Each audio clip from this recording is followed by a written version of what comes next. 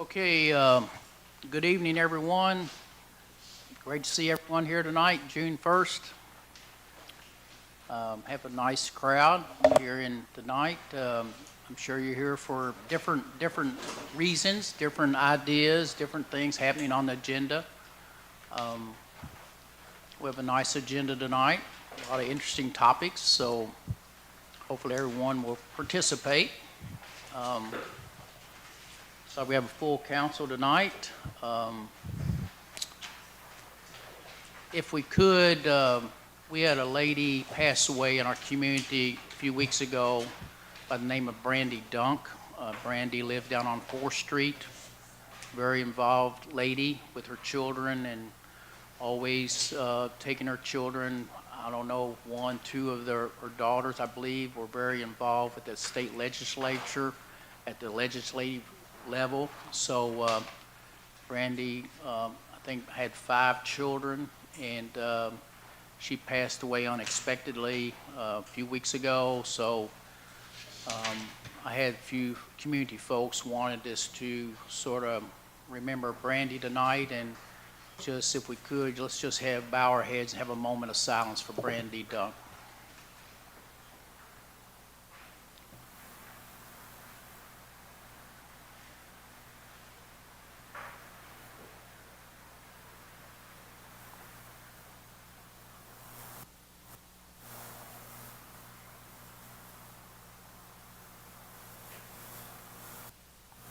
Okay, thank you so much for that. Always sorry to hear about a mama, leaving 5 children behind, but yet just ask that your prayers be with the family and remember Brandy each and every day. At this time, for those who are able to stand, we always like to have our Pledge of Allegiance, so if we could do that.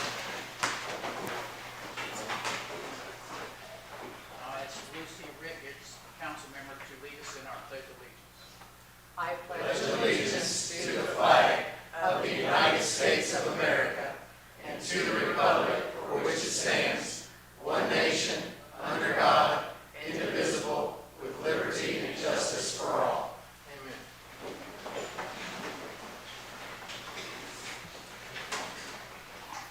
At this time, I'd like to call on Heather Woodcox, our city clerk, to call the roll.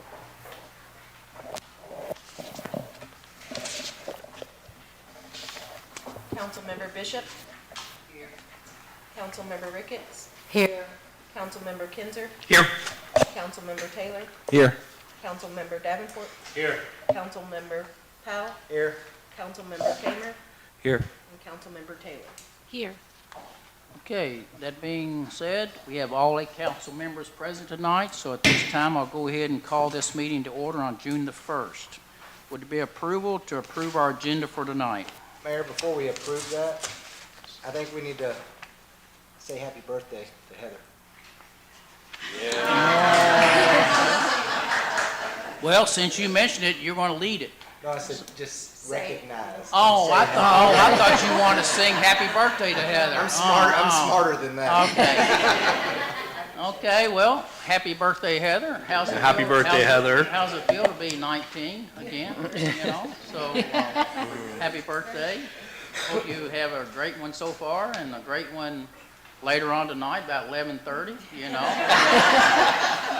can get back to it at 11:30 maybe. So, happy birthday. Thank you, Kenny, for that. You're welcome. So, that being said, do we have approval for our agenda tonight? Or would anybody like to add any additional items to our agenda? Motion to approve the agenda. Okay, motion made by Trey Kamer, second by Joe Davenport. Any discussion on the motion? Not all in favor of the motion, let me know by saying aye. Aye. Anyone opposed? Okay. All right, we also have our minutes from our May 4th City Council meeting. I'll give you a moment or two to look over those minutes and see perhaps if you have any changes, corrections, or additions. And when you're ready to make a motion to approve those minutes, I'll be ready to accept the motion to approve.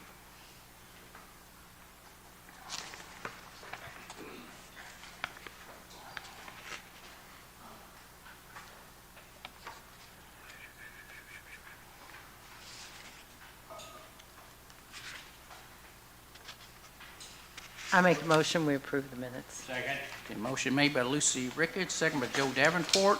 Is there any further discussion on the motion at this time? Anyone have any further comments or anything? If not, all's in favor of the motion, let me know by saying aye. Aye. Anyone opposed? Motion approved. All right, let's go ahead to City Administration, Cindy Alvano. Welcome, Cindy. Good evening, everyone.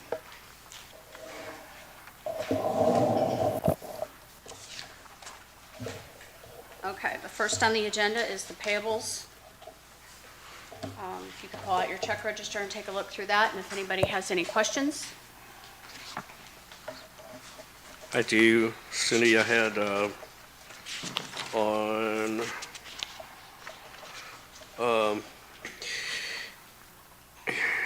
Republic Services that we just paid $48,000 to. Yes. When do we re-up with them? When's our contract up? Do you know offhand? I know we've Not- had quite a few issues with them lately, and trying to get service has been a bit of a challenge, so. I want to say we did it, and I know Heather and Steve were doing some work with the contract. Heather might be able to answer. I think we I think it was renewed in about 3 October. years. 3 years. Yeah, It's a and it was three-year for a three-year contract? Okay, contract. I knew we just did it. I didn't know if it was a 1 or 3 or what. Yep. All right. And then the check number 3092, Kentucky League of Cities, new equipment Traverse for $1,800. What was that? That's for insurance, so we had some new equipment purchases that we added to the insurance list, and we had coverage on the Traverse, but we had never gotten a bill for it, so Oh, that's okay. for the entire year for the Traverse. Okay. All right. And then the Railroad Museum, I see there's $15,000 to the Grange Railroad Museum. Is that a one every year recurring? That's an every year allocation, and Okay. we were supposed to have made it in January, we overlooked it and just made it this month. Okay. Yep. And then LaGrange Main Street program, I see $17,000 for second half alley loop support. Is that, what is that, and how does that differ from Main Street regular? In other words, is there a second check that goes to Main Street, or is this Main Street alley loop all of it together? That's all together, and this is their second payment. Okay. Yep, their annual allocation, Okay. The second payment. So the total to Main Street and alley group is $35,000. $35,000. Okay.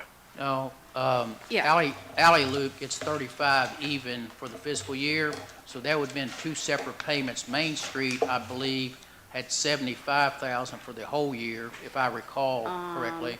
Yes, So- you were sorry. You are correct, I'm sorry. Yeah, so 78,000 for Main Street, and alley loop was 35. Okay. So 113 altogether. Yes.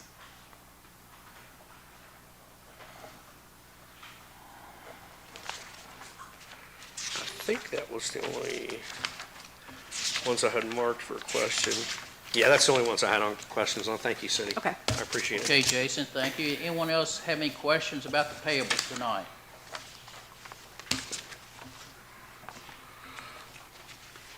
If you do, please. Motion to approve.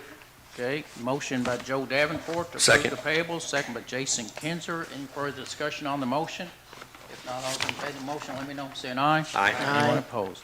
Okay, Cindy, second item, please. Okay, the second item on your agenda is the financial report, page 1 being the revenues, and then the subsequent pages are the administrative and department expenses. Just wanted to let everybody know that where we are to date, we are ahead of budget by approximately $1.6 million. And we do have some additional expenses coming in June to enter end of the fiscal year. Those have not entirely been identified yet, but I still expect us to come somewhere in a little under $1 million under budget for the year. When you're saying ahead, Or ahead, well, I say behind because our expenses are less than our revenues, but you are correct. that's all I need to know. Okay, sorry about that. Cindy, do you know how much under a million, like 900,000, or what? Do you have a specific? I don't have a computation of everything that's going to come in June, but right now, through the end of May, we're right at 1.6. I don't expect anything to come in any higher than 600,000, and I don't even know what would come close to that. We've got a few additional repair items that happened here in the building. Just last week, we had the air conditioning units replaced, so that's going to be a little bit of chunk of money out of the bank. But other than that, we don't have anything other than ordinary expenses. Okay, so you think 800, 900 better? Oh, at least. At least 800, okay, thank you. Yeah. How are we on delinquent taxes? You happen to This, know? since I have been here and in looking back at the last few years, this has been the best tax collection season ever. Good. Our delinquent property taxes are at a minimal. Good. That's Yep. good to hear. Stephanie getting after it. Thank I you, like it. everybody. Okay, you're still looking at the second document for tonight.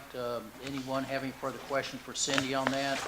If not, I'll entertain a motion that we approve this document. Motion, Mayor. Motion made by Jason Kinzer. Would I'll be a second it. second by Lucy Ricketts. Any further discussion? If not, all those in favor of the motion, let me know by saying aye. Aye. Anyone opposed? Okay, your last item, Cindy, please. Okay, the last item is your bank balance report. Just draw your attention to the very last line item where we have $19.5 million in the bank. One thing that I do want to draw your attention to, a couple significant financial obligations that the city still has for the future is the bond obligation for Springs Park, and that's right at a little over $2 million. We still have a balance owed on this community center, which is right around 75,000, or 150,000, I'm sorry. And then we still owe money on the golf course, and that's right around 180,000. So we do have some financial obligations for city bonds still. Cindy, last month, if I'm not mistaken, we had 19.7 and change, and now we're at 19.5. And I'm sorry, I don't have that exact report in front of me from last month, but it looks like we have 200,000 less total, and we had been staying right about that 19.7 mark for the last several months. I just wonder where that 200,000 was, what expenditure we had that was. We had a couple $100,000 that went out for equipment. We made the payment on one of the Public Works tractor that was purchased, and then they also purchased an asphalt drag box that we paid for too. And both of those pieces of equipment were right around 200,000. Gotcha. Okay, thanks. That explains that. Okay, any further questions on the cash balance statement? Motion approved. Motion made by Joe Davenport. Would there be a second to that motion? I'll second it. Second by Lucy. Any further discussion? If not, all those in favor of the motion, let me know by saying aye. Aye. Any opposed? Okay, Thank you. Thank you, Cindy. Okay, tonight we have our first public comment. Anyone welcome to come up and speak during public comment? We're going to give you, allow 4 minutes to begin with. If the council wants to extend your time, we'll entertain a motion from the council to do so. So our first speaker tonight looks like is Mr. Kevin Jeffries. Alrighty, Mayor, thank you for Hello, allowing me Kevin. to speak this evening, and Yes, council sir. members. Just a couple things. I know you all got a very long agenda tonight, so just wanted to kind of bring you up to date on Allen Lane and 393. They're moving some equipment in to start working on both of those projects here sooner than later. So it looks like they're going to be, starting work. They're bringing some equipment in, and it's going to be at least 2029 probably before that both of those projects will be completed. But there might be some temporary slowdowns and whatever down 146 as they start some of the work. But anyway, just want to let everybody know that those projects are underway after how many years it's taken to get to this point. So we're kind of excited about that.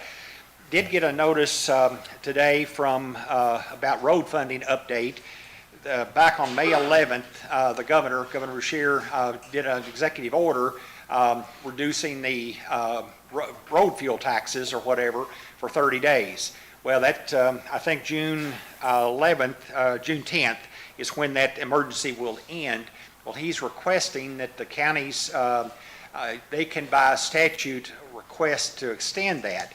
The problem is if they, every month that tax is not collected, there's $30 million that does not go into the road fund. The counties get about 18% of that, for road projects. So as long as this continues or whatever, it's going to start affecting, road projects and, Allen Lane, 393. We got several road projects that are in the pipeline to be, so I don't think Oldham County is going to support extending that another 30 days or 60 days or whatever, because like I say, when you start talking about $30 million spread across the state, that's a lot of dollars and a lot of projects that could be delayed for quite some time. So just wanted to kind of bring you up to date on that. And unless you all have any other questions, that's all I had to bring to council tonight. Does anyone Thanks, have- Kevin. All right? Anyone have anything for Kevin? I'm Not? sorry? I said, does anybody have anything for Kevin? Yep. Thank you, Kevin. All right, thank you all. Appreciate it. Yes, sir. Good evening. Hey guys, so Sarah Little, and I had a couple things. Looking over the ethics ordinance, you guys put a lot of time into that. It really shows. Thank you. We're still missing a definition of political activity in there, and since there are heavy penalties for engaging in political activity, I think that needs to be in there. I would also love to see Section 22 address personal cell phone usage and agreeing to have that be a public record when it is regarding city business. I originally was going to speak against the annexation ordinance. I have had some questions answered. I have gotten some information. I appreciate that, and I am no longer going to speak against that. However, just for the fun of it, no. I am going to speak against the budget. As long as we do not have our audits caught up and completed, I do not think there should be any unnecessary spending. There is definitely some unnecessary spending in there. Maybe my definition of unnecessary is different than other people's, but until those audits are caught up, we do not have a solid financial base. Additionally, that brings me to the next thing, which is the employee pay scale.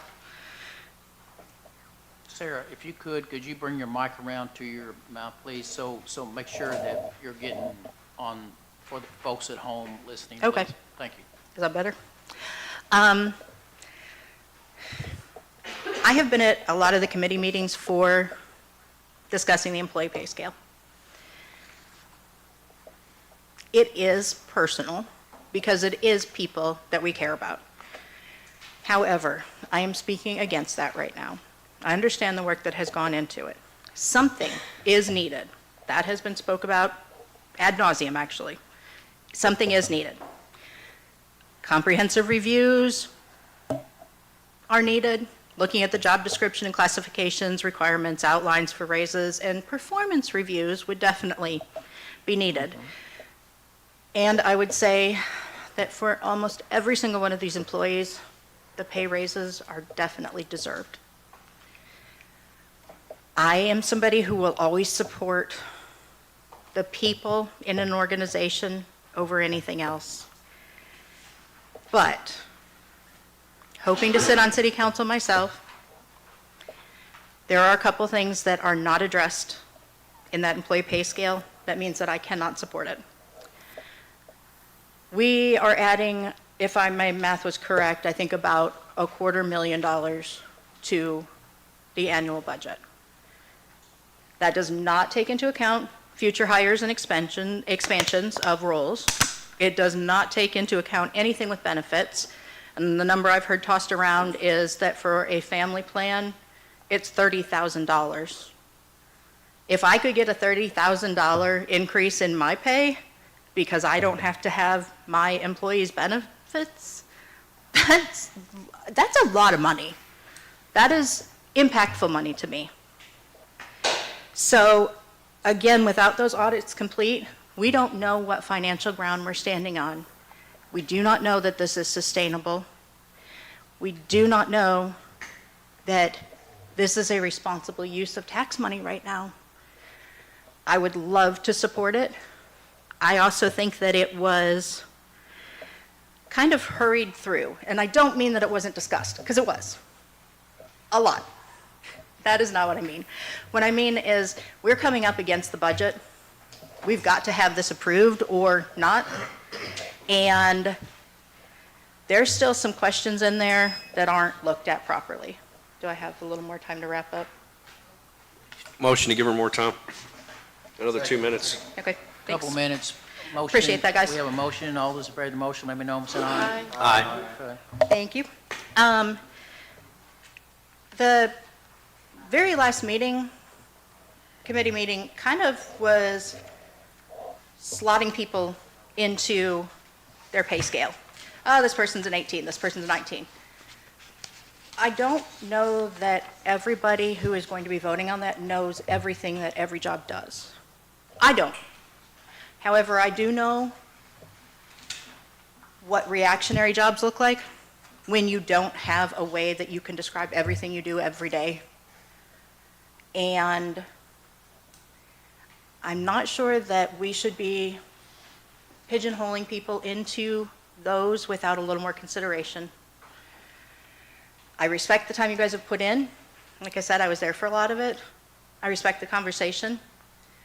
I just don't think it's quite there yet because of those things that I've outlined. Thank you. Thank you. Okay. Hi, I'm Rod Spees. I live on North 4th Street. I'm here to speak out against the pay raises and the city You budget. speak up a little bit, Rod, please, so. Does that work? In the audience can hear you and plus at home. Thank you, sir. All right. So discussing the city budget, employee compensation is never an easy thing, but it's an important responsibility. While I appreciate the work of the Hannah Group, I believe their proposed wage classifications and pay grades are overly aggressive for a small city like ours. With approximately 4,000 single-family homes, including apartments, and roughly 10,000 residents, we must be especially mindful of our cost. Importantly, the proposed pay grades do not appear to include the substantial fringe benefit provided to our employees. Reliable estimates place these benefits at around $30,000 per family plan. This means a $60,000 salary actually costs the city approximately $90,000. I have submitted many open records requests for the full data of the Hannah Group used when comparing us to the other cities. I'm not quite there yet, still waiting on a little bit of the information. But even so, every small town in Kentucky is unique in its needs, challenges, and resources. Our city employees do excellent work, and I value their service. However, each of them applied for their position, accepted the existing pay scale, which already included a competitive fringe benefit package and an annual cost of living adjustment. This is not the private sector. At a recent meeting, the committee discussed reorganizing pay grades, and I was concerned to hear the suggestion that everybody would just have to be moved to the highest grade in their category. Such a change would represent a significant and, in my view, an unnecessary increase in expenses, especially when so many basic needs in our neighborhoods remain unmet, including clean drinking water and drainage improvements. For the same reason, I believe the proposed highway arch on 53 that was mentioned in the Oldham era is not a responsible use of our taxpayer dollars at this time. Many LaGrange residents must still flush away hundreds of gallons of water daily before it runs clear. Drainage problems persist across our city. Our priority should be addressing those core infrastructure issues that directly affect our residents' daily lives. If additional funds are available, I would strongly support directing them toward our police department to help expand and maintain this critical service. In conclusion, I respectfully urge the City Council to vote no on the proposed budget and to reject the recommended pay grade classifications. Thank you for considering it. I also have, would like to share with the City Council, just going back over one of the open records requests was city employees' pay raises over the last 6 years. So at a quick glance, and not going through names or anything, but I see 17.5% pay raises. I see 12.3 pay raises. I see cost of living raises. I see 8.5%, 33.5% pay raises.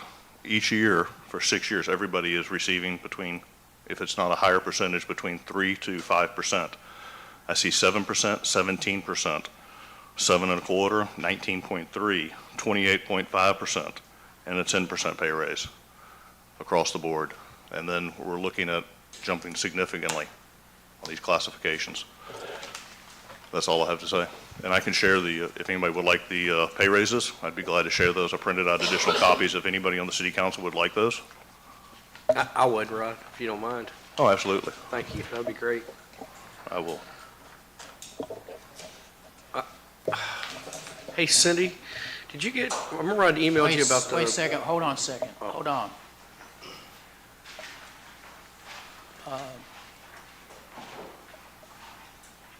Jason, Okay, Jason Kinzer, do you want Cindy to come up to the microphone and answer? Well, I had emailed her about previous I know, raises. I know, but Cindy, please, Jason wants you to answer a question or something, so please come to the microphone.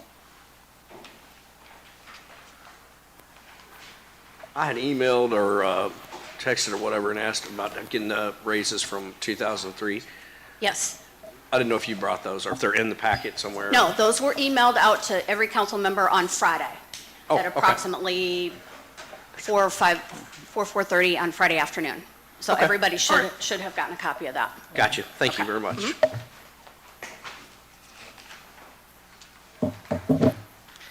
Hi, my name is Sarah Borth. I'm here tonight to address comments that were made about the farmer's market.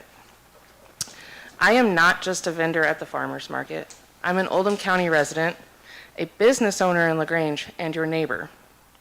I own the Daily Bread Bakery and Q&A Sweet Treats. I'm also one of the partners behind Chick E. Cheese that's a market vendor. The farmer's market is not some outside operation moving through town. It's made up of the very people who live here, raise families here, pay taxes here, and invest in this community every single day. Like every legitimate business owner in this town, I carry the required licenses and permits. I pay local and state fees, business insurance, workers' comp insurance, unemployment insurance, the 1% LaGrange compensation tax, and quarterly taxes. I operate under inspections and regulations from both the state and local health departments. Vendors that serve food for the market have all the appropriate training for food safety and are checked regularly. We're not cutting corners, we are doing things the right way. For many vendors, the market is not a hobby. It's part of how we provide for our families. These are your local farmers, bakers, makers, and small business owners. These are some of the same people sponsoring your Little League teams, donating to the charities, volunteering in the community, and quietly showing up whenever this town needs help. Most of the time, you never hear about it because genuine kindness rarely asks for applause. The market also brings people into LaGrange from surrounding communities. Visitors come because they want fresh food, local products, and transparency about what they are buying. Many of us can tell our customers exactly every ingredient in what we make and where it came from. I understand that there has been concern about prepared food at the market, but offering food options to community is not a threat. It is a service, especially when those options include things many traditional establishments still do not provide. Do you offer vegan options? Several market vendors do. Do you offer gluten-free options? I do. Do you offer dairy-free options? I do, along with many others. Those foods matter to families with dietary restrictions, allergies, and medical needs. And every vendor serving them is operating with the appropriate permits and inspections. The farmers market operates 28 Saturdays a year. Brick and mortar restaurants operate year-round. This should not be viewed as a battle for survival. Healthy communities make room for both. Competition is not the enemy. In fact, it makes us all better. As a baker, I stand beside other bakers every week. We each bring something different, and I genuinely want to see them succeed. There is room for us at this table. There always has been. Respectfully, if a business feels threatened by vendors operating a few Saturdays out of the year, perhaps the answer is not tearing down fellow small businesses. Perhaps the answer is investing that energy into improving your own establishment, make the food better, make the experience better, give people more reasons to walk through your doors. That is what the rest of us are doing every single week. Thank you. What was your last name? Is it Woods? Borth. Ford. I'm so sorry. I just wanted to make sure I wrote it down. Thank you. Okay, thank you. Thank you, Ms. Borth. Does anyone else want to speak tonight during our public comment time? Mayor, can I address that real quick? Yes, sir. I had made comments in a previous city council meeting, and somehow it's gotten changed into that I only care about the restaurant that I own, but I've actually gotten messages and texts and emails from other business owners in LaGrange who were concerned about not the farmers bringing produce and things to market, but people using, their concern was using city property, city trash cans, city bathrooms, city insurance, city lighting, city electric, all that stuff that they're paying taxes toward that the local businesses have to pay themselves. Actually, one of them said, can I cancel my dumpster and use the city garbage cans instead, like the other ones are doing. So that was the concern that I brought up to Sarah, who's the Main Street Director, and of course, Farmers Market falls under her. But I just want to reiterate that I don't want to do away with the farmers market. I like the farmers market. I think it's very important. I think the artisans and things that are there too. But when business owners and constituents contact me about something, it's my job to bring it up and ask questions. So if that's, I realize I'm going to face the lynch mob for this, but it's something that should be addressed and that citizens should all look at and consider and think about. So anyway, I just want to say that it's not, somehow it's gotten to me and that I hate the farmers and the farmers market and it's all about my business, but actually the drive was from other people's businesses who had contacted me. So anyway, just wanted to clear that up. Okay. Yes, ma'am. Yes, Good evening. I'm sorry. Say good evening. Hi. I am a part business owner with my spouse, PB&J Stuff on Main Street. We live in Oldham County. We love Oldham County. We're all going to get along and have fun. But my question is to Councilman Kinzer. When you made that comment last council meeting, I don't know the exact words you used, but you said in a public forum that there were multiple businesses that had reached out to you. With all due respect, I would like for you to be transparent. They asked not to be named, and I'm going to respect their wishes not to be named. So I have to be led to assume that you were exercising your right as a restaurant owner in your council position. Because you can't come forward and just say who has a problem, that way we can work on the relationship. I don't think one We can relates to work the other. things. I don't think one relates to the other.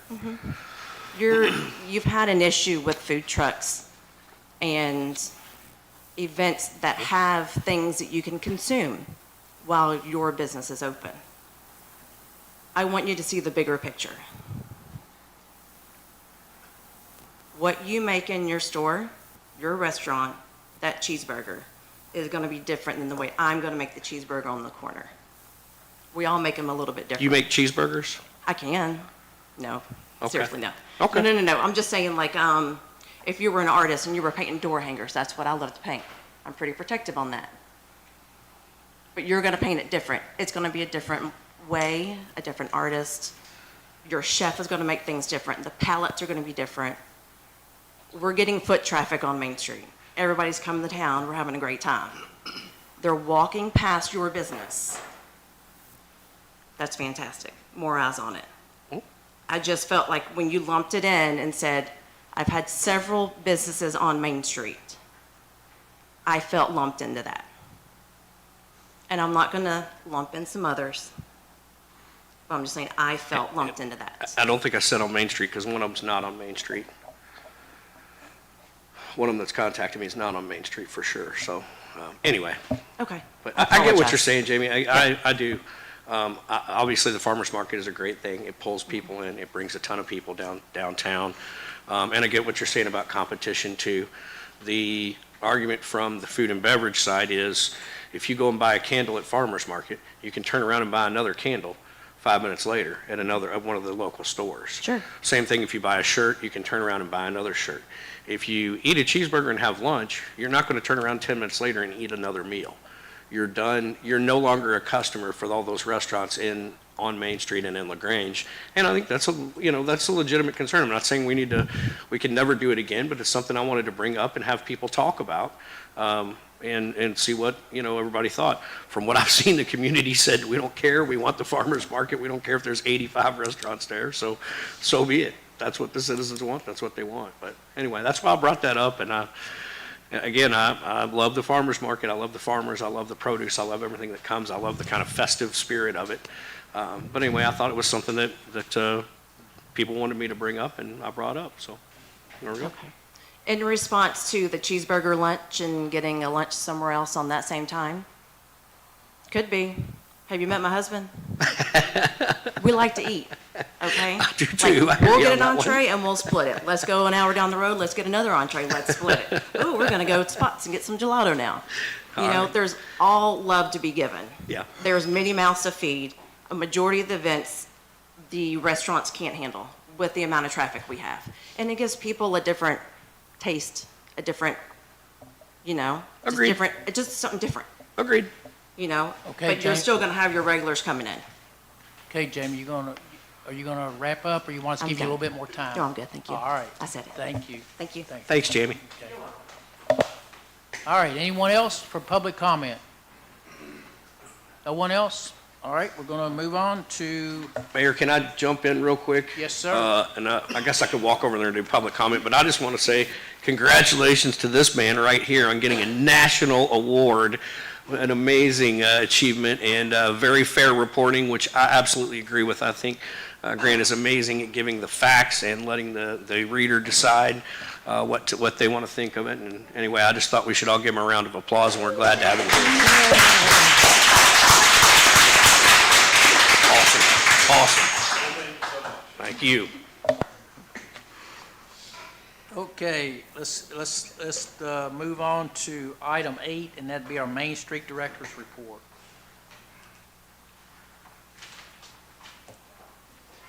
Hello. Okay. So, I'll start out first. Donna, I'm sure, is going to talk about this a lot more than me, but Railfest was fabulous. Main Street had a ton of fun. All my merchants had a great day. All enjoyed it. We have a new board member on Main Street. We're very excited. Bill Lamline is joining us. So we're a little ragtag team over there. He brings an extra layer of knowledge and education and a different view on things, and we're very excited to have him. This coming Trackside Tunes is June 5th. I handed out little flyers to each of you. We will have Rhythm and Wine Band from 7 to 9, and from 6 to 7, we will have Move and Groove with Whitney, who does things here at the community center all the time, teaching line dancing. In May, we had 76 volunteer hours. Main Street hosted our monthly merchant masterclass regarding the importance of creating a vibrant and welcoming window display and the importance of having, cleanliness on the sidewalks and a beautiful entry that's welcoming. Let's see here. And then the only other thing I have going on is I have a conference Tuesday and Wednesday of later this week. Hope to learn some new things, bring back some information. It's the Kentucky Main Street Conference, so I'll be around the other 25 main streets in Kentucky. We'll be learning. You say 25? There's 25 programs? There's either 24 or 25 now. Yeah. Okay. Yeah, there's quite a few. But we could always use more. So that's really all I have. I'll turn it over to Mr. Russ if he wants to discuss the farmer's market. Oh, sorry, yes. Quick question. Yes, ma'am. Is this something that you're publishing somewhere, putting out for the community? I know Yes. I see it normally, but you're putting it out? like- Yes, it's on socials, mostly our social media. That's where we usually get the most traction. And we see that on socials. And then I also go on the local radio station and promote. So I just have a request. Yeah. And I just think it would be helpful for somebody who's looking at this to know the type of music that Oh, they're the genre? playing. Yeah. Okay. Just to include that in there, whether it's country or rock or whatever it is. Just, I think that might get some people interested if they're not familiar with that band's name. Yeah. Yeah, I love it. Thank you. That's a good idea. Are Mayor, are board members to the Main Street Board, are they not approved, they're not appointed, they're not recommended by you and approved by the city council? No, That's their own thing? They've Okay. always just looked for their own volunteers and throughout the community and see perhaps who would step up and help out the Main Street their Okay. efforts. We're our own nonprofit. We're Well, so's tourism, but we, city council, he recommends and then city council approves. So that's why I was curious on that, right? I mean, I didn't know what the difference was on there. Why city council does one and not the other. Is Farmers Market Board the same way, Russ? Is that individually, or is that, does that go through city council as well? No, we don't go, we have, under the Main Street Board, or our 5013C, I'm a board member, and we have 9 committee members on the farmers market, and they're volunteers, mainly farmers. We have a extension agent, a couple customers, and those are volunteers. Okay. Okay. Like the Main Street Board, I'm a volunteer and I'm a board member. So, but we do fall under the Main Street program and their directive. Okay, all right. But you guys do, my question was, do the board members need to be recommended by the mayor and approved by city council, or do you guys do that independently? Well, Independent of city council? Because I know, like I said, tourism is independent, but I know city council has to approve. The thing about Everybody's recommended. tourism, that's a taxing district. They're taxing it and we're not. So I think that's the difference, Jason. Makes sense, makes sense. Thank you. The big thing I wanted to bring up, we had several questions that presented to Sarah last week we couldn't answer. And I'm here to do that, but I wanted to bring up the comments made the last council meeting. We do provide breakfast and hamburgers at the farmers market. There are 3 vendors, all 3 of them are farmers. They bring their own product, but there are some items that they do buy and provide to market. But the biggest reason they're cooking or presenting a meal is to present their product and show the freshness and what have you. So it certainly adds to our market, and we average probably 200 to 500 people during the season. And we're here 28 Saturdays out of the year from 9 to 1. So to take us as competition, I think it's good, the competition. But the other thing is, I think we offer a little more vitality to this city. That people want to come. They want to be entertained. They want to relax. And they see the vitality of our city, and we're looking forward. I just look around. I started the farmers market in 2008. I look at the growth around this city. And I think it's because all the events, the Main Street program, farmers market, and the future outlook of the city council. We wouldn't have Springs Park if it wasn't for you guys. It started, I think 2013. And we push, because of the farmers market, being a Kentucky Proud market, and the state of Kentucky recognizes us, we were able to get a $250,000 grant towards Springs Park. We paid for that grant writer and pushed for that grant, and were able to get it. And we're very thankful for that. We're very thankful for the Springs Park. But I hope that you don't take us as true competition, but to add to your ability to sell and to succeed.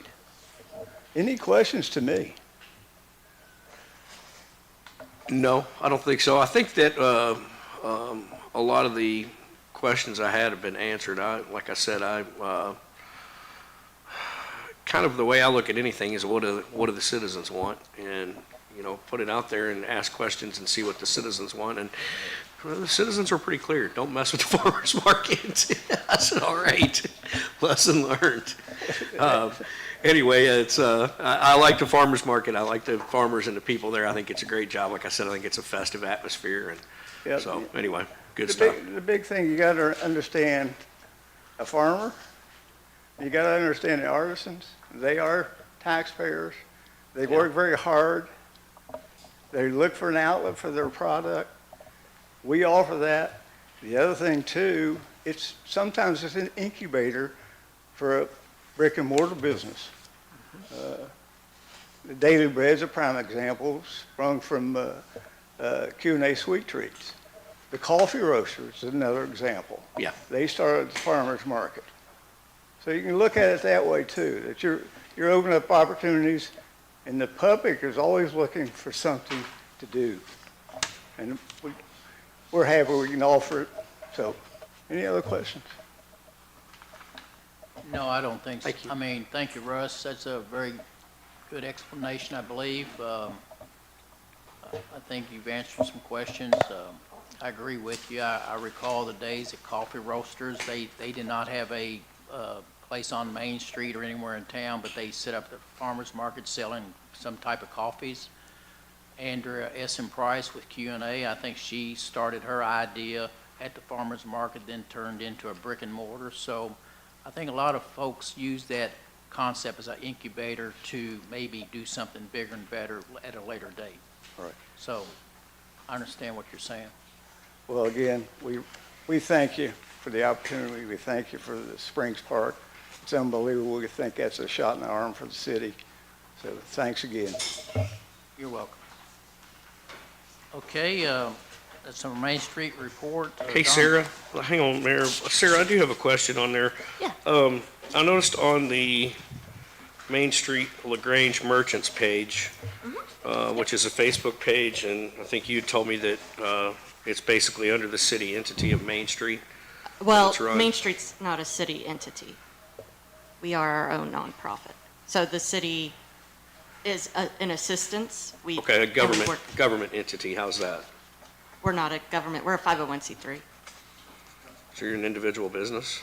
No, we are a nonprofit, not for-profit. But go on, I'm sorry, go on. My concern is that there were, some of the local business owners were on there expressing concerns about some of the Facebook pages that are, in entities that are associated with the city of LaGrange, that were put in by the city of LaGrange. And the concerns were made on the Main Street Merchants page, which I've been a part of for at least over a decade. And then after that, and I know I'd sent you an email and asked you about it, there was a post that came out that said, basically, you're not allowed to voice any concerns or complaints here. If you got a complaint or a concern, you need to go to the Main Street Board. And there can be no divisive comments, no complaints, or this group is not for complaints or divisive comments. And I'm not really sure, and Beach, maybe you can chime in on this. I'm not sure, even if you're 501c3, because you're related to the city, that you can censor a page that's run by the Main Street Board, the Main Street LaGrange Board like that. I'm not sure that that's okay to do.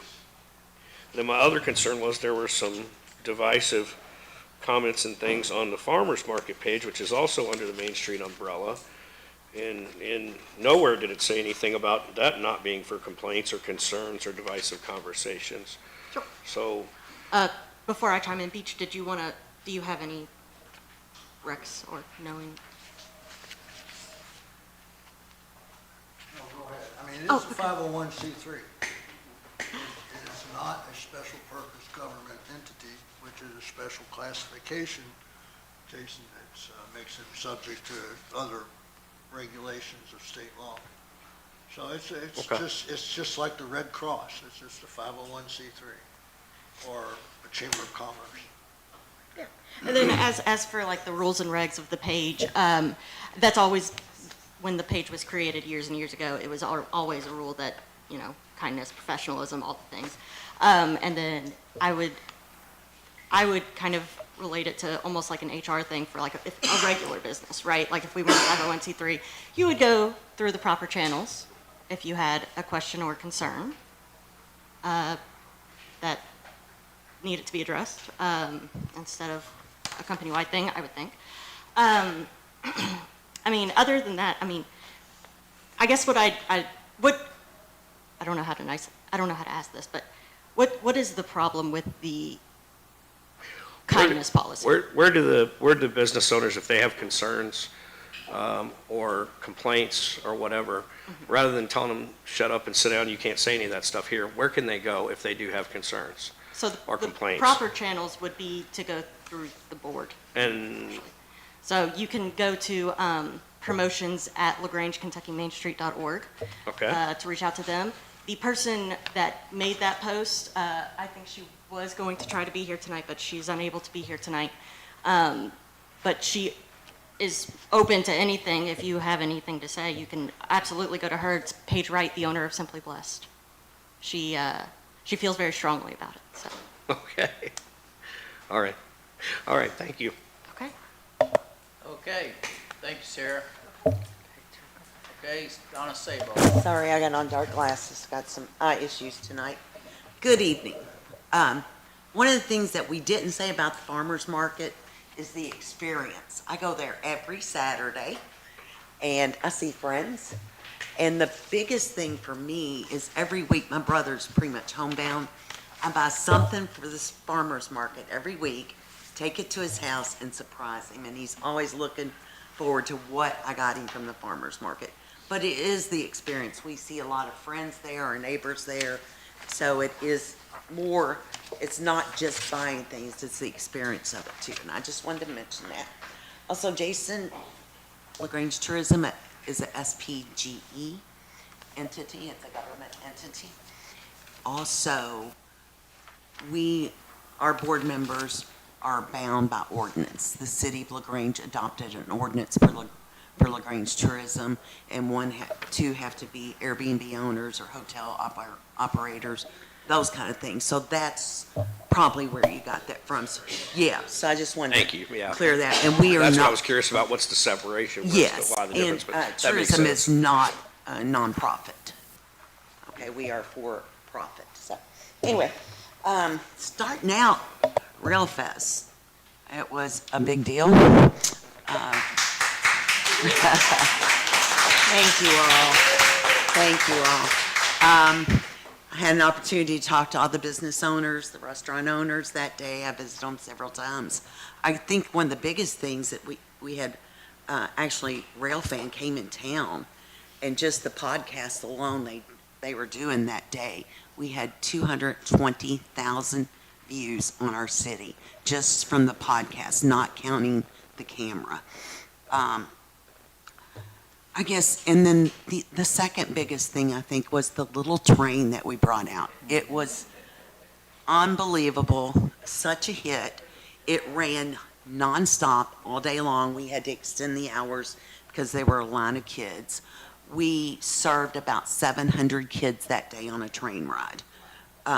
There were some, if they didn't have the dollar, they got to ride, we charged $1, and they got to ride it anyway. So we just took care of everyone till the line was gone, and they had a great time. It'll be back at our July 3rd celebration, so we'll have it out that day. Speaking of Railfan, so we got a new camera coming in town, and it's, if you've been down by the observation tower, it's there. It'll go live pretty soon. We're the first city in the United States to have 4 Railfan cameras. It's a big deal. We've trimmed some trees and installed, and it's been a lot of fun. They will be here tomorrow on all hands on deck, because if you notice, the rail camera at the 4-way stop has been out. So they will be here in the morning about 9:30. They'll go up in a bucket truck and look at that camera and try to decide exactly what's wrong with it. Thank you, yeah, because, I had a couple people that asked on Facebook and stuff about that, so thank you for giving an update on that. Yes, and I wanted to give a quick update on the LaGrange Historical African American Cemetery that we've been working on. If you've not driven by there lately, there's a new fence up. This is the new sign that will be installed this week. The concrete was laid today for the pillars of the sign. The sign looks fantastic. Yeah, Demetrius Booker did that sign for us. He He designed that sign, and I think he did an excellent job on that.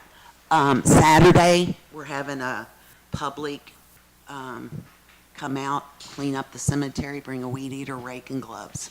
Snacks and pizza will be provided from 9 to 12. Anyone have any questions for me? Does anyone have anything for Donna in regards to tourism efforts or anything concerning that? Okay. All right. Thank Thank you, you very Donna. much. Appreciate it. Thanks for coming in. Somebody's trying to give you a standing applause. I don't know who. So anyway, Scott Treese, for those who don't know, Scott, he's our executive director, chief man at Grange Utilities. It has Josh Rahm down here, but you're Scott Treese, aren't I you? am Scott Treese, Yeah, yeah. yes. Josh comes every other month. Okay, So, all right. Good to see you, Scott. Yeah, he can be Scott next month maybe. But, so you should have our financial report. I'll run through our projects real quick. The Odom Reserve project, May 8th was the substantial completion deadline. Now we're looking at probably mid-June. We're down to the pump station for some electrical work there to get our startup date. We're shooting for a startup of June 15th, but that has not been confirmed yet. First Street Water Project has been approved. We finally got our last approval from KYTC on a variance that we needed due to the CSX Railroad. So we plan to bid that project in July for construction starting in August or September. That's going to be we're trying to keep it as short as we can, a 30 to 40 day project. So we will have one lane closed coming north on 53 right at the railroad track between the alleys to do that project. The court's water project rehab is in construction now. The rain slowed them down a little bit the last couple of weeks, but that is underway. The water pressure valve project is also underway. They've got material on site and have mobilized on site. Allen Lane project, we did have a pre-construction meeting with KYTC on May 13th. And so we've got some infrastructure that has to be relocated due to that project. So that is forthcoming. Denton Floyd lateral extension is approved and clearing has started. We still have not heard from the contractor on start date for actually starting to install sewers there. Same thing with Marquee Apartments. It's been approved and clearing has started. Dogwood Estates, water and sewer have been approved by Division of Water, and we are just waiting for them to get started on that project. And Parkside Estates is in design. I've talked several times with their engineering firm. I have not seen a set of plans presented to me yet to review, but it's coming soon. And that's pretty much our projects updates. Questions, concerns? I know Maple Street, that seems to have come to a screeching halt. Some of the residents there said it's been like a week since they'd seen anybody out there working. Yeah, so the rain, they've been out this week. They're trying to do some testing on some of the first line they put in. They're having some issues with that, so they keep failing the test, so they keep having to back up and try to find what their issue is. So what's the test? We pressurize the line to check for leaks, and so they've got a leak somewhere in the line, so they've got to locate that and get it corrected so it'll pass our testing before we take that in. But so hopefully they're back working today. They're back in full force, so that'll get started back up here this week as long as the weather holds. That rainy weather kind of slows things down for sure. Okay. What are we looking at for end time? And again, I won't hold you to a precise minute. That was a 120-day project to start when it started. Okay. We're probably 35 or 40 days in, so we still got a while. Yeah. Okay. So it was a pretty extensive project. There's a lot of other utilities to work around and things that are, you get into putting something in and all of a sudden there's a gas main that wasn't supposed to be there, and there it is, and so then we have to kind of work around that. So there's a lot of field work that has to be done. We have to get back with our engineers to kind of reroute things sometimes, and so we've done that through several of these projects, and it always happens when you're in town. We have a lot of a lot of old infrastructure that we don't even know 100% where it's at unless we've actually worked on it through the years. New stuff, we know because we GPS it when it goes in, we put tracer wire on it, but older stuff, and that's what we're working on is our older stuff. Some of our lines have been in the ground since the late 30s, so. Okay. Yeah, we're Yeah, well, starting. on a 120-day project tells us, Yeah. that gives a pretty good idea, so, thank you. Okay, thank you, Scott. We still using the monitors we hadn't talked about it. So that project is over. We identified an area for I&I, and it's over in the waterworks, that Pine Circle K in that area. So now we're just going out and starting to camera those sewer mains to see if we can find where the infiltration's coming in.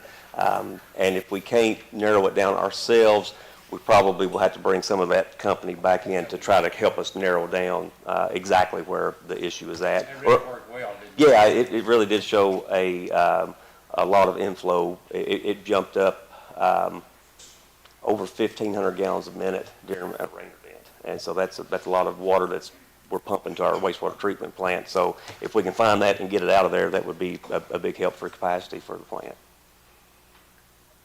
That water loss is way down though. Water loss is doing good. Since the Madison project, we've come way down from, yeah, that project was in 2023, that upgrade there. And I know you all have probably, we sent a message out to our customers a few weeks ago. We know there's discolored water around town. We've got about 45 miles of water main in the ground in our system, so we're depending on our customers to call us to say, hey, we have discolored water, so that we can mitigate that. We come out and flush, make sure we get everything out. It's sediment that's in the line, so we're actively working on that. Oldham County has implemented, that's who we purchase our water from. They've implemented some new things in their system, so we're waiting on them. They're starting to do some pretty hard flushing, and when they get to us, then we're going to continue that flushing through our system so that we hopefully get this out and get our water coloration back to where it needs to be. But anybody that experiences that needs to call our office so that we know where it's located.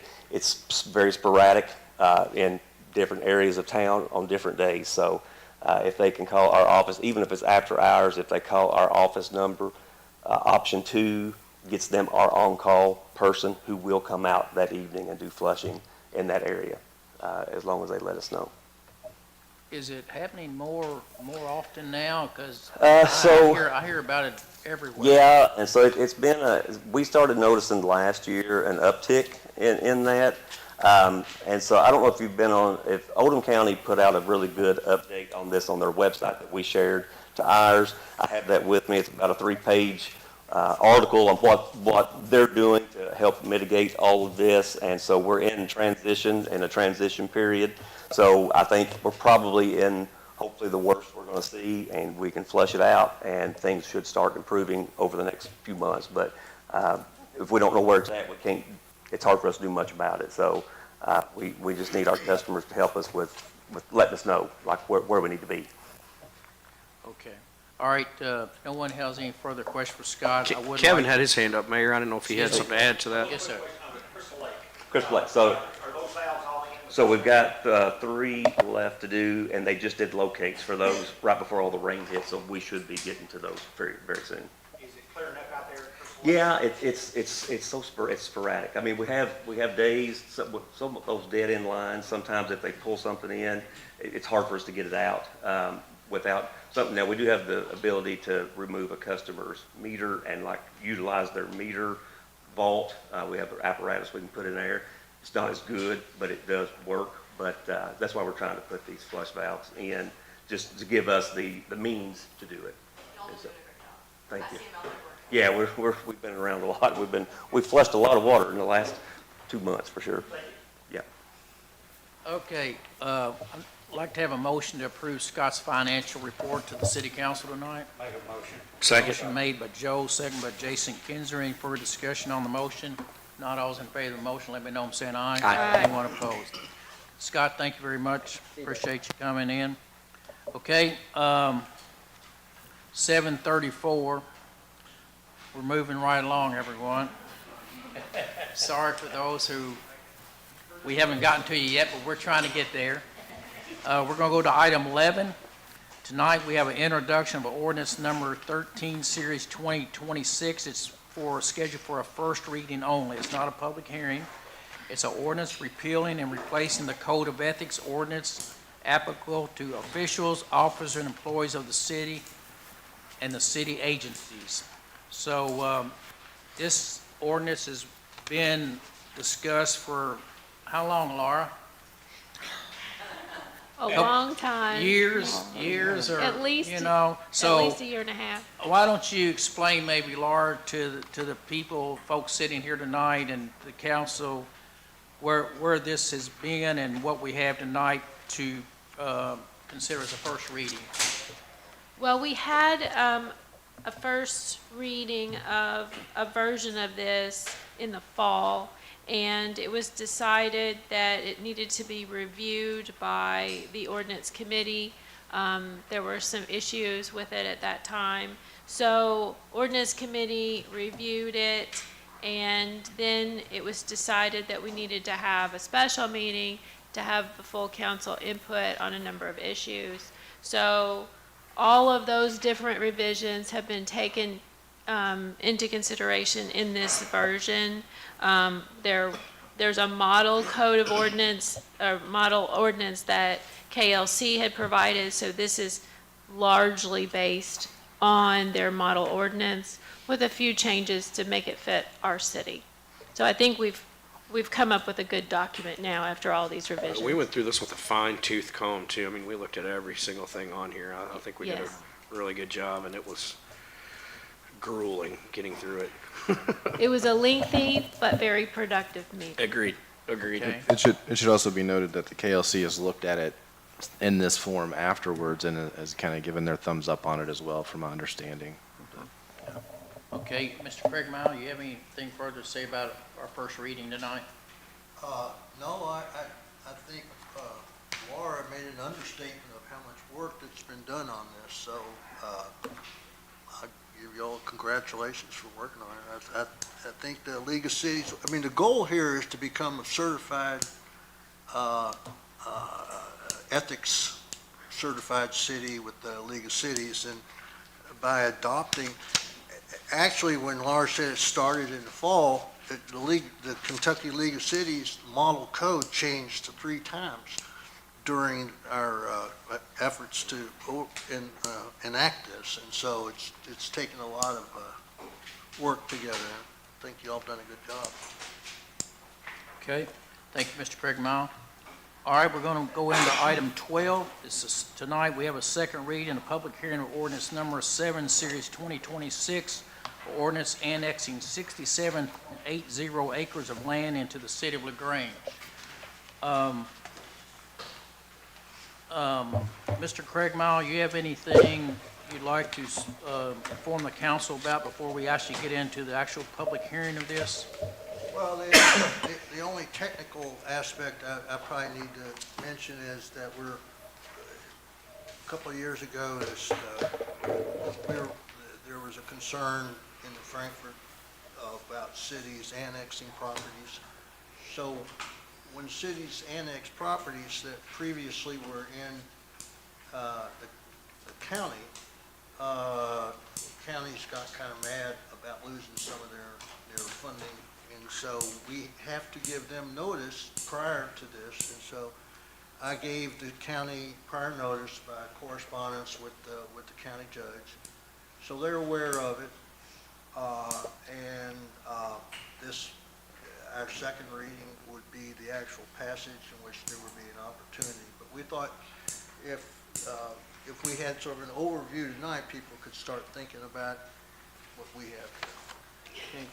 Okay, before we get into it, we have Valerie Lamline Shannon here tonight.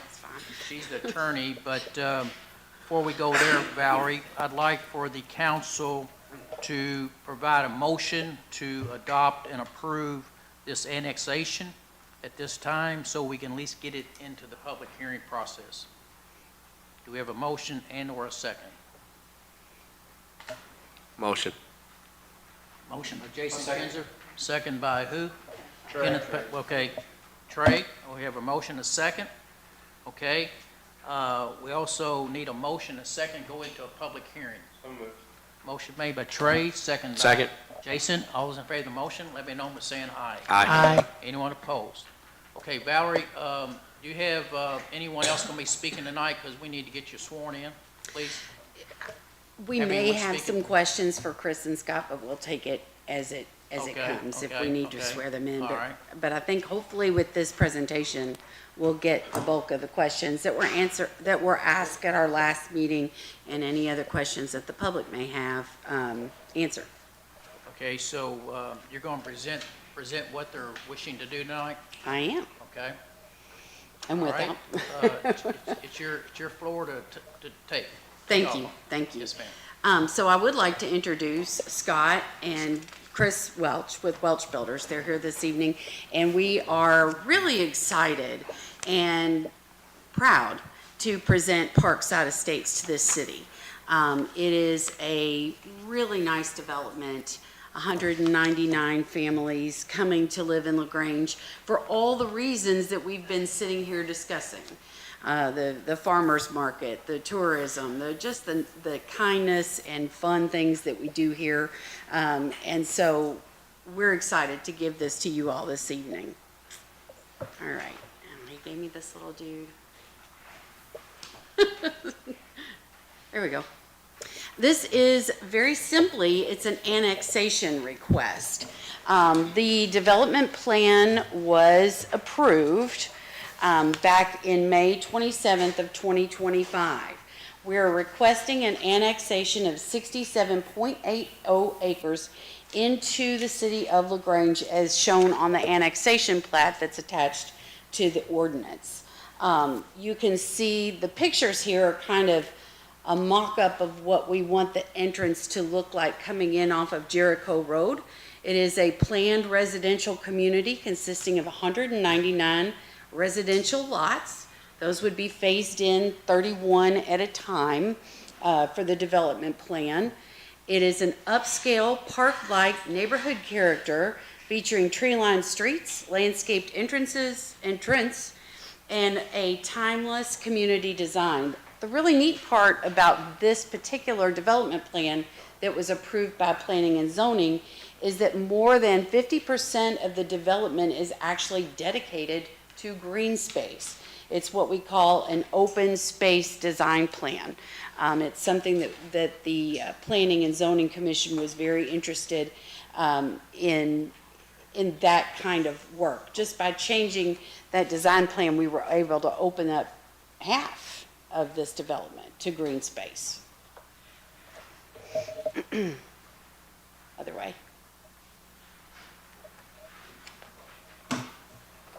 The preliminary development concept, the top of this where the yellow line is Jericho Road. So the main entrance, the only entrance is off Jericho Road. I know there was a lot of concern about entrance and traffic off Hoffman Lane where the back end of the property abuts. However, that's not an entrance that's not anything that's planned for this development at this point. There'll be a nice sidewalk from property line to property line along Jericho Road and into the subdivision. One of the questions that were asked last time was the width of the road. We've got a 50-foot road width, and part of the plan here is to eventually turn this over to an HOA. So some deed restrictions would be included to keep people from parking on the streets so that you can get emergency vehicles, fire trucks, those kinds of things through. One of the questions that was asked was, I think it was Mr. Powell asked about the car parking in the driveway. The houses actually have 2-car garages, and you've got 30 feet of double width pavement from the edge of the sidewalk up to the garage door. So you should not have any issues with getting 2 cars in the driveway or 2 cars in the garage and 1 car in the driveway and not overhanging the sidewalks and overhanging the street back area.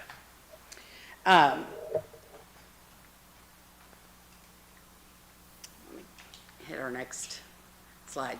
This is the kind of the look of the homes.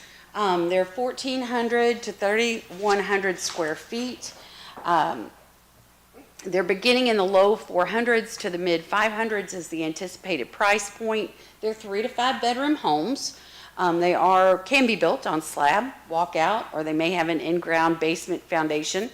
The exterior materials are brick, stone, and hardy board siding. So this is a little bit different than, the vinyl. Somebody had asked about Cherry Ridge, I think, and this is a little bit different look without that vinyl siding look. So you can see the 2-car garage in front and the nice pad space there to keep cars off the streets.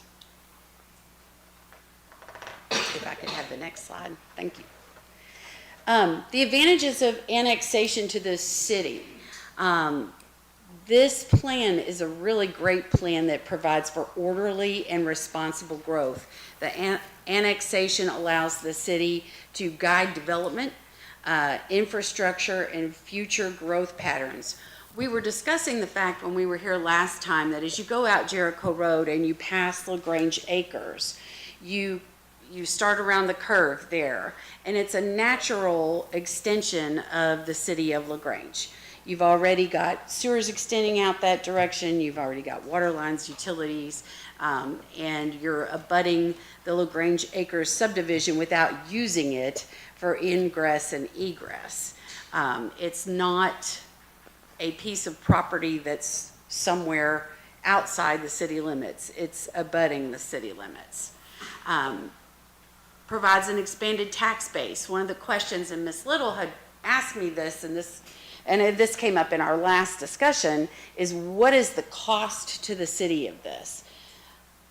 Ideally, when you're doing these developments, and they can attest to this, the developers pay for these things. They are paying to put in the utilities, they're paying to put in the sidewalks, the streets, sewer connections, all of those things. They turn that over, that's all deeded over, and the city begins to collect ad valorem taxes.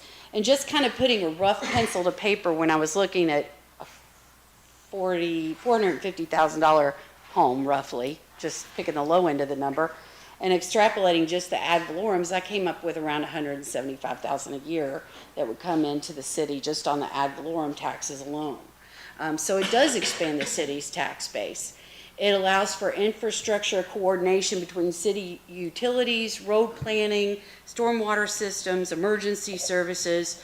They can all be planned and managed more efficiently if we're using this kind of development plan. It is a high-quality residential development. It's thoughtfully planned. It's an upscale neighborhood with attractive streetscapes, landscaping, and preserved open space. The really nice thing about this particular development is as you go down Jericho Road, there is enough open space in the front of the development that you're really gonna have, you're not gonna have that like, hi, I'm the new subdivision in town, boom. It's gonna be screened with all of that nice 50% of that. There's a really nice little water course that runs down the one side. It's a little stream and all that gets protected.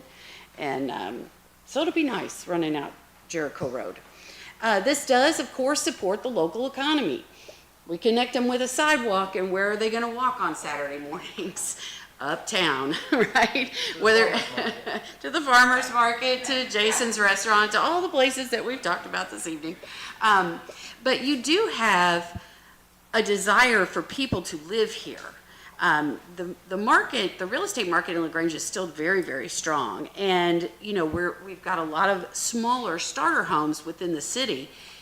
These are starter homes to second buyer homes to bring in new families who would want to live here and want to work here, which would really be a nice change of pace for some of our development. To have a really nice employee base coming into LaGrange would be nice.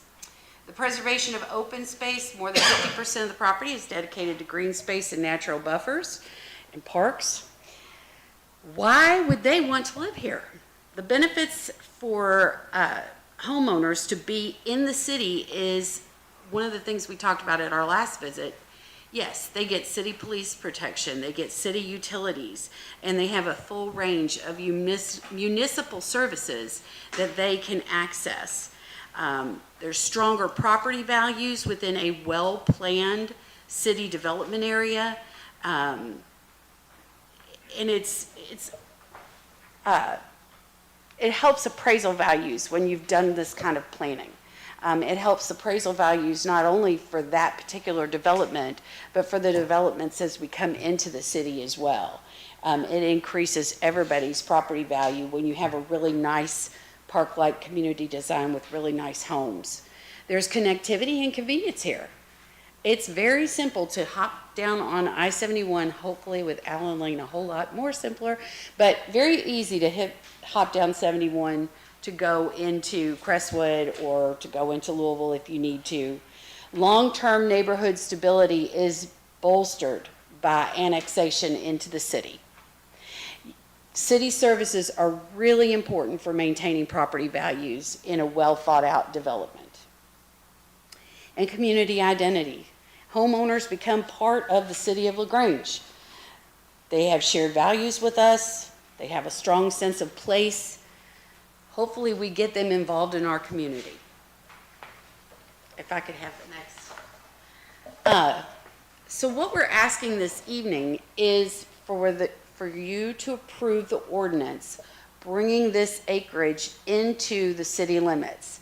The powers of a city to annex or reduce boundaries are established by law.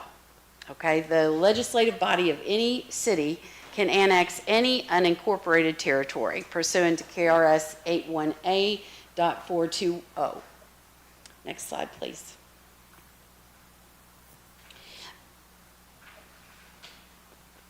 This particular parcel of property, there are two parcels. The one connects into Hoffman Lane. The other connects to it between Jericho Road and the back end of the Hoffman Lane piece. It's within your power to annex both in the same proceeding because one is adjacent to the other. One touches, one's adjacent. So under KRS 81A.410 subsection 3, you have that power to be able to do that. How does that affect the two homes that are back there off Hoffman now? On the two homes that are on Hoffman now are not a part of this particular plan. I mean, those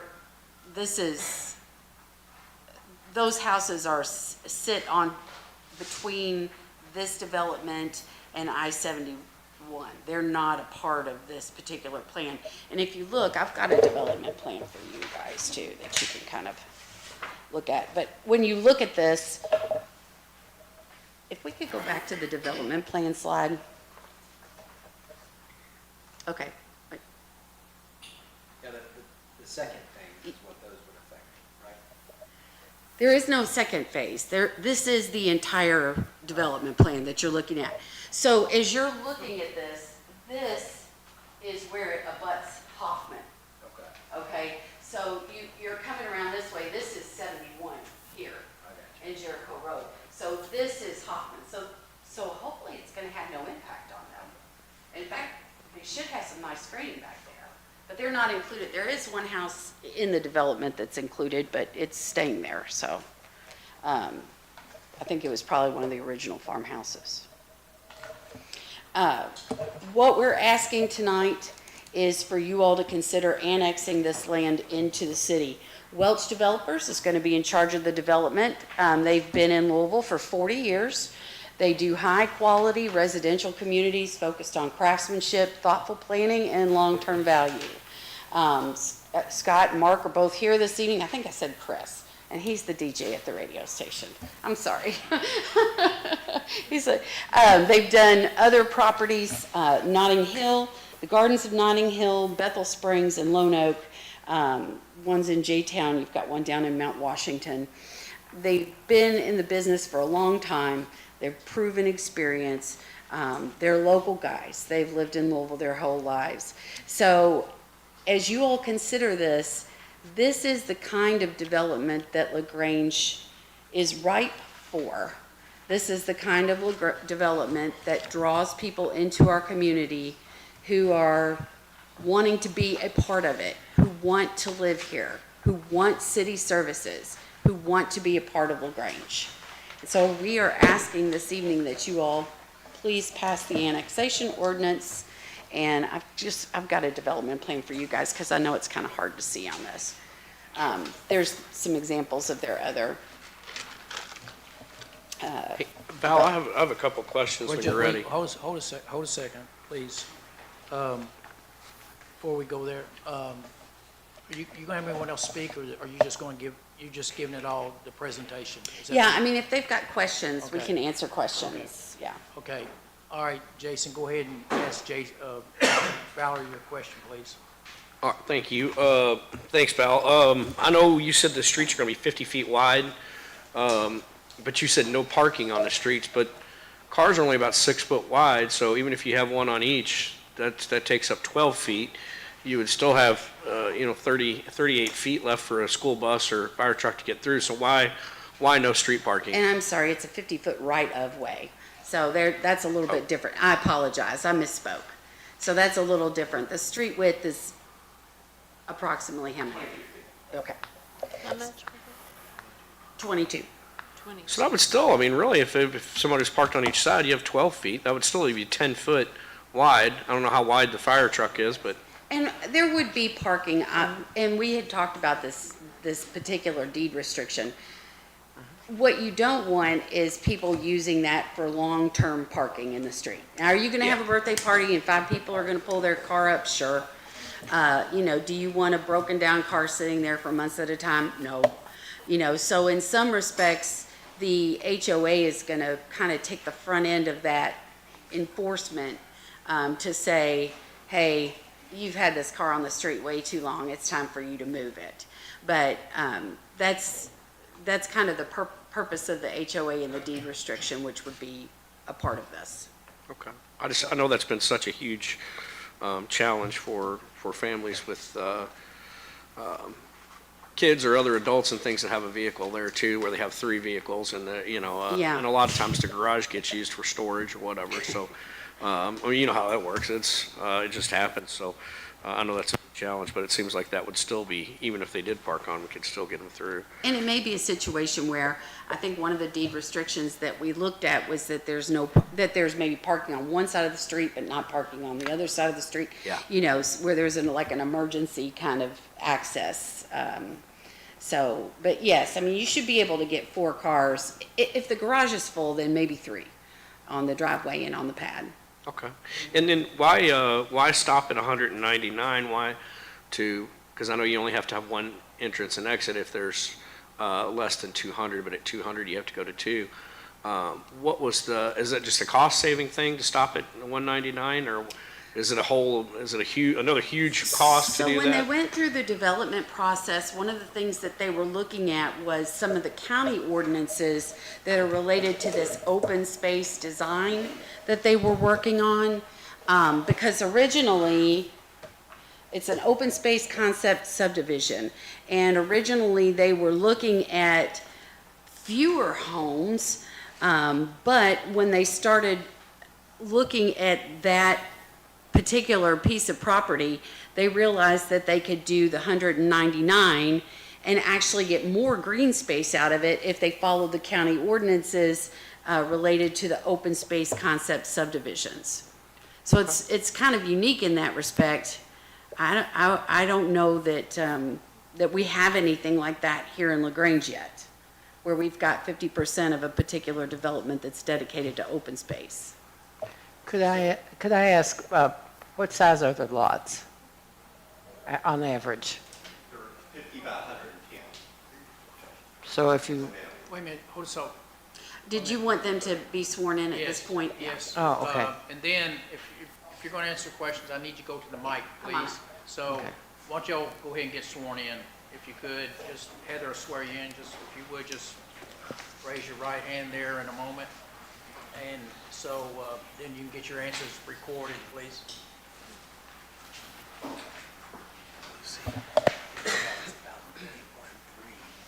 Thank you. Thanks. Okay. If y'all would just raise your right hand for Heather. Thank you. Do you all swear to tell the truth, the whole truth, and nothing but the truth? We do. Okay, the question I just need to know is each lot is how, and use it, don't just give me measurements, tell me an acreage or whatever, you know. Can you like give him an approximate acreage for that? You mean for a lot, for the lot? Per lot, Excuse me? Yes, for each lot. You're probably looking at about a fourth of an acre per lot. okay, so then the houses will most likely be rather close together? I'm sorry, could you repeat? Will the houses be close together? I Yes, mean, they will be 10 feet apart, so there's 5 foot from on each side of the home. So the homes will be 10 foot apart. Okay. The minimum is 5,500 square feet. Right. With all the green space in the parks, so will that be maintained by the HOA, or how's that going to be handled? Yes, that will be maintained by the HOA. So, and this was a question that I have, with having so much green space, have you all thought about adding a community parking spot within there, the subdivisions, like a lot of places are doing now, to where you can have 10 or 12 open spots for when people do have parties, or you do have overflow of kids that might have, families with teenagers, and just go park your car up there rather than on the street, because having 50% of green space allows you to provide more parking for the residents and the city. Well, the trick to that actually, though, on the development plan is that to have this kind of development plan, they have to have the 50%. So I don't know how close you guys actually are to that. I think they're pretty close to it. That might be something that could be dealt with through the HOA to designate some areas for community parking. But as far as dedicating a piece of that green space for community parking, I think they're bound by the planning and zoning decisions that they qualified as an open space concept subdivision. I have a question about the sidewalks. I believe you said that the sidewalks will connect to the main road, is that correct? So where you see the yellow is the sidewalk that goes along Jericho Road, from point to point on where their land is. Okay, so there will be sidewalk along there, and then what about, like, I see there's some areas where there's no house. This says the sidewalks will be on each individual lot, but then there's some spots here where there's no lot. Will there be sidewalks along those stretches? So that there's a continuous line? Yes, there will be. There will be? Okay. Yes. Have we looked at, I know for 200 homes, if you figure 2.5 cars per household, you're looking at about 500 cars. Have we looked at the traffic? I'm sure you guys have. What did the traffic study find? So Mr. Silliman, who's the county engineer, had taken that up with, has been working with Kentucky Transportation Cabinet. Right now, there's one entrance to the subdivision, and that's desirable. And according to the traffic study, it does meet the requirements to have just the one entrance. He did say that they would, the county and Kentucky Transportation Cabinet would continue to evaluate as the project goes forward, as far as, any kind of issues with traffic. But at this point, the traffic study was approved. So if there was an issue, what would be something they would do? They make you put in a second entrance or something possibly? I don't think they would do Widen it, that. or- I think the only thing that was up for maybe at some point, they may be considering a specified turn lane Gotcha. into the development. Gotcha, okay. so there's no, is it curbed? Or are the roads have the curb going into? Okay. The answer was yes. But there's not sidewalks within? There is Yes. sidewalks Okay. within, and Okay. a continuous sidewalk throughout the development. Okay. Installed by I was the looking for developer. yellow. Okay. Yes. I had a question about the road. I'm assuming there's a bond of some sort that'll be put up for final paving. Yes. do we know, I don't know if you know this, but do you know where that bond is held? Is that with the county or is that going to be with the city? Typically, it's with the county. Back with the county? Okay. All right, thank you. But wouldn't it have to be, if it's if it is annexed into the city, the bond would have to be released? The road bond anyway would have to be released to We've the had some city. challenges with bonds and final paving in other parts of the city, so that's why I was asking about that. Yeah. I mean, I don't think you're going to have that issue with this particular company. They've been around for 40 years. I don't think we're going to be left high and dry like we've been held in some other situations. Val, thank you. This is a very detailed presentation. It gives us a lot of the facts and things, so thank you. I appreciate it. Well, I think That's that all we information. answered all of the questions that you all brought to us last time. And, you know, they're very excited to present this development to you. I think there's probably a lot of families that are going to be very excited to be looking for homes out here. Valerie, I have a couple questions. You mentioned 2-car garages. Is that the minimum? There's not going to be any 1-car garages, is that correct? That's correct. Okay. And this was approved by planning and zoning. What was the vote on that? Do you remember? I believe there was one abstention. Any opposition? Hold on, let me look.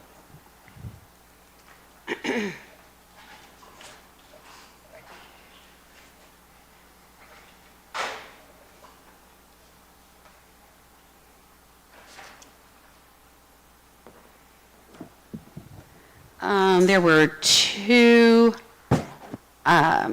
questions, 3 questions by those opposing the application. One was regarding drainage, and of course, that's all covered through the development plan and the county engineer. And then the capacity of the schools, which we know that it's a phased-in development of 31 houses per year. And so, let me look. Okay, so the commission all voted yes. There was 1 no, Mr. Marsh, and there was there were no abstentions. Okay. And then on the size, you all had mentioned 50 times 100. Is that a minimum lot size? Do you know what the average lot size is? They're all going to be 50-foot wide, and they will vary from 110 to approximately 150 foot. Okay. So what's the largest size lot that you have there? They're all pretty uniform. Probably. We're meeting requirements at 5,500 square feet, so there will be some a little larger than that. To tell you exactly what the largest lot is, at this time, we're obviously in the final development plan of that. But We're 50 currently times... meeting the 5,500 square foot lot. Okay, because 5,500 square foot lot's about 0.13 acres. And so I just want to make sure I was understanding what you said, because you mentioned before the average size lot would be about 1/4 acre, when in fact the average size lot will be about half of that. So I just want to make sure we're all on the same page. That's why the 50 times 110 is the 5,500 minimum square foot. Right, and divided by 43,560 would be 0.13 acres. So we're looking at about 1/8 of an acre, not 1/4 acre. I just want to make sure everybody watching understands that. Okay, thank you. I've got one question. Is the developer planning on putting in the sidewalks along with the road, or is it up to the individual homeowners? So the home by the builder, obviously building the homes, will put in the sidewalks. In common areas, the developer is responsible for, so ultimately we'll be controlling all of that. So we'll make sure that the sidewalks are put in as the homes are built. The sidewalk will go in the areas where lots aren't adjacent to one another. The developer, we will be putting in sidewalks to connect those as homes are being developed on each side. Man, I know there's 1 or 2 subdivisions in town in which they followed that model, and some of the lots never got bought, and there's an absence of sidewalks. Have you got a solution for that? So our responsibility will be putting those sidewalks in, and I assure you that in those common areas, that will be something we take care of before we're completed. Thank you. Is there any objection to adding a binding element to this regarding the sidewalks, outlining everything y'all have said about making sure it's all connected and all that kind of thing? I'm sorry, one more time. He's asking if we would object to having a binding element. I don't know that you can in an annexation. I would defer to Beach on that because it's a straight, are we taking this in as part of the city or not? Right. Now, with that said, their development plan, as, it's continuing to be worked on through planning and zoning. I'm assuming, and I shouldn't do that, but I'm going to, that LaGrange's ordinances say, or what you all have on the books now say, that, they're required to put these city sidewalks in. And so if not, I think that's something that they've already said that they would agree to do. So it's possible to put that into a revision in a development plan to say sidewalks. So I think that probably would be handled through planning and zoning. But You guys had mentioned a HOA. Is there a clubhouse planned or no? Okay. no. No, LaGrange is the clubhouse. The one empty lot right here, what was that left vacant for? On the left side right there? Like stormwater or something? Is that runoff or is that? I'm not real sure. Right here. Yeah. On the So, left-hand side? Yeah, that's where some of the drainage goes through, and so we're not able to develop that area. I was just curious. Valerie, I had one more question. I know we talked a little bit about the ad valorem tax and a lot of the money that can come into the city on a yearly basis. Is there any initial cost from the city for this project? No, No. there's not. Okay.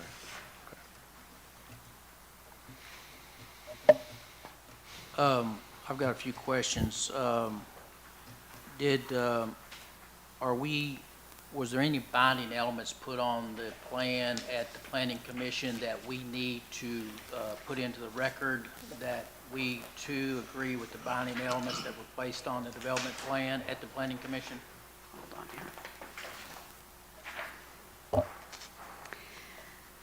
So the binding elements placed on the plan were, one, the approval applies only to the plan presented at the May 27th, 2025 Oldham County Planning Commission public hearing.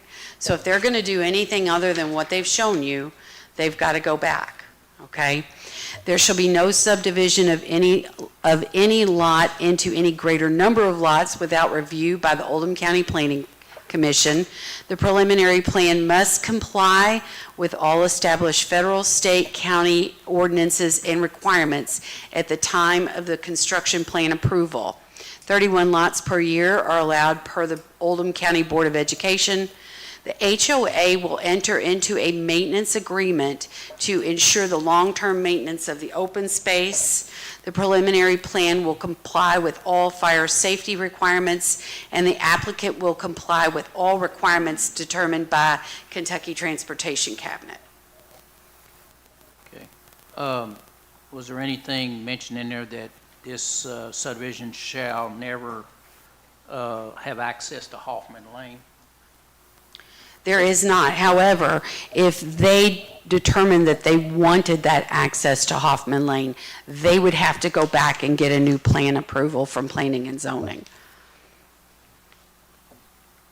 Would that then come back to us? You would have annexed the property, that's correct. However, LaGrange has representatives on the Planning and Zoning Commission that, their appointed purpose is to look out for things like that. At this juncture, with the development plan the way it is and what was approved, that is just not part of the plan. But since we have city residents in LaGrange Acres and Hoffman Lane, we have to protect those folks Of course. without this traffic, them worrying about it coming through them someday. So can we get it into the record that this 199 lots will not connect to Hoffman Lane? Right? Yes. So we need that assurance. Yes. That since you can build 199 homes with one entrance, that one entrance is off as a state highway, correct? Yes. That's correct. Okay. So are there any adjoining properties that Plan Zone said you have to require a stub into adjoining property for later use or anything? Do you have any stubs that were put on you all? You know, some subdivisions with adjoining properties sometimes have a stub that has to be connected to it. Oh my gosh, they didn't like that question. But anyway, no stubs, do y'all know of? No. That pathway leading out to Jericho Road, would that have a sidewalk beside it? Yes. Okay.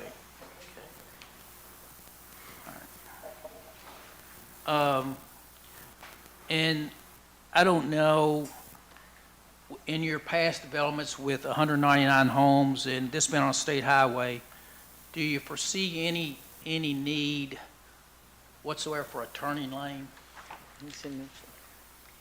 I mean, as far as, Jim Silliman kept that open as a possibility in the Planning and Zoning Commission.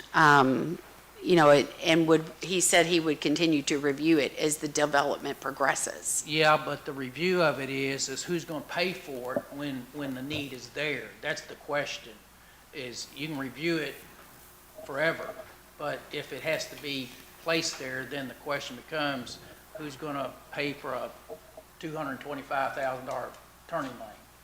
So if you don't get it at the front end, then you won't have it unless you just won't get it, more than likely.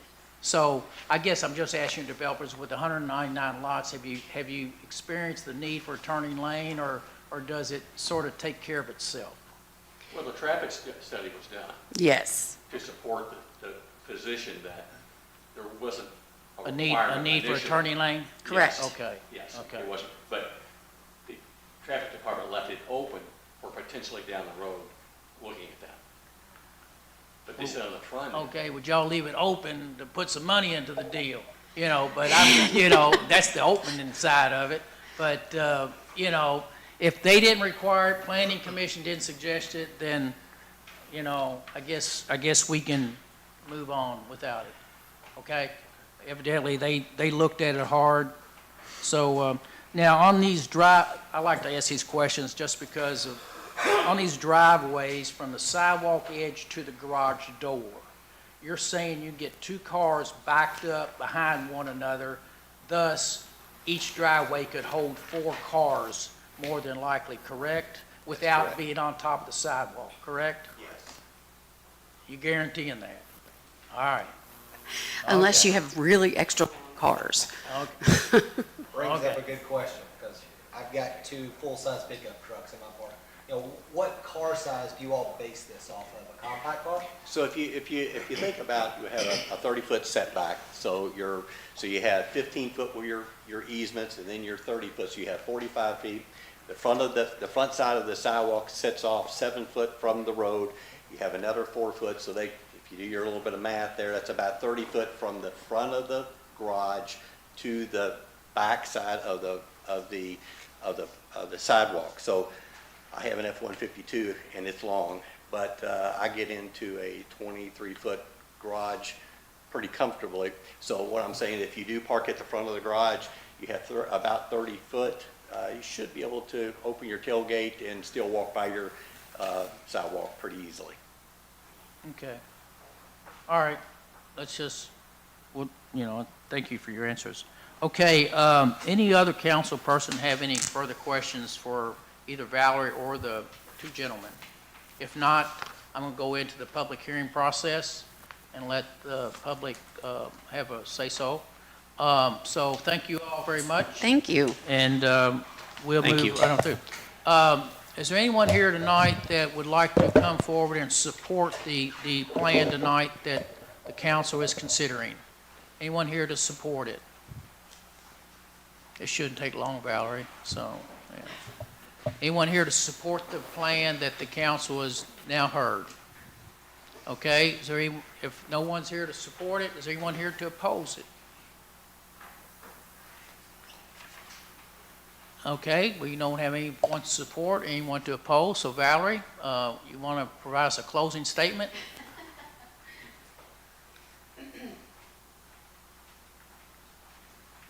I'll make this brief. Thank you very much for your attention, your questions. I appreciate those. I know the developer is going to be a good neighbor for us, and I think the folks that move into this city, into this development, are going to be good neighbors for us. So we appreciate your time and attention. Thank you. You're welcome. I forgot to mention or ask Corey Rusnick, our Director of Public Works. Corey, you have any comments that need to go into the record from a street drainage matter or anything of that type? I swear him in, don't you? Double fisted over here. Regarding the sidewalks, typically the developers will have a bond reduction or bond release. They'll turn in a certificate of completion. We do an inspection before we take the roads over. So it's picked up in the performance bond release. Nowadays, some of the old stuff, they got left off because they were individually built out. So this is developer built out, so they have to cover all of it.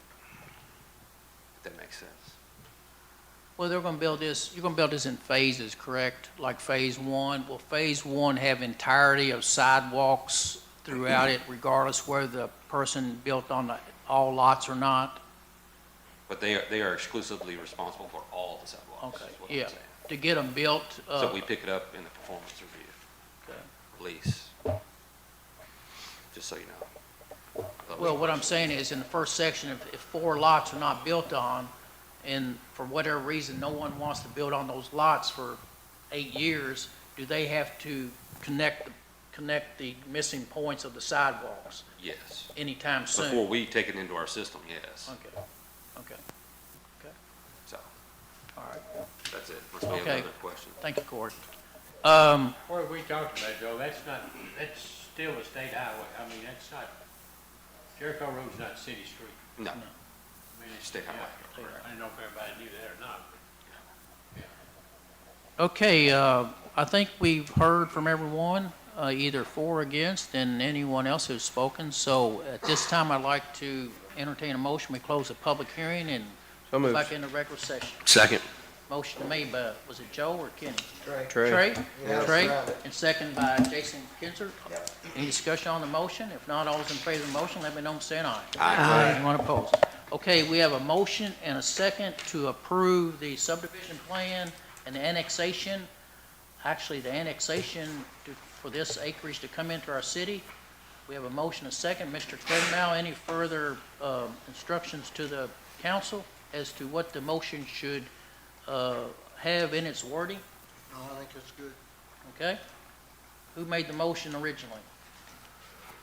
Jason. Kinzer? Yeah, And I did. Trey, did you second it? Yes, sir. Okay, okay, we have a motion second. Any further discussion on the motion on the table from the city council? Anyone? Okay, we have a motion second. All those in favor of the motion, let me know by saying aye. Roll call vote. Aye. It's an ordinance. We Roll need a roll call call vote. Okay, we'll start with Latasha for a roll call vote. Councilmember Bishop? Yes. Councilmember Ricketts? Yes. Councilmember Kinzer? Yes. Councilmember Taylor? Yes. Councilmember Davenport? Yes. Councilmember Powell? Yes. Councilmember Camber? Yes. Kamer, excuse me, sorry. And Councilmember Taylor? Yes. Motion passes 8-0. Thank you all. We're going to take about a quick 5 minutes, and we're going to come back to work.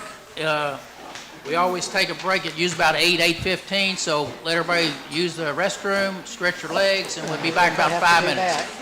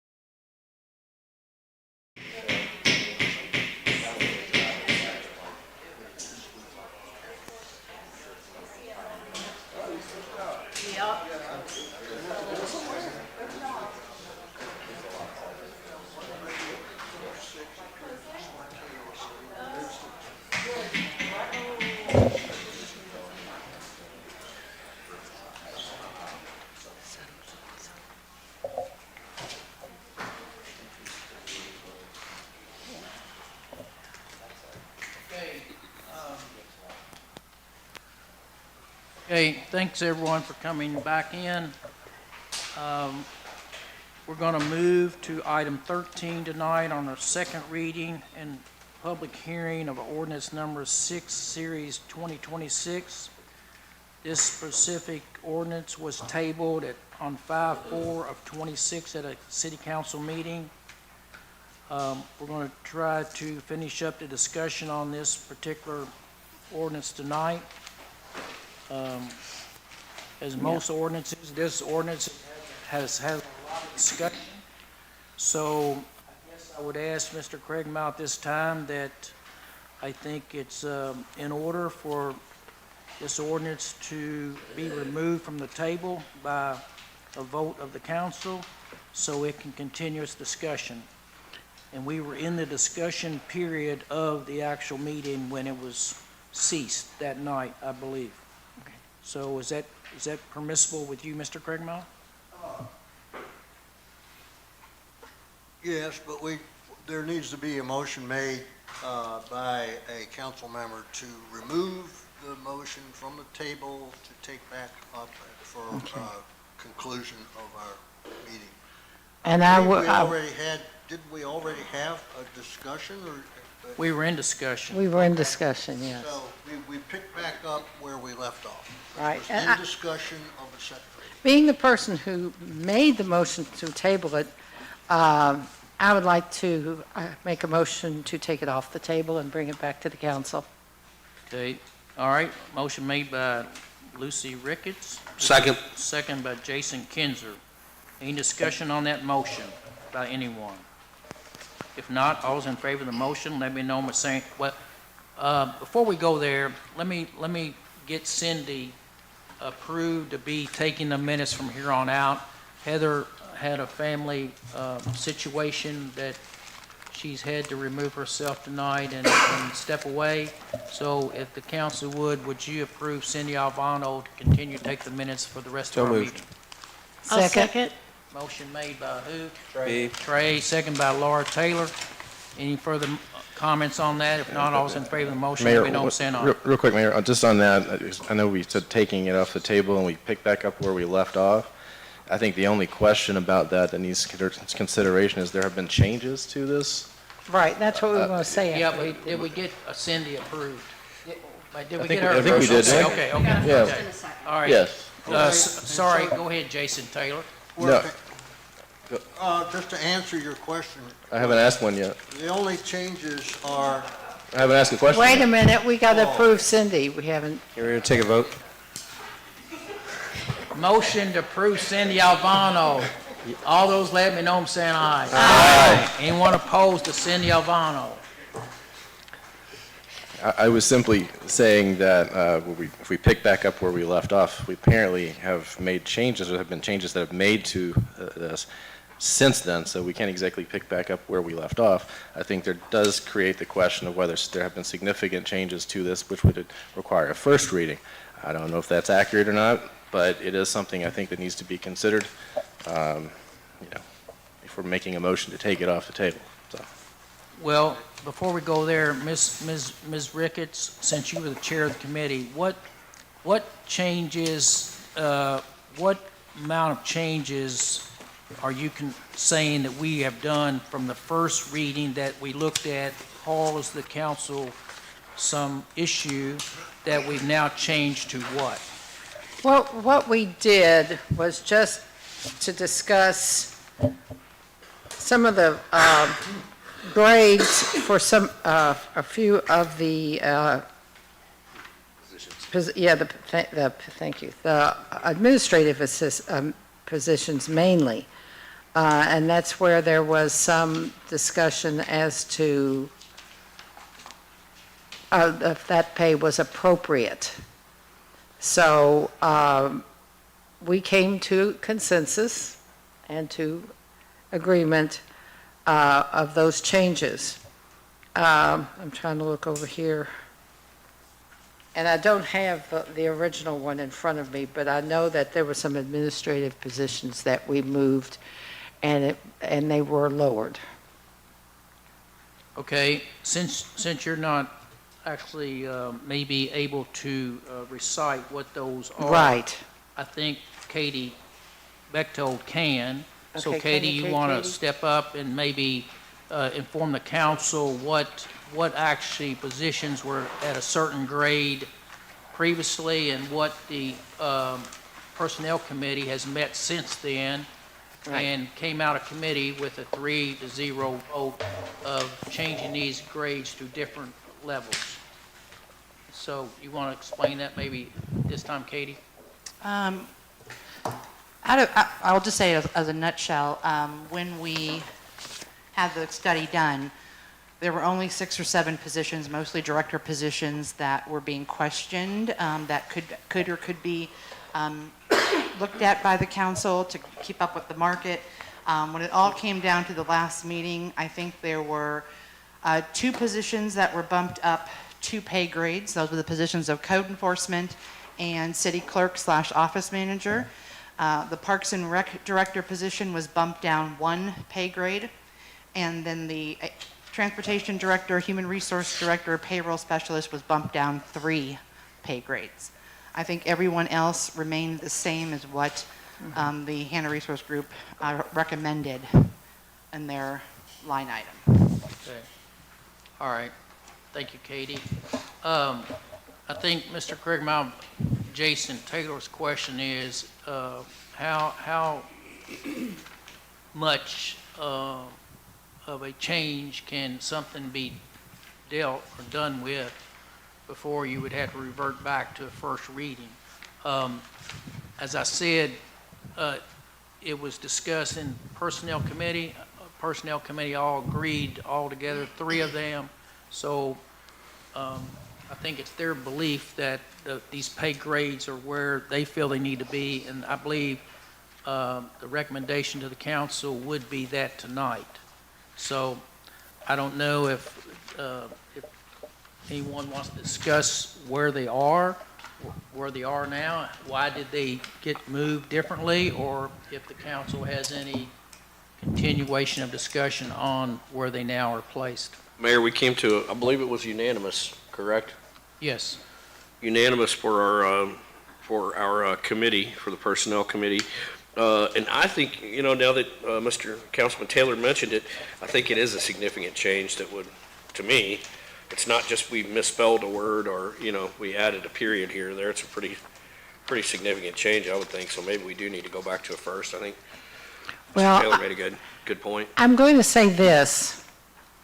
Our committee, when we first, the first one we came up to, we unanimously agreed. Then when we came into council, 2 of the committee members did not agree. So therefore, it kind of puts us, my committee, or this committee, the Personnel Committee, in a bind, and it's always my belief that we need to reach consensus and understanding, and that's why we did what we did. But I would like to say for myself that I am not total agreement with it. Thank you, Lucy. Just to clarify, Mayor John Black asked that we bring the Hannah Group representatives here tonight to answer any questions. There's been a lot of back and forth with where they got their information from, why wasn't this included, and so forth. They are both here tonight. Andrea Bevan, who actually did our study, who was our contact, and Kendra Bryant, who is the COO of the Hannah Resource Group, are here to answer any questions. Like I said, I kind of wish they would have come a couple councils ago, so it would give you more time to research and look at things, but I'm very glad they came this evening. I will say, and I'm just going to put this out there, I have not been happy to hear what certain people have said about this organization. Lucy and I just went to a conference where we sat with... Excuse me, Katie. Yes, Jason. Mayor, point of order, have we taken this off the table? Are we doing No, it we on a have first not. reading? We need have not to, taken it off the we table. need to get some things in order here before we start discussing it, don't we? Yes, Yes. definitely, yeah. I think whether you take it off the table, Jason Taylor's question was, does it pick back up where it left off? If so, what's different about this one than the old one? And the only differences are on the Positions. second page, in which the positions, the grade of numerous positions were changed. From several, for example, there's now 5 positions in class 19. And just to refresh everyone's recollection, the ordinance in the KRS 83A.070 subsection 2 requires every city to have a personnel pay and classification plan. Put that in quote marks, okay? Because that's what the title is on Exhibit A on this ordinance. Exhibit B is the compensation plan. Actually, they're not actually coded B, but it's page 2 is the compensation plan. Together, if you read the first paragraph of following the now therefore, it says the compensation plan, which is page 2, for city employees shall be fixed in accordance with the personnel and pay classification plan, which is page 1. So the whole thing is what you call the compensation plan. And there are so many confusions and so many misunderstandings of this whole concept. It's not surprising that there's confusion about this. And there's also confusion about the separation of powers issue as to the differences between positions and people, okay? The positions is the framework, the structural content of this ordinance, which is required by law to have. Every city is required to have this. And so we're simply adopting this plan, this personnel and pay classification plan. And the argument that came up at the last time was that several of these positions were in a class or a grade that was not agreeable to everybody. So there was another meeting, and many of the positions were placed in a different class. Not many, but well, actually 4. quite a few. There's 23 actual positions, just like this. 23 seems to be the number of positions that this city has. And we have to keep in our minds the difference between a position and a person. Because when we're talking about positions, we're just talking about job descriptions, not the people that fill them. The people that fill the positions is an executive branch power, exclusive authority to appoint and remove and determine the salary of somebody is with the mayor or the executive branch or his designee. So who fills those positions is the power of the mayor. So we're not here to decide whether Billy Bob gets so much per year or whatever. It's whether that person, say he's a sergeant, gets so much. And so the sergeant, for example, is in class 20. Class 20, you go back to the personnel and pay classification plan, and bear in mind the word classification simply means E or N. They're either exempt or non-exempt. That's all classification means.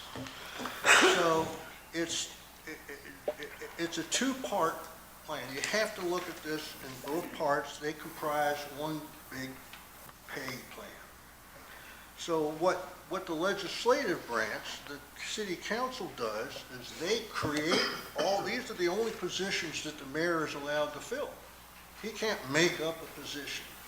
That's a legislative power. So you all make up all the positions, all 23 of these positions, and you put it into a grade. Oh, well, what's a grade? Well, you go back to page 1. Page 1 are the grades. So what I would recommend, as other than the changes that were made to where certain positions were placed, what grade they were placed in, is basically the change. Now, what I personally don't think it's a material change. I think it's pretty much an argument.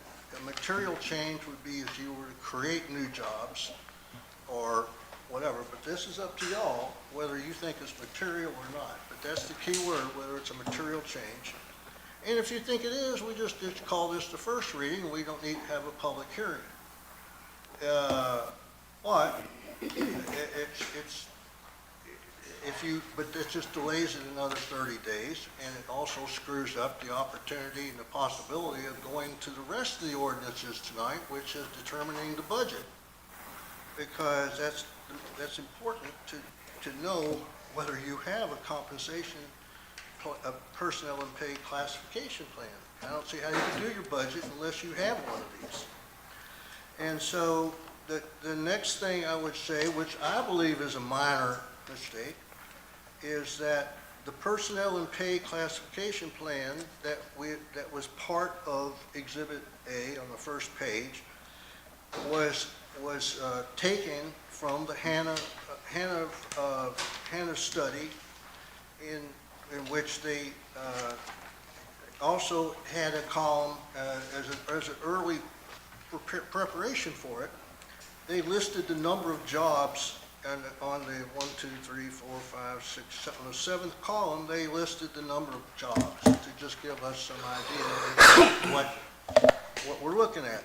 That's not necessary, okay? And that's not really part of a personnel and pay classification plan.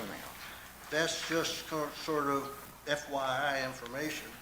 And the 8th column is just simply a duplication of the first column. And so I would just suggest that what we're looking at here, we would just get rid of the 7th and 8th columns and just have and we actually, the range width is informational, but it's not controlling. It just simply recalculates the differences.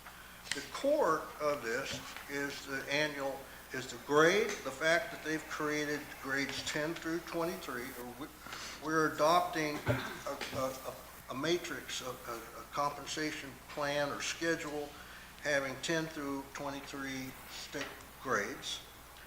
Each of them has an annual minimum and an annual maximum and a midpoint. And then it calculates the percentage aggressions. Some of them are $15,000 before the lowest and highest of each grade. Some of them are $25,000. It goes up, and then it stops. And it gives you the range width. This is the 6th column there, the range width. So you really don't need number of jobs or the far right column.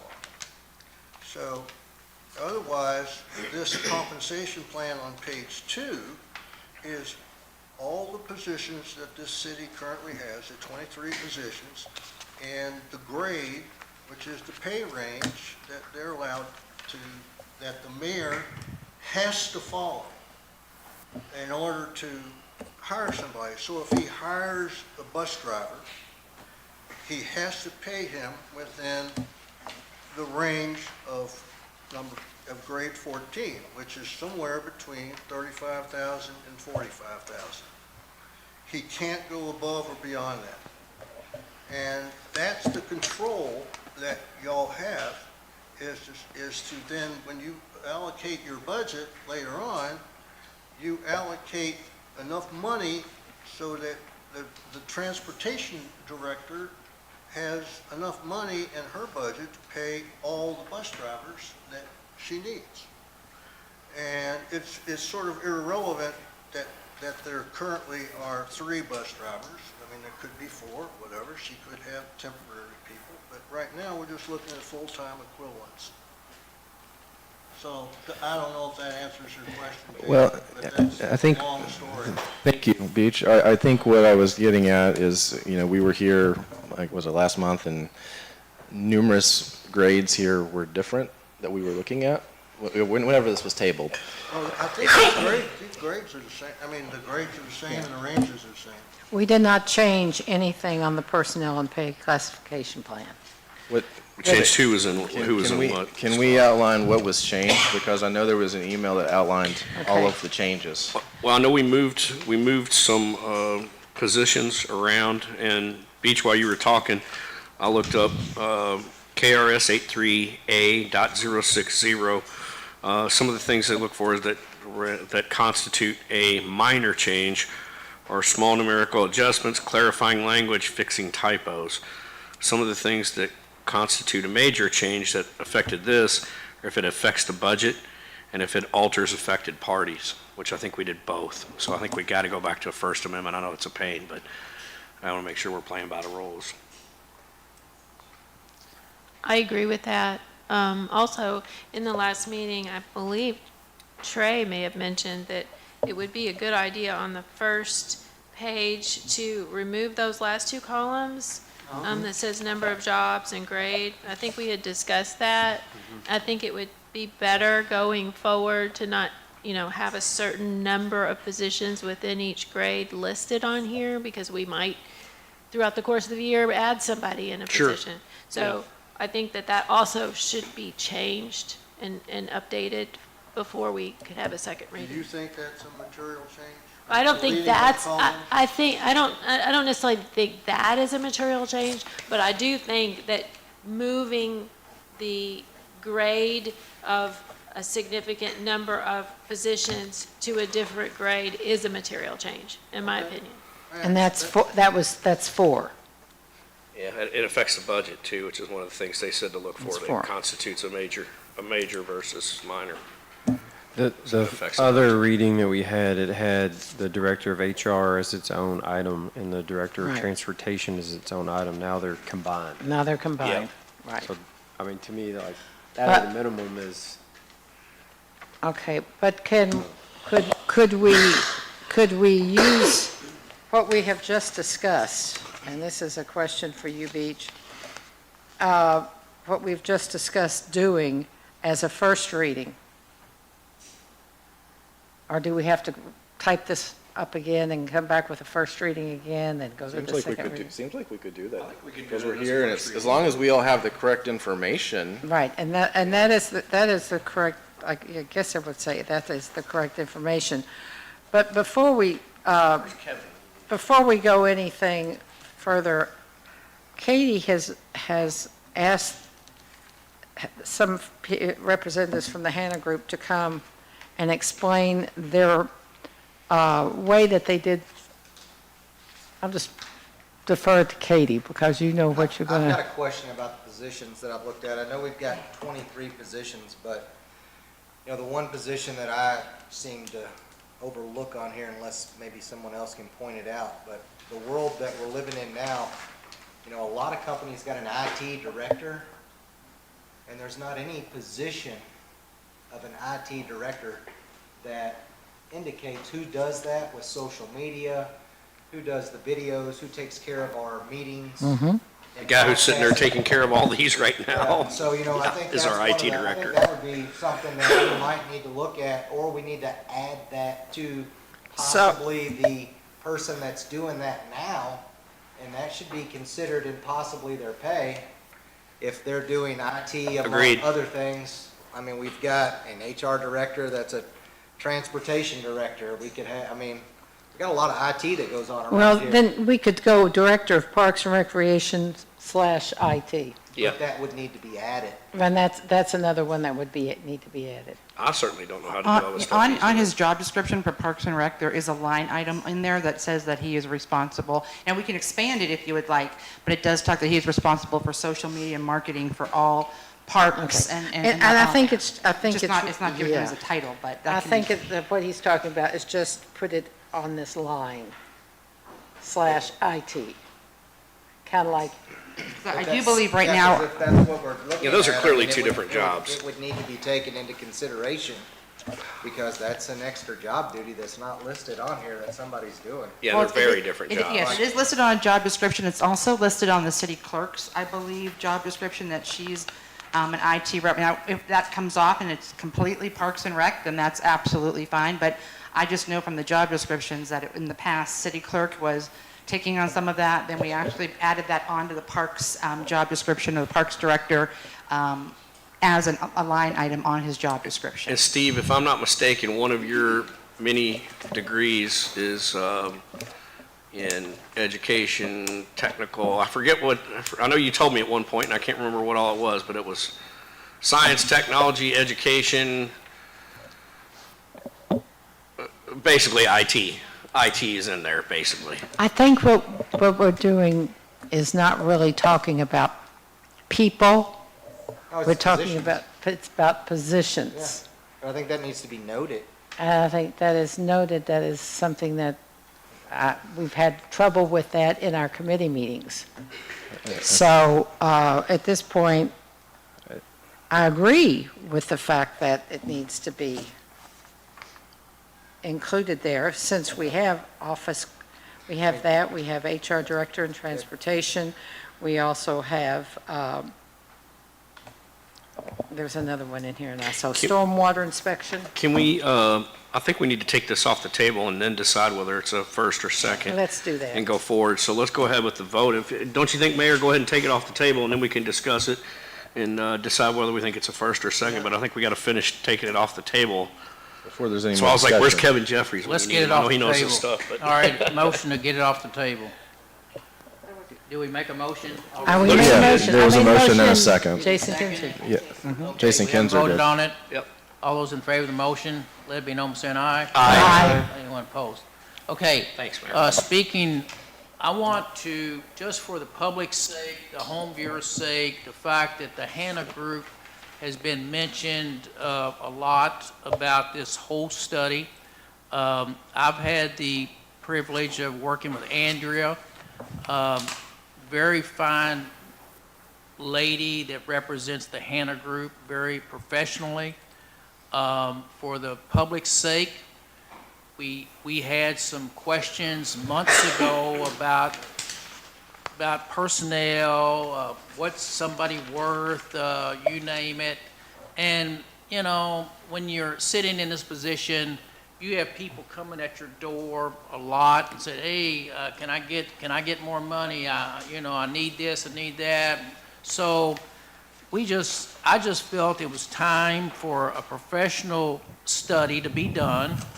And the fact that Cindy Albano and Katie go to many conferences, they attend human resources conferences, and I think they were at Shelbyville or Frankfurt or somewhere, and I think the Hannah Group gave a presentation. And they came back to myself, said, Mayor, we've heard a very nice presentation. We've talked to a lot of cities who supposedly Hannah Group has worked for and done these exercises. And it was only an attempt to try to see perhaps if we could put all of our job classifications in a scale and try to attach a certain grade plan to them based on data. This data, I think, is acquired by the Hannah Group as their data that they make these decisions. And we had numerous discussions with Andrea. And the reason, full council, I just wanted to have them here tonight is not only Andrea, but her, maybe the founder of the company, just try to explain to the audience, to the people at home, and to this council what the attempt here was to do. We weren't attempting to do anything other than what we feel like this city for the future should have in its inventory of documents to guide personnel decisions. We had pay ranges. We've hired numerous people in the past number of years. We had pay ranges that we placed in the publications with Indeed or the Oldham era, and said, this is sort of what you will make. But there never been any actual formal data put together. So at this time, I would just like to give them the opportunity to say a few words and say, hey, we were called on by the city of LaGrange to try to help assist us in formulating this plan. And that's all this amounted to. It was an attempt to raise everyone's salaries, but the fact that when you're in these positions and everybody walks in the door to my office and says, hey, you know, that person's making a lot more than I am, I should be making what they are. Well, I don't know that. We don't know that. But at least we tried to put together a grade schedule of the market data in this general area as to what these positions should pay. And it's not to say that we're going to pay them the highest number. I'm not going to say we're going to pay the lowest number. But at least from here on out, you have some ranges on every described position in our city. So welcome. I don't know your name, but please introduce yourself and tell us what the Hannah Group attempts to do for cities and municipalities across the state. Thank you, Mayor. Appreciate you. I am Kendra Bryant. I am with Hannah Resource Group. I am not the founder, although I am our COO. I have been working with our group for almost 20 years, and compensation is my background. So I do want to speak a little bit to the compensation work that we do across the state, because we work with a number of city governments, county governments, municipalities, as well as organizations in the public and private sectors, hundreds, that we've created pay structures for using a similar methodology, and this is a reliable and valid methodology that's accepted by compensation professionals across the nation. So thank you for the time here today. I wanted to really start, there's been more discussion here, I think, than a lot of the other cities that we've even done pay structures for, and it seems that there's a mismatch between where this city wants to pay in the market to begin with, because this structure is based upon, we want to pay at the 50th percentile of the market, which isn't, we want to pay way more than everybody else, and it's not, we have the greatest benefits ever, and so we can afford to pay a little bit less. That's really where this conversation starts, and where I would urge council to really get on the same page in terms of where you want to pay in the market, because these pay grades are designed around that. The jobs are benchmarked to market data that's pulling from that 50th percentile. So that's the first piece of the discussion. If I were to ask today, are we all on the same page that we want to pay at the 50th percentile of the market, and we want to pay at the median in regard to other government entities of a similar size?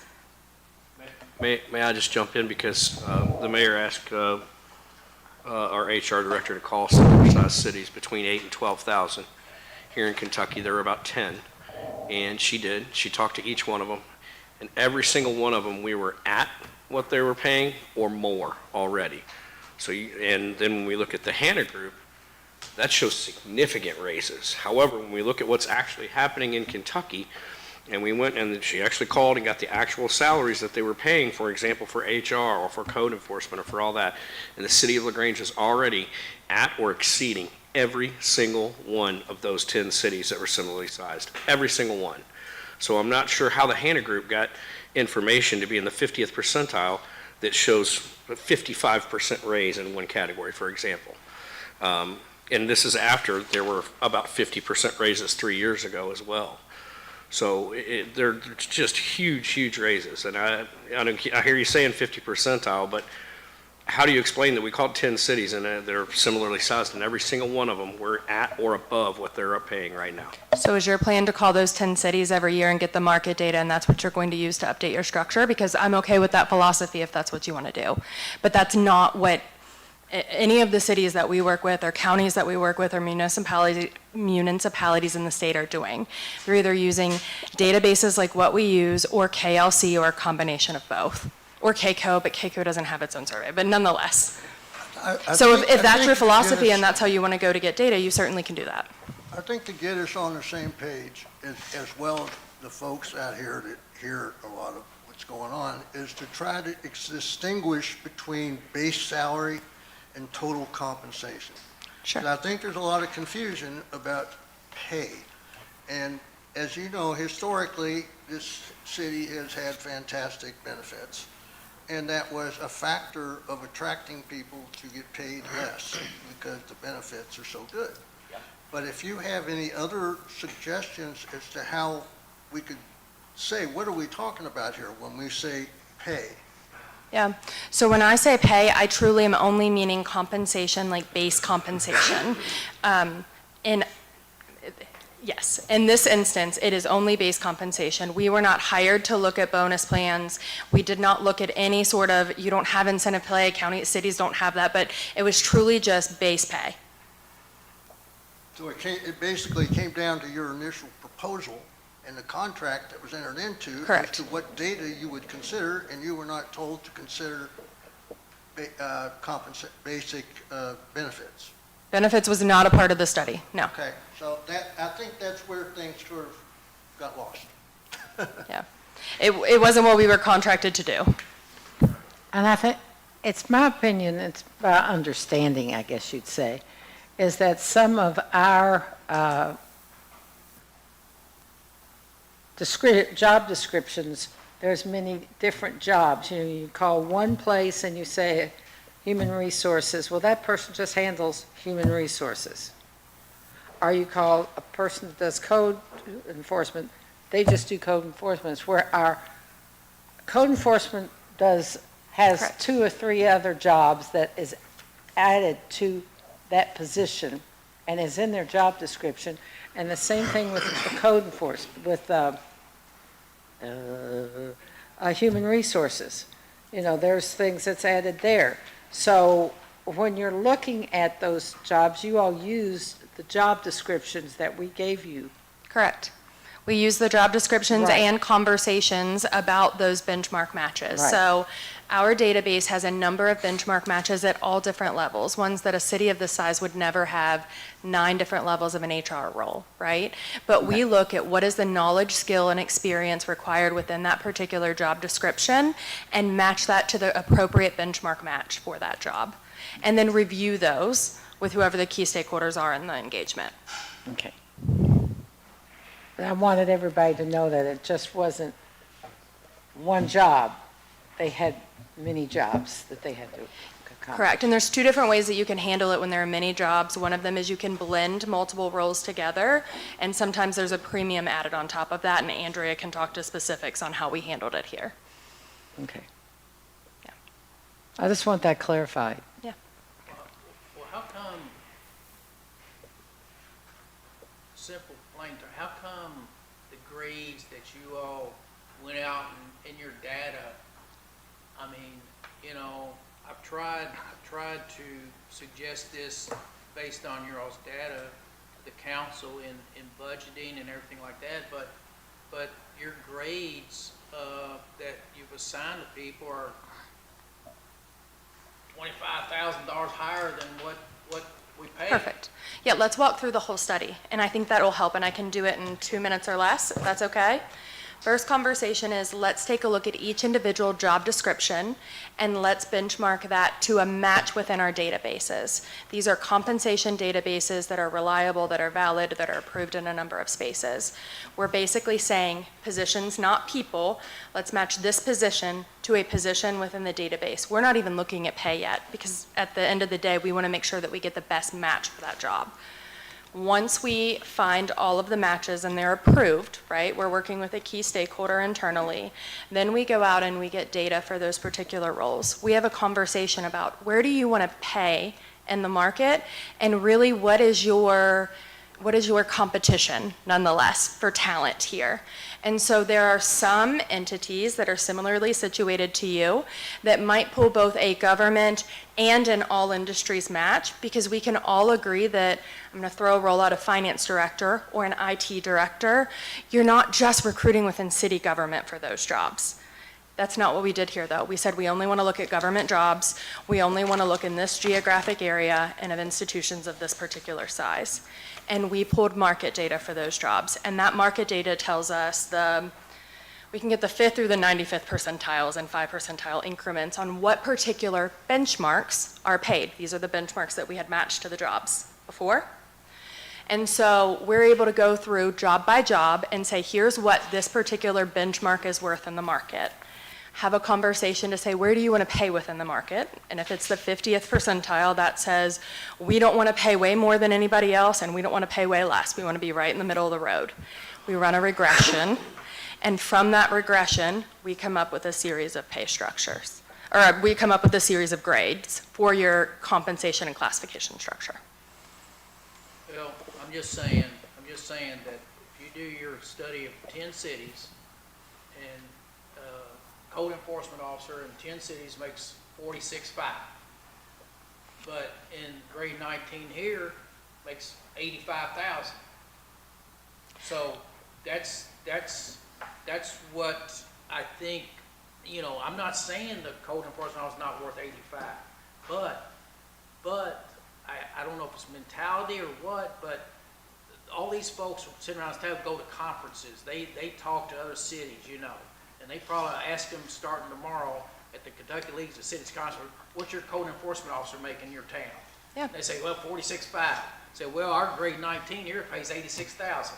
Then there's either. So, huh? Said when you hiring. Well, I'm not saying that, but you know, we've had, me and the code enforcement, we've had discussions about this week.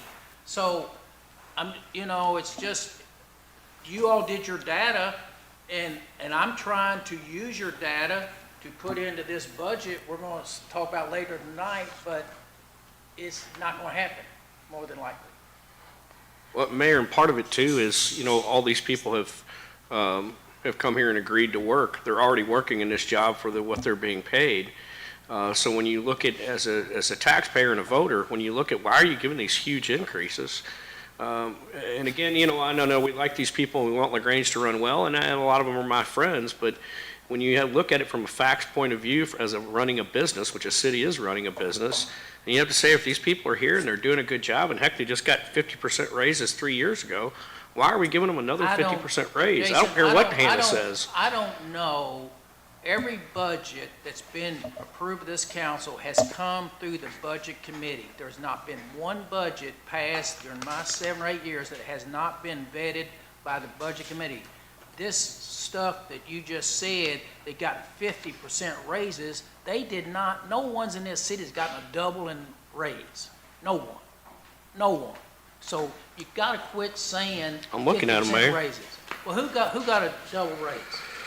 I'm not going to say the name, but the position. I mean, the budget committee has seen they've seen every budget, and they've proved it coming into the Transportation director in 2021, so 5 years ago, was making $38,168.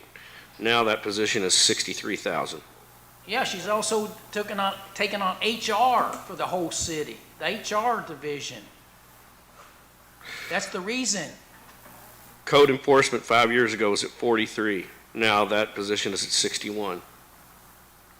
She took on budget, she took Public Works 5 years ago was at 67. Now it's at 98.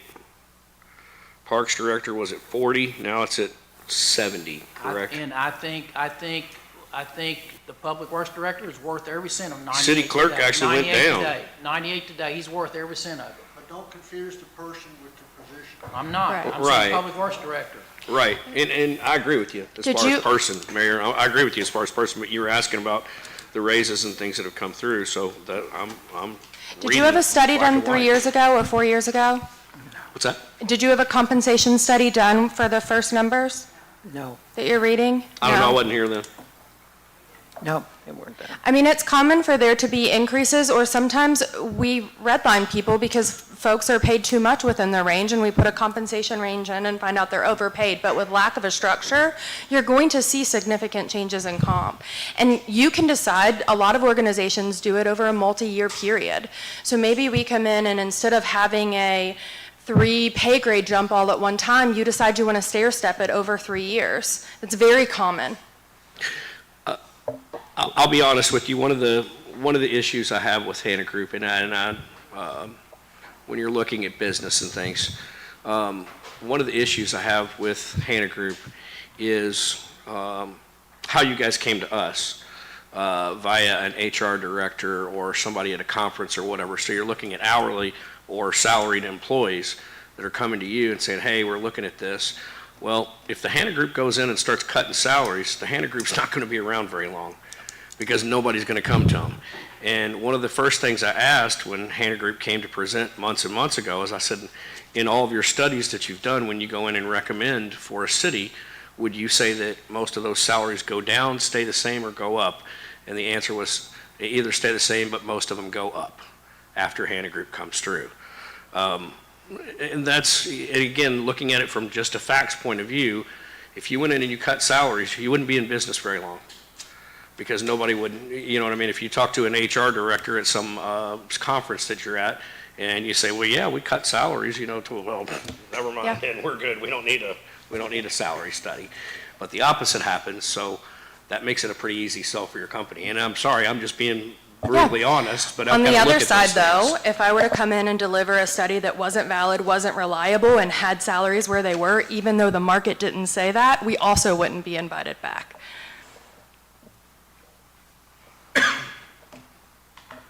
And I understand that, but again, when we called the 10 cities, so there are only 10 in the whole state that are similar between 8 and 12,000, similar in size.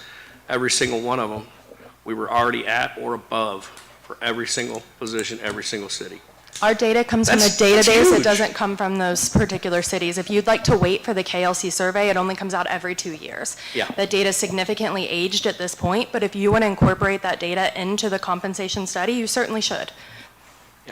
Yeah, and I think the more data, the better. If you want to incorporate, that's assuming it has enough reporting. A lot of times in KLC's salary survey, there's not enough data to report for particular roles. But if you would like to incorporate it in, I think there's value there if you're comparing yourself to those particular cities. It goes back to, do you want to pay what other cities are paying, or do you want to pay for the cost of talent in this particular community? Because Well, those are two different And like I things. said, we've got the talent. These people are here right now. They're here. Until they leave, and you have to pay them significantly more money because there's no one else in the market willing to take that job for that pay rate because you're paying under market, but yes. Except that we're not paying under market when we look at the 10 cities that are similarly sized. But it doesn't mean they can't leave. Okay. I have just a couple of questions, Mayor. Ma'am, did your group, and you said in this situation, in your recommendations, you did not consider any kind of, I guess, benefits. You just looked at the salary straightforward. When you've looked at it for other cities, is it something that's an option for you all? Do they say, hey, look at salary plus benefits, look Yes. at salary? So there are different options that you could do? Correct. Okay. And then the second question, you mentioned something about stair stepping over a few years, right? Is that something you have done previously in other Many cities? times. And were you ever asked to do that by anybody with regard to the study that you did for LaGrange? In terms of implementation, that really comes up in these types of meetings. Like nobody ever, you can't really ask to stair step things when they didn't even have a recommendation to begin with. It's like we bring a recommendation and a budget number forward, and then council says, that's way too much for us to swallow right now. We'd like to take that over a number of years. Andrew, please, up to this mic. And will you introduce yourself too? Andrea Bevan. All of my reports mention that there is a balance between budget and what needs to be done from a market standpoint. Right. And that there are different alternatives, and I think I listed 3 different alternatives of things that you can do if you don't have the budget to do it all at once. Okay. So that was listed in there. I didn't write the ordinance, so I don't know what's in your ordinance, but there was the original study that would have said the balance between budget and necessary steps to get to market. Yeah, I don't think I've ever seen that, so thank you for that information. I have a question since you're both up there. I understand that the report that we got was titled or called Crestwood, and it was kind of based on Crestwood, and my question initially was why Crestwood, why not Eminence or Shelbyville? And you said you didn't have the information on Eminence or Shelbyville.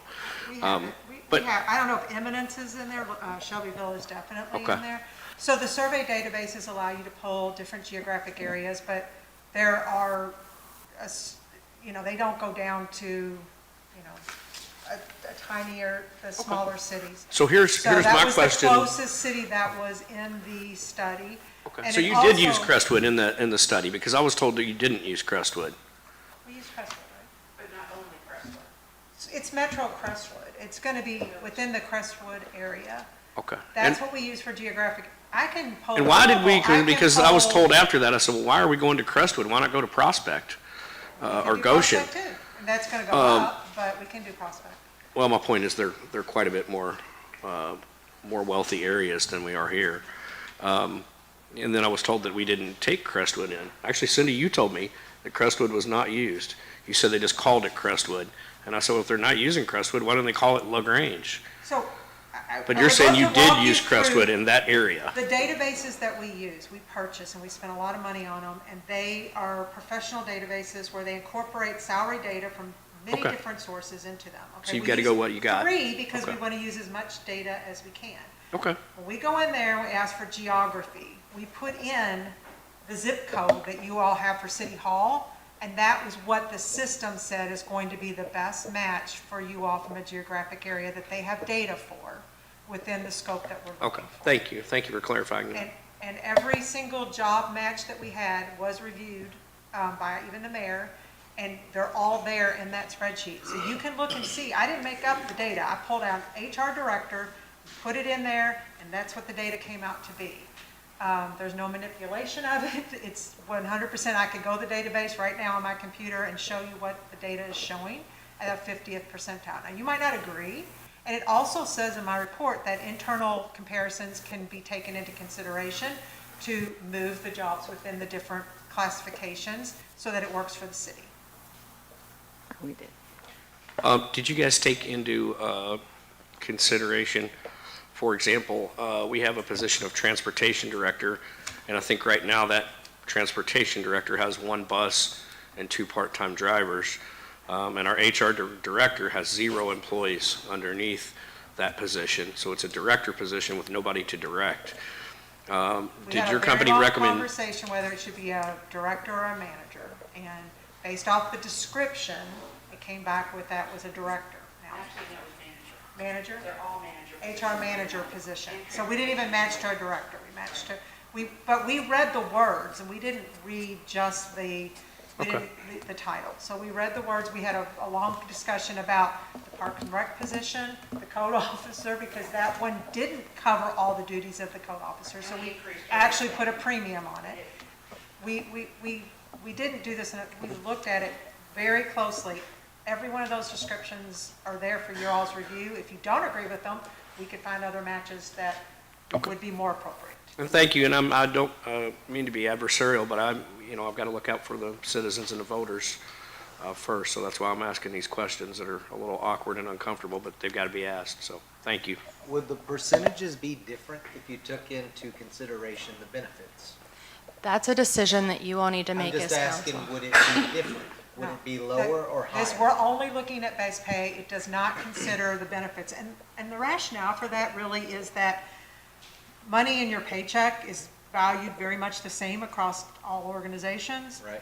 Benefits are valued very heavily by some employees and not at all by other employees, right? Just based off where they are in their lifespan, whether they're married, whether they have kids, whether they're under their parents' plan.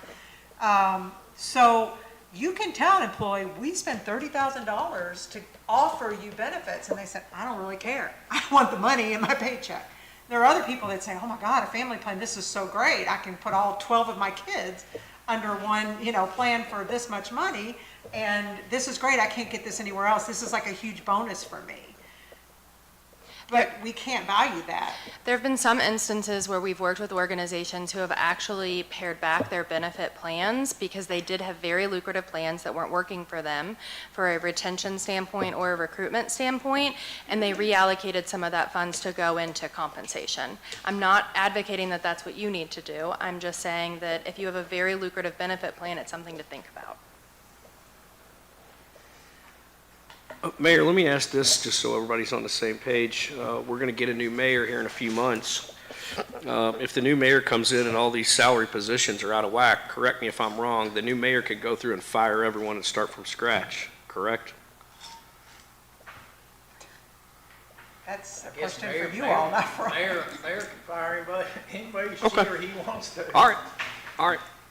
But I don't think that's the way to do it, but, you know, yeah, I guess I can fire everybody tonight. I heard you wouldn't, Do chicken. you all have a subsidiary that does benefits analysis? We have a number of benefit brokers that we use as partners. I mean, I Yes. think maybe that's what we also need, is an analysis of our benefits package, which originated from a day and time in which healthcare was cheap, and we got it for everybody, you know, so you could have 12 kids or no kids, but you got the same thing. So the person with no kids gets a $5,000 value, and a person with 12 kids gets a $40,000 value. Does your benefits analysis group help us redo our benefits plan without alienating, many of our employees that work here, because it provides the needed health care they need, and they might even take no salary if they could just get their health care, you know? Well, that might be an overstatement, but I think that might be I understand your dilemma of trying to do an analysis of other than just base salary. I'd be If that's happy what to you make were told to do, recommendations for you. That's what you were told to do. Yeah. That was your agreement. I'd be happy to make recommendations of benefit firms you can partner with to get that data. I will say, I think the council needs to have a decision first on where you place the value in terms of compensation and benefits, because our recommendations drive from those decisions, and I don't feel you all are on the same page to be able to even come back and make a recommendation. And I think we've been using this 30,000 figure for a full family for insurance.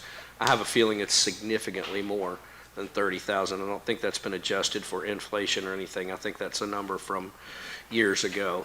There should be a number directly off your bill, like that shouldn't be a question.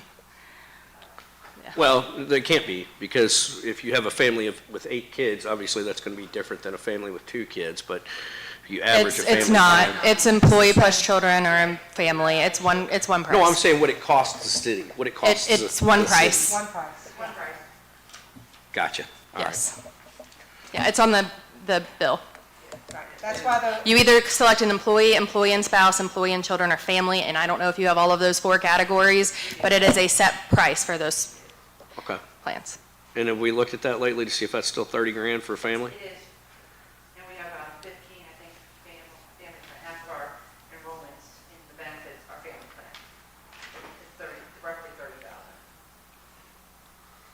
Damn, that's 15,000 for just me. And our benefits provider for our health plan, we talk about this every renewal time, of what the private sector is doing, what the county offers, what so-and-so offers, what's the person do in the event that their spouse is on your coverage, but they have coverage elsewhere. We talk about this stuff. But the city has had this offering for years and years and years.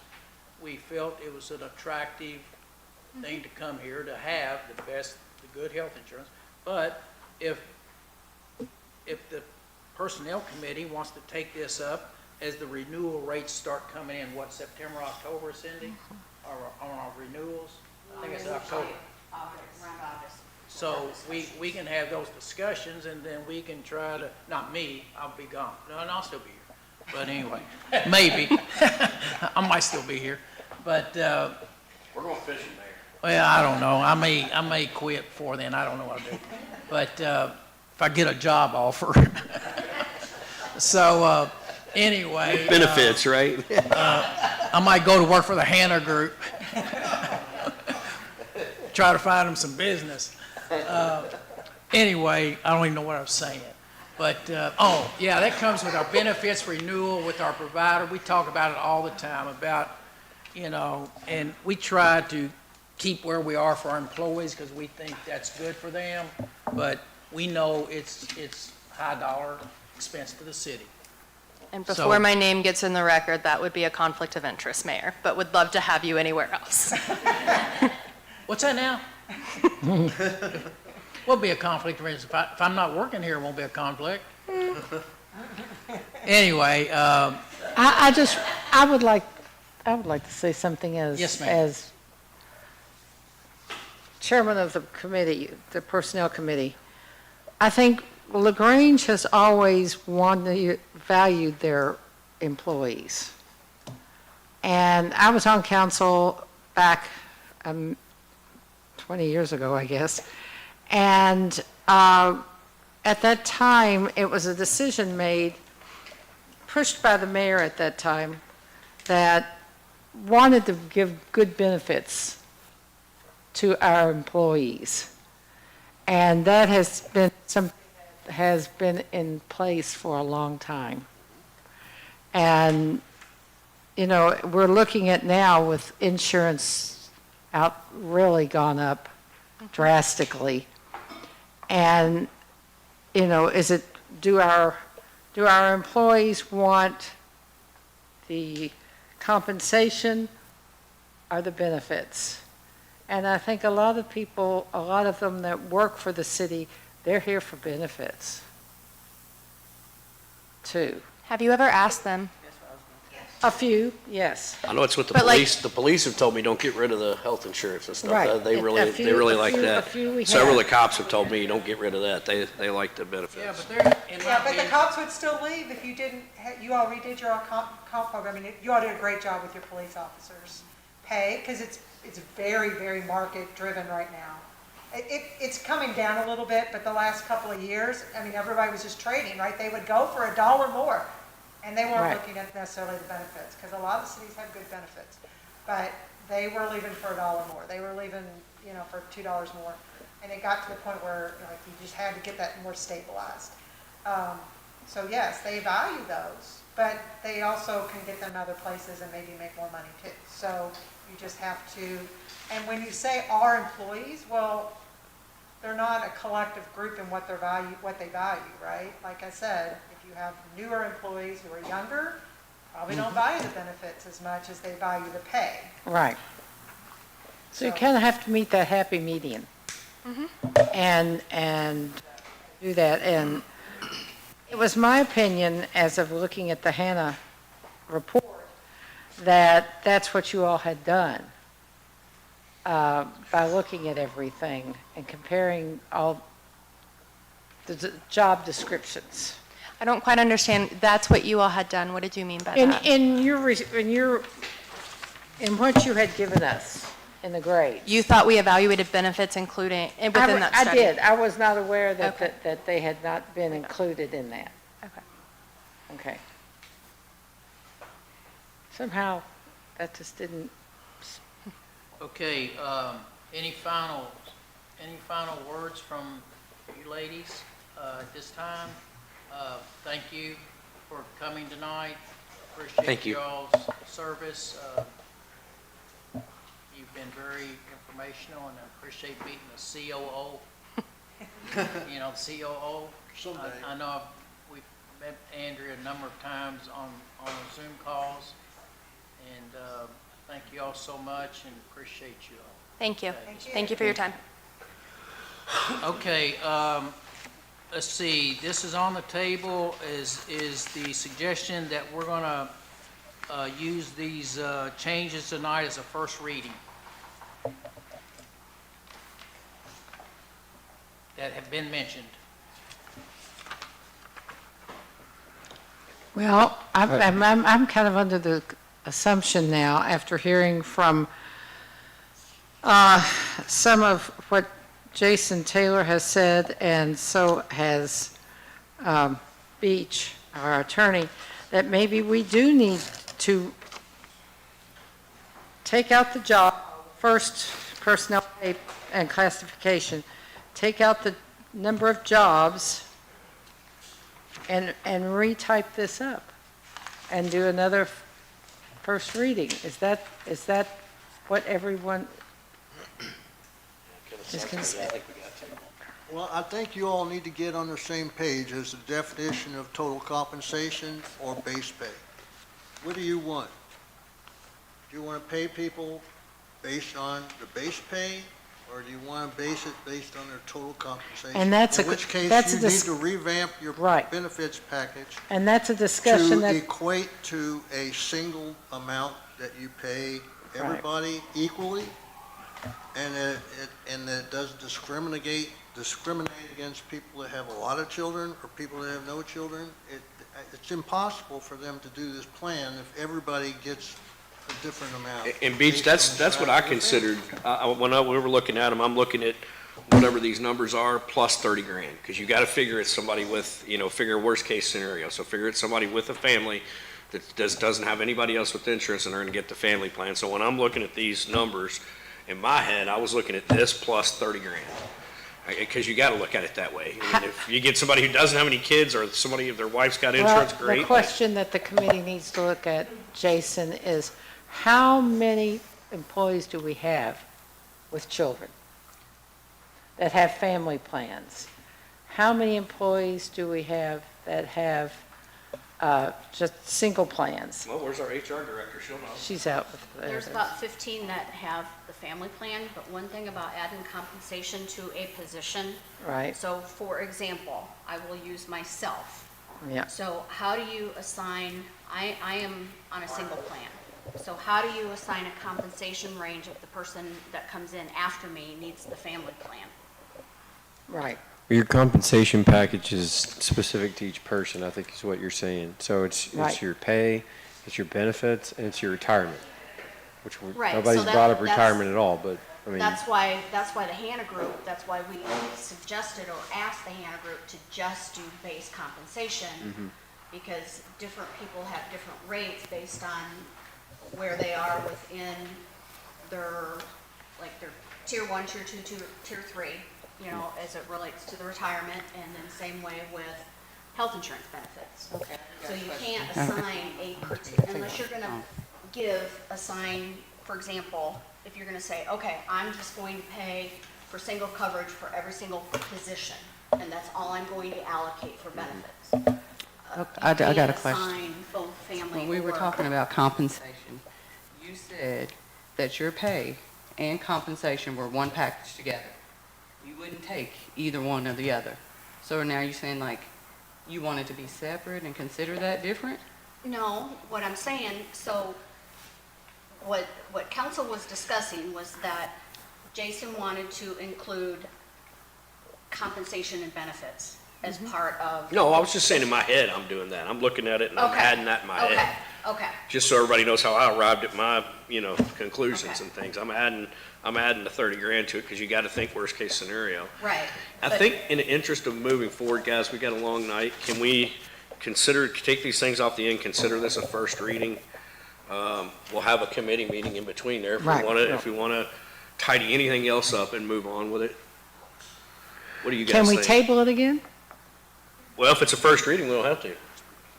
I would just ask that you add the seasonal, you're missing some positions, seasonal workers and monitors.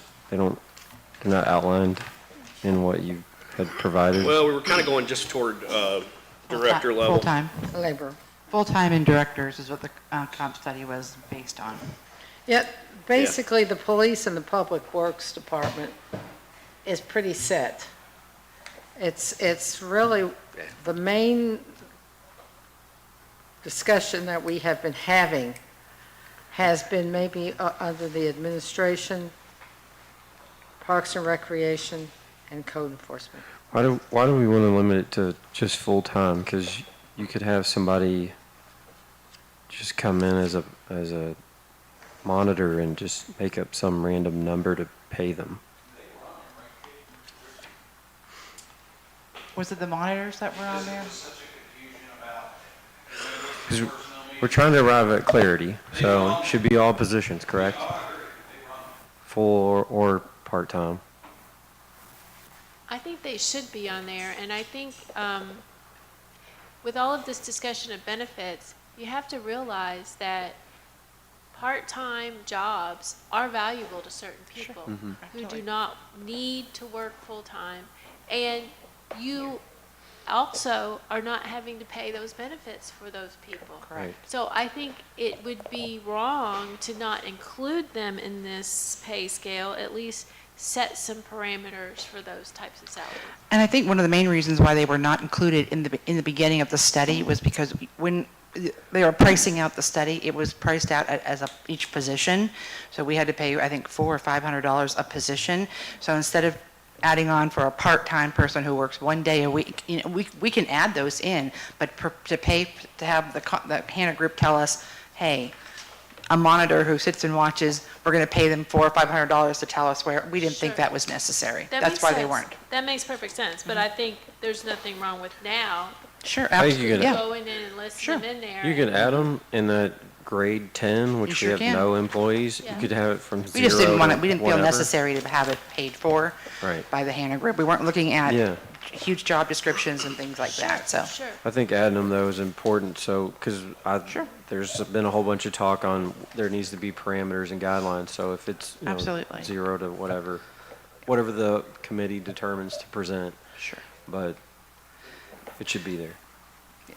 And if I'm allowed to, am I allowed to say something or no? I didn't know if I could say something. Yeah, you can say something. Okay. Going back to when I was asked to research 10 cities of our size, I wanted to clarify, you can't look at just the title of the job, because if I take code enforcement, I might have checked out 10 cities where 8 of them had code enforcement officers. None of those code enforcement officers did business license and compensation tax. So you can't really compare a pay range for that with what a typical code enforcement officer does. Our jobs here, where we wear many hats. My position wears many hats. I went out and talked to 10 cities of our size, demographic from 8,000 employees to 8,000 residents to 14,000 residents. None of the HR directors ran transportation department. Some of them did payroll, some did not. You just can't compare it just by the city size. You have to look at the actual job description and what they do and base it on that. And that's what the Hannah Group did. They took our job descriptions and they detailed it down to what we do in that job. That's why it was very important to me as an HR director to make sure those job descriptions were as accurate as could be, with the most valuable information to get an accurate study performed. They base these off of the position name. No, they did it off the job description, not so much the position name. It's what we supplied them. Okay, where are we with first reading with this tonight, or are we going back to start over? I think we're going to have to go back and not start over. Just but do revise a it. fa- Thank you, please not start. No. Just no. revise it. Just revise this, and then bring it back to the July meeting. Yeah, because the committee agreed, we were unanimous on what we got, we just need to clean up a little bit, get rid of those things and call it a first reading and be done with it. But that also negates the budget, doesn't it? So we gotta skip that as well, correct? No, hope not. Hope not. But anyway, let's get this done first, Jason. All right. As far as what, we're going to consider this tonight with these, talked about changes as a first reading, correct? No. No, we No? can't. We have to rewrite it and then Okay, all right. represent it in the July meeting, which Okay, I will all right. make that motion. One I of guess the can I things- do it as a motion? I'll second it to make a motion to Motion redo made this. by Lucy, second by Jason Kinzer to revise this thing and be ready for a first reading, the first meeting of July. Well, as Trey pointed out, one of the primary differences in this is the creation of a new job position called Transportation Director and Human Resources. You no longer have, like some cities have, a Transportation Director part-time and it's Right. combined with an HR Director. We have created a position here called Transportation Director and HR, all as one. And we no longer have a Transportation Director and an HR Director. Right. It's two positions. Because that's what this, by moving Transportation Director and HR Director into the same line item, creates a position which is required by law to be done by the legislative branch or the city council. So. Well, Beach, what about? You've eliminated two positions, the HR Director and the Transportation Director. Because if you remember, 2 years ago, we created the position of HR Director. Kenneth brought up a good point. Right now, the Parks Director is also doing the job of IT Director.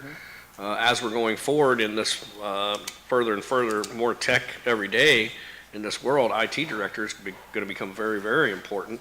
Not that it's not already, but I think that needs to be added in as well. I think Right, that's. I mean, do you want to have all I mean, these it's funky listed as a job positions? description. Well, heck, why aren't the other ones listed as job descriptions? You know, in my restaurant, I'm the HR director, I'm the transportation director, I'm the IT director, I'm the garbage director, you know, I mean, Yeah, I mean, do you want to have all these made-up names of positions you put together because that same person does two things? and I think that's the Or do problem. you just want to have this person's a part-time HR director and a part-time transportation Right, director? right. And you put a little footnote at the bottom like I had on the first draft of this, which was copied from the city of Ludlow, which was passed by them without so much argument.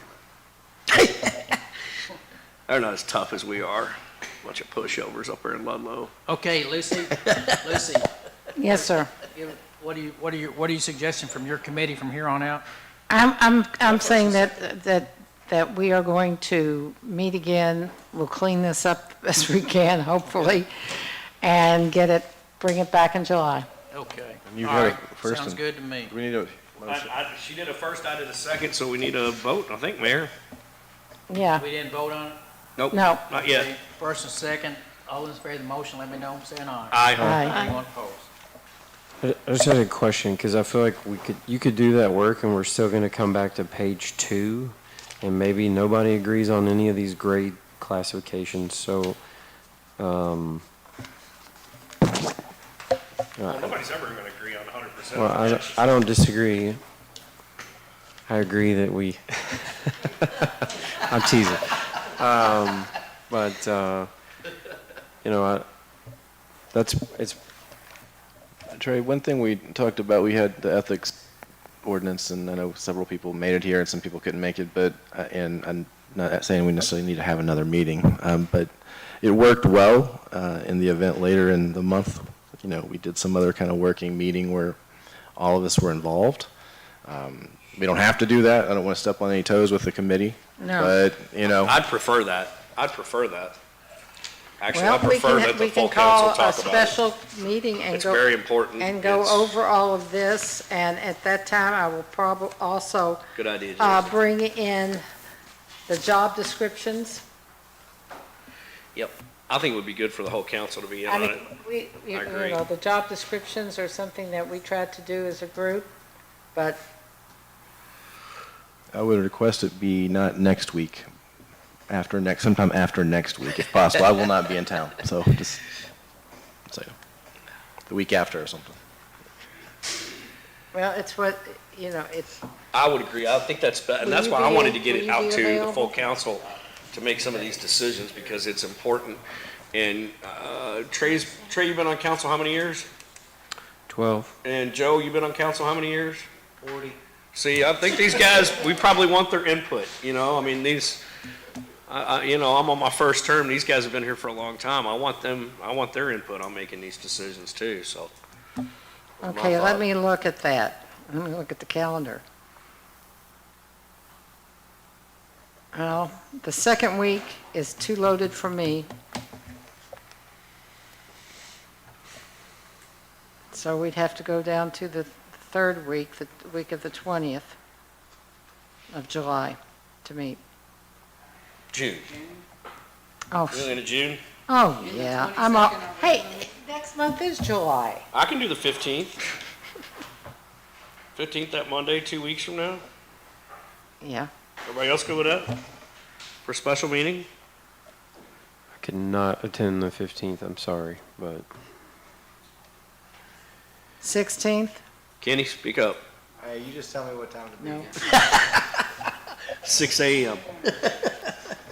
16th is supposed to be ordinance committee. The 16th is ordinance committee? Uh-huh. Well, the 15th is a Monday. That's what I was saying, 2 weeks from today. 1/5. Trey wasn't available. What about the 20th? Okay, I have to think, this is a person who works late. 22nd, I'm out. No, I think we all need to be here for this. 17th or the 18th of June.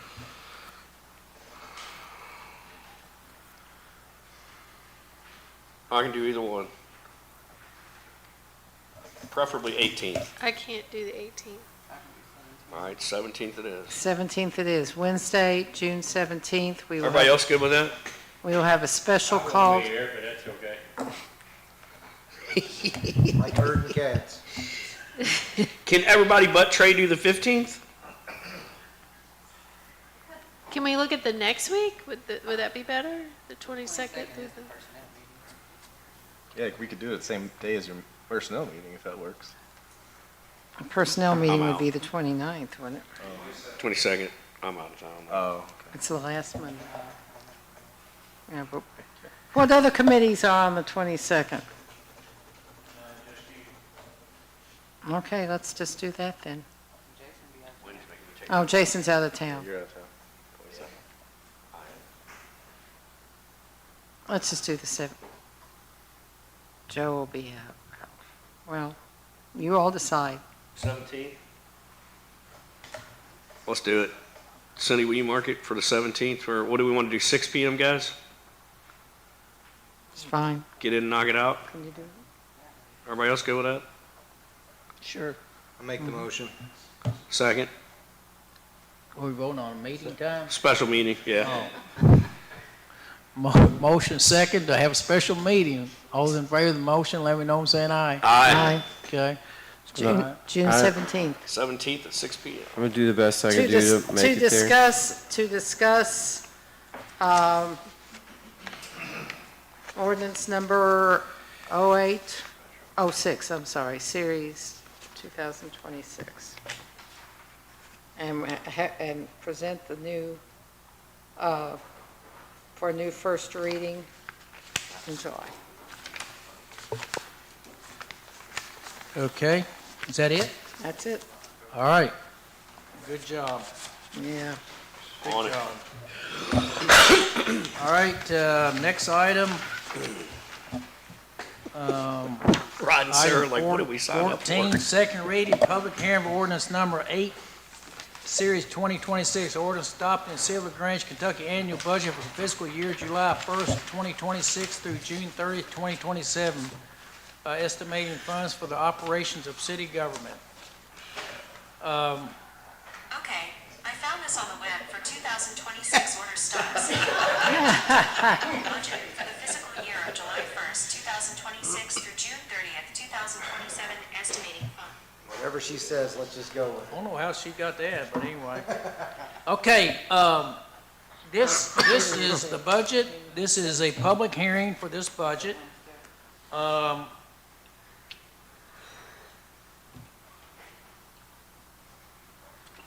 You know, I don't know really what to say about our situation with our employees and what we've had placed in this budget.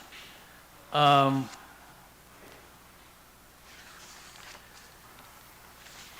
need to have a budget passed by July 1st, if at all possible.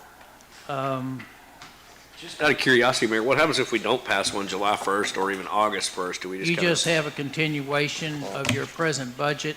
Gotcha. What you're operating under until you get one passed. Okay, so it's not the end of the world. It's not the end of the world.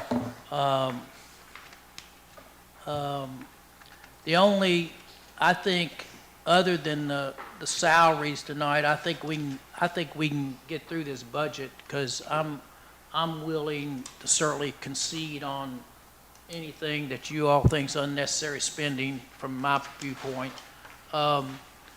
One being the archway, we got a lot of write-up in the paper, a lot of comments, but before we get there, I don't know, Mr. Craigmile, you have any opinions on this situation tonight?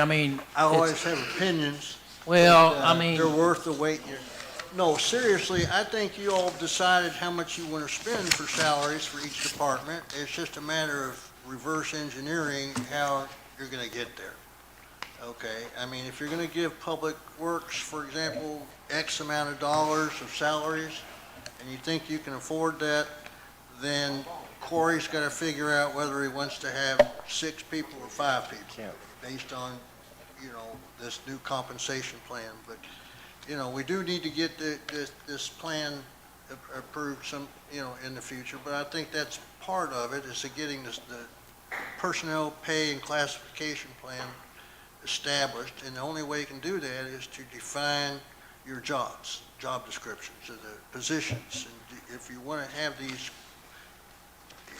part of what you'll do at this next meeting, at the personnel group, is to decide, or a special meeting, is to decide for sure whether you want to have combination positions that are two different jobs, or you want to break it back to what it was before, which was you have an HR director and a transportation director, and whether those people are full-time or part-time or however. But it really doesn't, that's part of what you have to do. But in terms of... Let me ask you this. Let me, okay. I know you, I'm trying to, we're trying to have a public hearing for the adoption of the budget tonight. So in order to get that going, I need a motion and a second to adopt the budget. Whether it passes or not, I need to at least get a motion and a second to hear some things out. And then I gotta give the public the opportunity to speak to the budget. So I'm willing to concede a number of different things in the budget to get it passed, and I think we can get that done, I hope. But, so, would that be acceptable to the council? Mayor, if, I was wondering if on items 15, 16, 17, and 18, if we moved forward with those tonight, because item number 14 budget is definitely in part related to the salary issues. And if those aren't determined, then that's kind of open. Well, By law, we have to have a balanced budget, correct, by state statute? well, you can use, we got carryover cash, Jason Kinzer. We can use carryover money. You can always do that. And, if you've got money in the bank and your expenditures are higher than your actual income, then you can take carryover cash and place it there, and that's considered a balanced budget. That's the reason you try to save money and things like that. So that's considered balanced, okay? So that's just the way it works. I would think in the interest of time, because it's already after 10, that item 14 could be a part of that special called meeting on the 17th.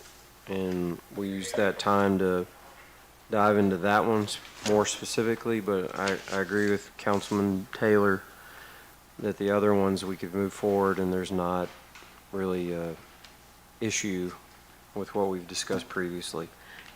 I agree that we could not cover 14 and we can just cover the others, but we can't do a second reading and special meeting. Well, That would have to be July 1st. Yeah, right. The only correction I would say is that we would have that first reading in the July 17th meeting.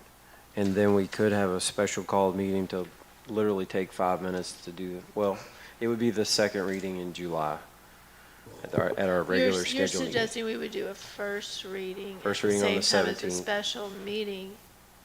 We couldn't do it at the same time because we're still determining that ordinance that's impacting that. Well, we could have it the day after for 5 minutes and just do the reading to Yeah. satisfy the first reading.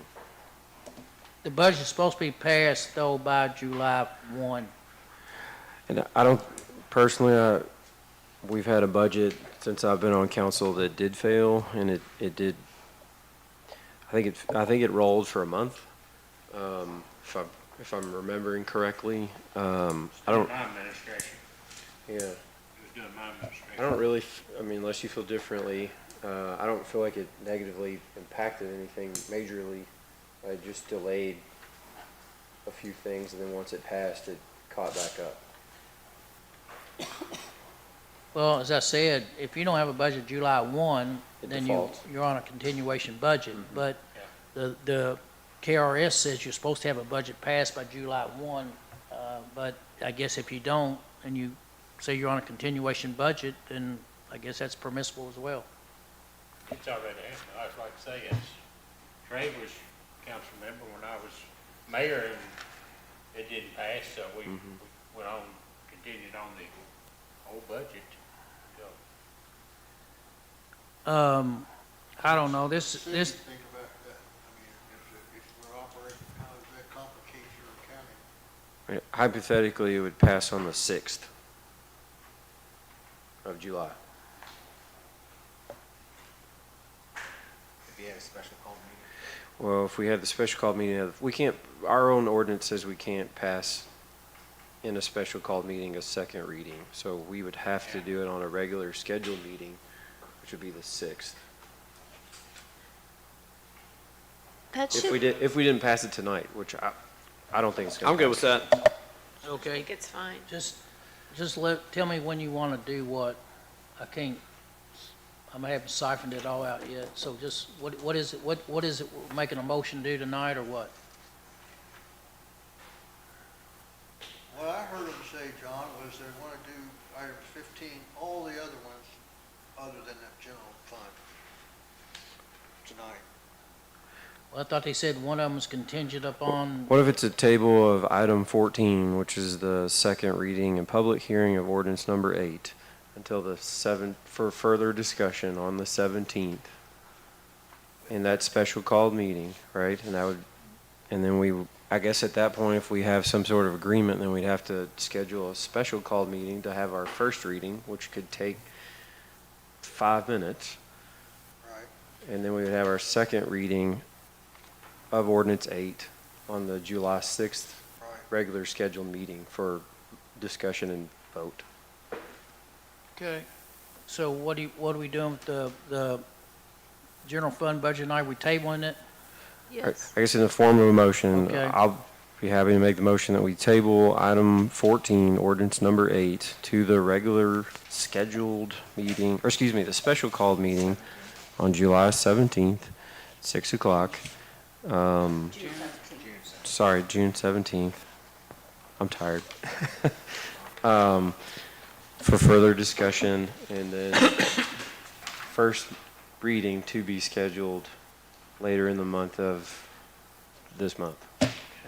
Can we schedule For two the next- special meetings in one night? In other words, can we schedule, if we said the Well, first, It just reading- has to be on the agenda, so it'd be 2 items for that special called meeting. So you that know what would- I'm saying, though? Can we schedule on the 17th, the first one at 6, and the second one, another special meeting at 6:45 PM? I don't know if that's legal. We wouldn't have to, it'd just be a special called meeting at 6 with 2 items.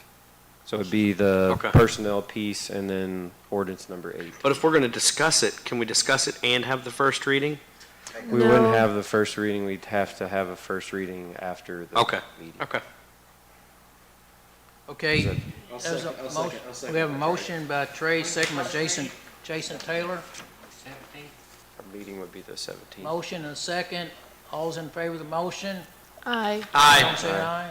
Anyone opposed? Okay, great. And All right. if you do, once you do table it, you don't have to do anything if you, later on, once you table it, it just, unless you pick it back up, it just goes away. Yeah. Okay, item 15, what are we doing with that tonight? We discussing it, or are we going on with it? All right, item 15, second read, public hearing for ordinance number 9, series 2026, an ordinance adopting the City of Grange, Kentucky alcohol regulatory fees budget for the fiscal year July 1, 2026 through June 30, 2027. Is there a motion? Motion. Motion made by Jason Second. Kinzer, second by who? Trey. Trey. All right, we have a motion second. Now we have a motion, we need a motion, a second, go into public hearing. What? What was the first motion and the second motion for, to do It's what? just to get it in the To- discussion mode and To pass. To support. accept ordinance number 9. Support of. Motion to So, approve. now we need a motion, a second, go into public hearing. So moved. Motion made by Trey. I'll second. Second by Laura Taylor. Any further discussion on that motion? If not, all those in favor of the motion, let me know by saying aye. Aye. Thank you. Okay, we're in the public hearing. The public's here. Blaine? Blaine? Anyone here tonight in support of ordinance number 15? Number 9. And Blaine Anderson. Ordinance number 9. Ordinance I mean, not, I mean, ordinance number 9, series Number 9. 2026, in terms of regulatory fees. Anyone here tonight want to speak in behalf of support of?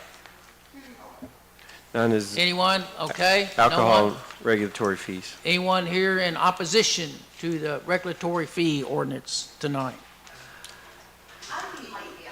I'm going to ask some questions. Okay. Glad you got over your laryngitis, Sarah. I'm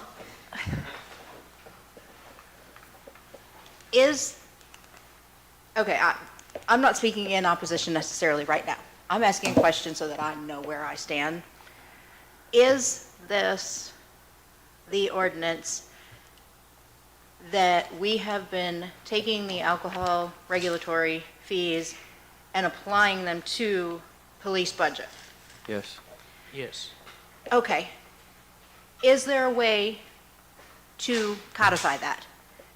So rather than that's what we have been doing, is there a way to rewrite this ordinance to propose that and protect that money so it is going to police, isn't being used for anything else, and that we actually have that in the ordinance? That's the only It's place already- it can be used. It's already That's the only place required. it can be It is used. already in By there. state statute, yeah. Okay, You so can't- this you- cannot be used for anything else? This No, alcohol regulatory no. is only going to police force, correct? Yes, it supplements the police budget. And code enforcement. And it has to be police enforcement of alcohol, And code enforcement. so. Okay, I thought that was where we weren't using it necessarily. Oh, we are. Are we? Is Yes. that- Unless Chief, you know is that something I the don't. only thing that it's used for? Yes. It has the Chief Financial Officer, what do you say? description. Yes, it is used only, Okay. The alcohol regulatory money supports the police on an activity basis percentage, and by state mandate, it can only be used under 3 conditions. That is enforcement, which is law enforcement, education, and the cost of administration of that money, which would include your finance, personnel, administrative officers within our department, or staff that does the licensing, keeping up with the regulatory information, and assisting those establishments or those seeking licensees or licenses within the city. So that's how that is supported and used. That's already defined by the state, that those are the only 3 conditions those alcohol monies can be used for, if that helps clarify. It does. Is there anything that you as police chief would have changed about how it's used or currently? No. I'm going to operate within the state parameters. Okay, because Yeah. there's been a lot of discussion and I don't know, so I'm asking the question. We're very careful, and I know there's questions on fluctuations, on what gets used, what doesn't get used. You have to remember with the national trends that went along, yeah, we weren't using much of it, but we were down as many as 5 officers. You don't have 5 officers on the street, that's 5 cars that aren't getting serviced, 5 cars that aren't getting fueled, 5 people that didn't get trained, 5 salaries. So, and when it comes to equipment cost and things like that, if we were replacing portable breath tests, we're gonna have an alcohol connection to equipment money, or the percentage of other operational costs that we equate to alcohol responses. Okay. Thank you, because I needed that clarified for me in order to know whether I was going to be in support or not. With that being said, thank you for your answers, and if this is protected money that is only used for police, then yes, we should be in support of it. There's my 2 cents. Yeah, sir, I'm pretty hardcore Republican, so I'm all about reducing taxes, but I'm pretty hardcore Republican, so I'm also about supporting the police, and even my restaurant pays the tax, I actually pay it, and I'm for keeping it at the 5%. There's been some arguments that we could lower it, but I think we need a safe city, we need to take care of our cops, so that's where I'm at. Okay, make sure everyone gets heard. No one was supportive of it, and Sarah spoke in support of it, I believe. So anyone else in either support or opposition, I want to make sure everyone gets heard. Okay, if no one else wants to speak, entertain a motion that we bring it back So to the moved. council discussion. Second. Motion made by, who's down there? Me, Trey. Trey, and second by Jason Kinsler. All those in favor of the motion, let me know by saying aye. Aye. Aye. Anyone opposed? Okay, we have a motion, a second, to approve the alcohol regulatory fee ordinance. We have a motion second. Any further discussion on that? No? All those in favor of the motion? Wait a minute, did we come out of, Yeah, we did. We did. Um, You do roll call Any- vote? Roll No call further- vote. Okay, roll call vote. Latasha Bishop, yes. Lucy Ricketts, Yes. Jason Kinzer, Sí, señorita. Jason Taylor, Yes. Joe Davenport, Yes. Kenneth Powell, Yes. Trey Kamer, Yes. Laura Taylor. Yes. Motion passes 8-0. Okay, item 16, second reading, public hearing of ordinance number 10 dash series 2026, ordinance adopting the City of Grange, Kentucky annual city bus budget for the fiscal year July 1st, 2026 through June 30th, 2027. I guess my question there is, since that has salaries involved in it, are we delaying that ordinance?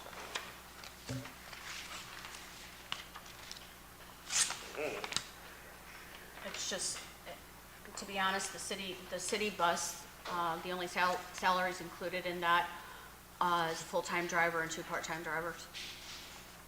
That does not include director salaries. Oh, well, there you go. Okay, then we can hear it. Okay, do we have a motion, a second? So what, oh, we got to have the motion second and then discuss. I'll make Okay. the motion. Motion made by Laura, second by Lucy Ricketts. We have a motion second. Now we need a motion to go in public hearing. So moved. Motion Second. made by Trey, second by Jason Kinzer. All those in favor of the motion, let me know by saying aye. Aye. Okay, we're in public hearing. Who tonight here is in support of this ordinance number 10, number .10 dash series 2026, related to the city bus? Anyone here in support of it? Anyone here in opposition to it, of the expenditure for the city bus? If not, motion to close the public hearing. So moved. Motion made by Second. Trey, second by Lucy. Sound like Lucy or someone? We have a motion second. All those in favor of the motion, let me know by saying aye. Aye. Anyone opposed? Okay, we have a motion, a second, to adopt the City of Grange, Kentucky annual city bus budget. We have a motion. Any further discussion on that? What is, not taking into account the salaries, what is the budget for, what's the total on that bad boy? 159,893. Is it in here and I just didn't see it? Yeah, it's right there, I know. 159,893. 159,893.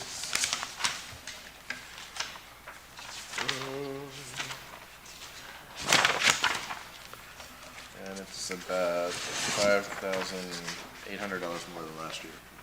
Similar.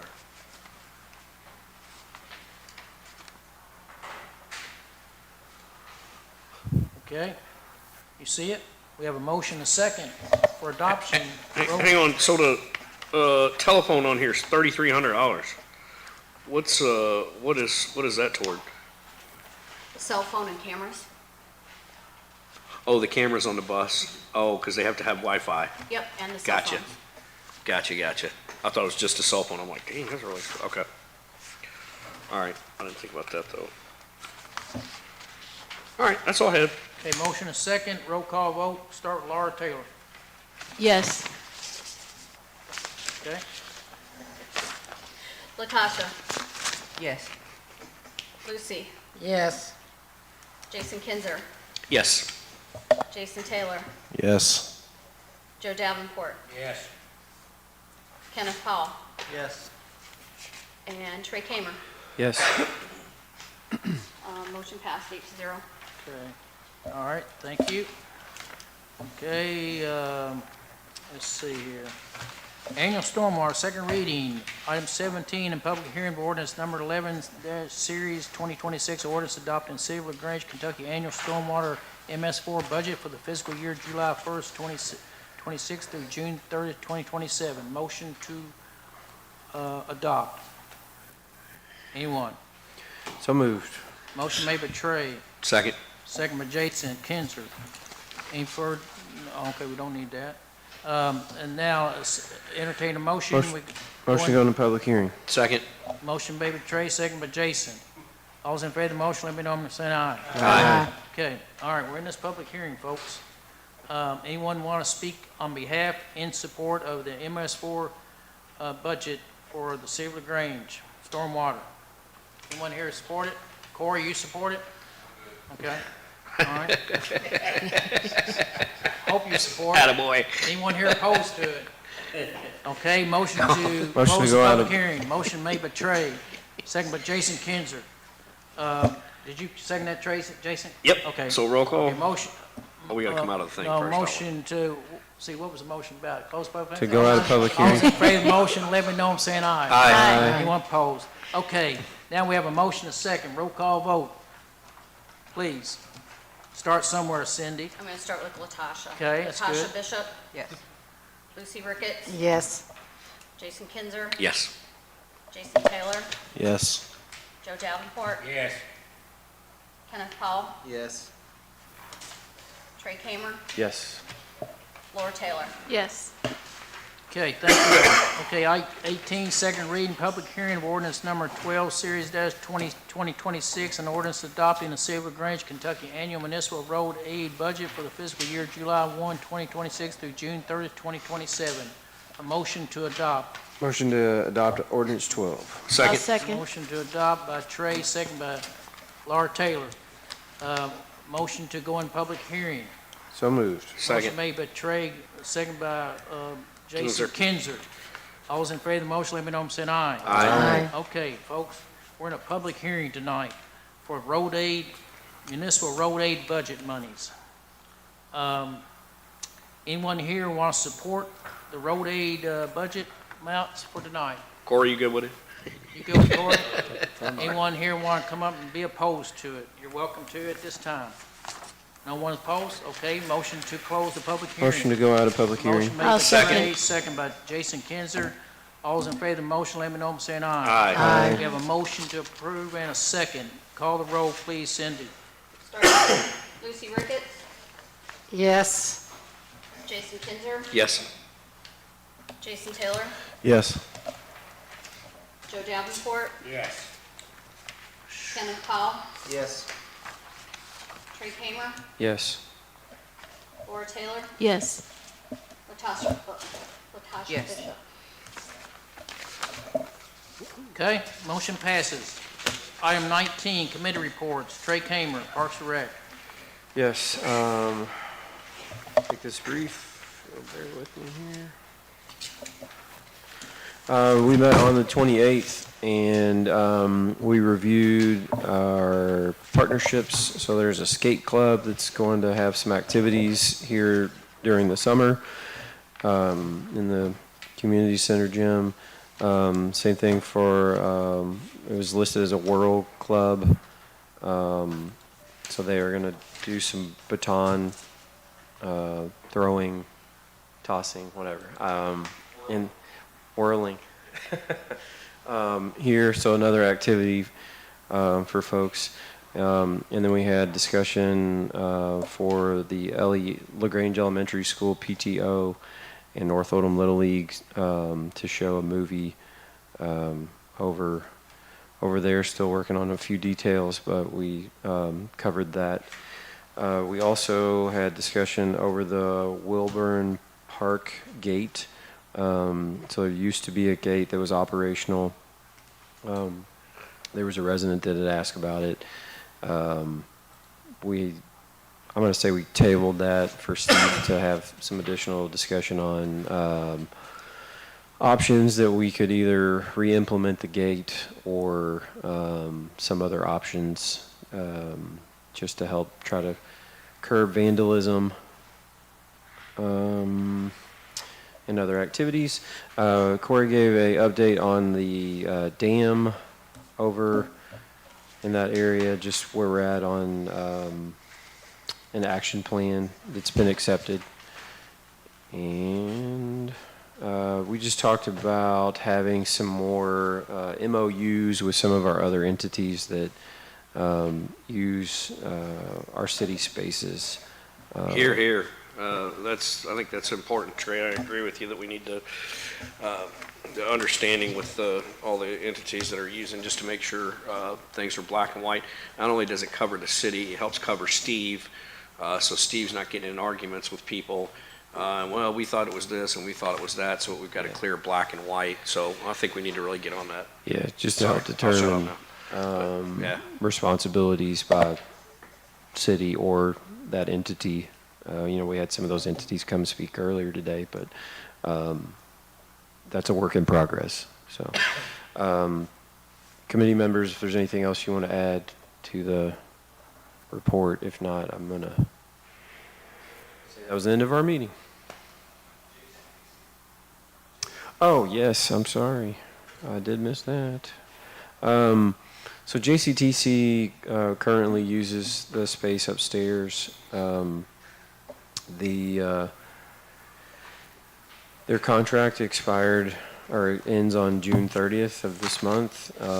There was a new request to extend that and to still pay the same rate. We did make a motion to move out of committee to extend that for another 1-year renewal similar to their current contract. So that did come out of committee 2-0. So I guess from an actionable standpoint, what we would look for is to bring that to the full council to see if you would like to recommend to the mayor to continue to move forward with that agreement with JCTC or not. So the terms would be to extend it for another year. The current rate is $5,000 annually, and our recommendation was for us to continue with that. The only other item that we did add to that was that they would take care of their janitorial services within their own space. And I wanted the council to know too, we've talked about getting, one of the things that would be good to have here in LaGrange, that would be a good business partner, would be getting a technical college or something out here.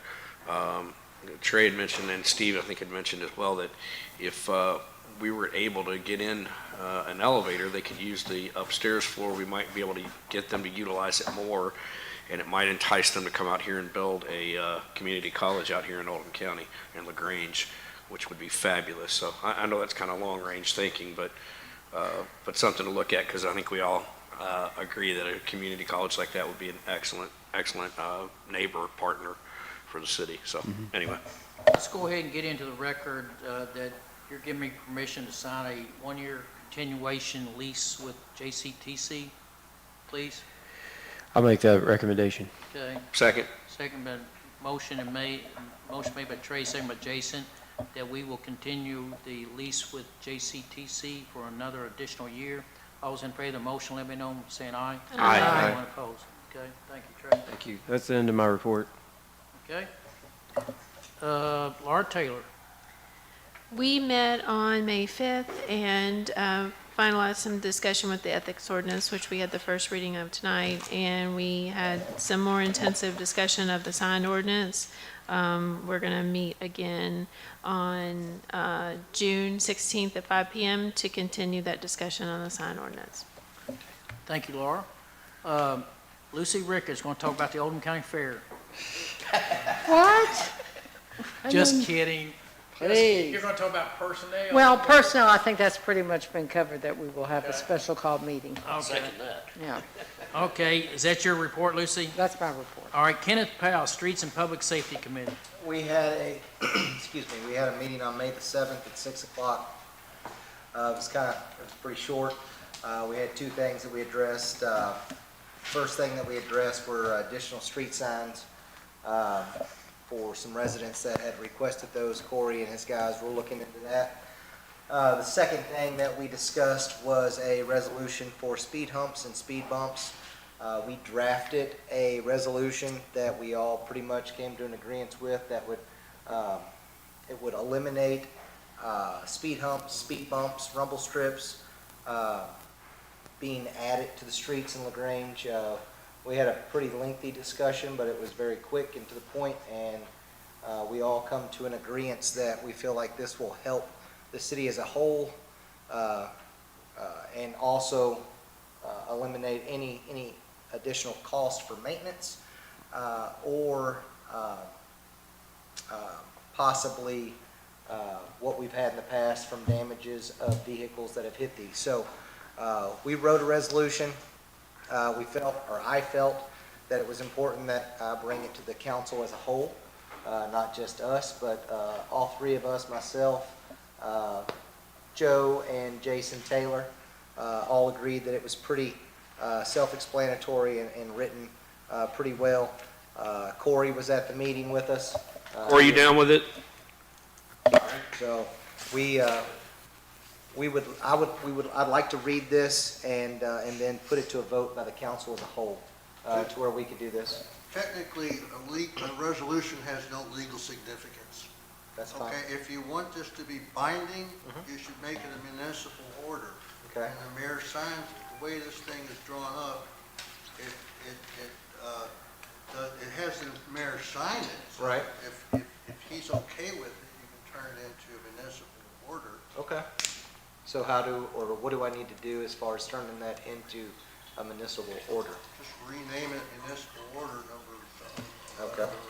Municipal order. So- in that way, that if the mayor's, takes a majority vote.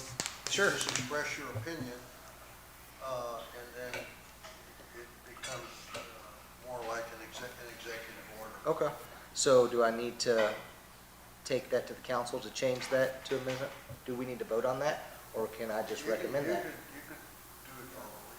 Okay. Just, I would like to change this from a resolution to a municipal order number 02-2026.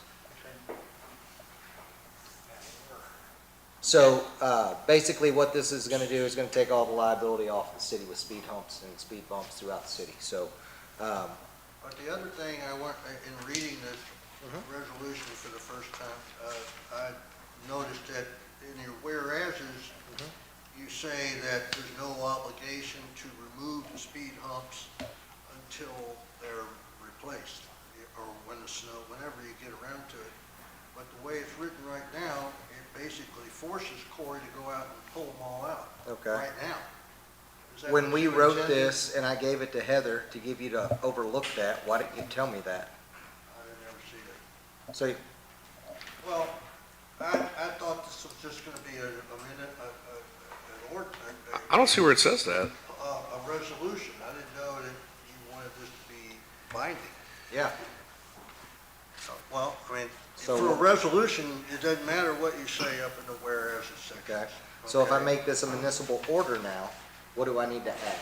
Well, you should have made the whole thing the part about, the whole thing should be a municipal order, not just, you don't need the whereas stuff, you just order it. That, from now on, I don't know what y'all intended, okay? We but- intended to take the If you- liability off of the city with the wasted time, wasted manpower, all the expense, and the nonsense that comes along with public works upkeep and maintenance and the cost of adding speed humps throughout the city. So why is it a municipal order and not an ordinance, Beach? Well, an ordinance would be even better. I mean, I thought there was some emergency. Well, why don't y'all ask me to come to the meeting and then I'll talk to you about it? I mean, she just showed me this thing and I said. So she did show it to you. I just asked you, and you said that you hadn't seen it. Well, I mean, not this thing that was printed out today. I never, this thing printed out today was first, when I first read it. And the way it's written right now is as a resolution. I thought y'all just wanted to express your opinions. I didn't know you were trying to pass a law. Yep. So it's now an Well, then ordinance. You should talk to me personally, not send it to the clerk to say, is this thing legally, is it legal? It's legal. You can say whatever I you did want in tell a you that we resolution. were- You can say it shall not snow on December 24th if you want, okay? That you can pass a resolution that says that, and if God listens, then he'll follow your resolution. Okay. So, wow. So everywhere it says resolution, change that to ordinance and we're good to go, right? Not ordinance. No, we'd have to have a first reading and. Oh, so it could be a first reading? You want Corey to, like, drop everything and go out and pull out all the No. ordinances? All right, then. No, we Why don't don't. you have the city attorney write it for you? And then, an ordinance. And then, I guess you're trying to avoid having two meetings, two meetings, the first and second reading, or you just want to go straight and have it work? I think we just I mean, wanted something you all can consistent see with the what- county. The Yeah. You county, can see what can be done with municipal orders. They- They're they- like executive orders, okay? that the We were, president signs. what we were doing was trying to be consistent with the county, with the speed humps, because they don't allow them, and they have a resolution, just like this. just like the one that we showed right here, that I brought to the last meeting, where I read it, Yeah, really, it doesn't have to be a law. that we wanted to adopt that, and that was the same one that I showed you that the county has. And then we went back and rewrote that to resemble the city to be, Yeah, why would it be a law, actually, now that I think about it? Just here's what we're gonna do. Yeah, but they don't have any now. they don't have any, and that's what we're saying. We're going to eliminate this situation. I don't see mean, why they you never had say, it before. It says does, I mean, Dwayne didn't do a real good job writing this either, but, I see what you're saying. Can we adopt this? And I said, yeah. what is gonna force us to remove them the Yeah, I way didn't this see is that. written? But it says that the city does not allow speed bumps. Right. So you can't have any. If you said from henceforth, there shall be no speed bumps, that could be okay. But we just need to add from henceforth. If that's what we need to do. Okay, I mean, but does not allow implies you gotta get rid of them right now. The city, county didn't have any. Can we call it the bumper humper bill, though? Oh, nobody liked my joke. I thought it was funny. Bumps, speed humps. I think we're all too tired. So we take out now and add from henceforth. Don't put that in the old Is American. that what we need to do, and then we're good? Yeah, So Okay. on one, but if two, you still, three. if you want it to be called a municipal order, I mean, they did it as a resolution. Okay. Okay, if you wanna do it as a resolution and just express your opinion. that's what we wanted to do. This has, We I were- can't help it if the county judge didn't know what he was signing. Okay, so what we were trying to do, was like we explained the last time, was that we were trying to be in coordinates with the county. Okay, So how would you like for us to, what word would you like for us to change right here? Henceforth, instead of now? henceforth. Are you sure? No. Now, if you want me to, like, research it, I would probably, Corey, how are all your policies? I mean, this whole thing about speed humps is a policy that he made up himself, okay? And so it's never been the policy of the city, as I'm aware of, a law or regulation about speed humps like. What there is- happened was there was a former mayor that was paying for them, and now everybody thinks, oh, I'll just call and get one, and we'll pay for it, and we'll pull it out of whatever little bucket we want. Yeah. And then we had people come here at the There's a last process, 2 or 3 though. meetings saying we want speed humps. Exactly. And so Corey said, well, we've got this policy that says we don't do speed humps anymore. And that's, Kenneth, can we And now rename wanna it? have it so that you support what Corey's doing, which is great. Can we rename it the Beach Craig Mile Resolution to do an ordinance, to do a municipal order for the bumper humper bill? That's my only Absolutely. request. You can just, yeah, absolutely, you call it that. Let me ask you this, though. Let me ask you this question.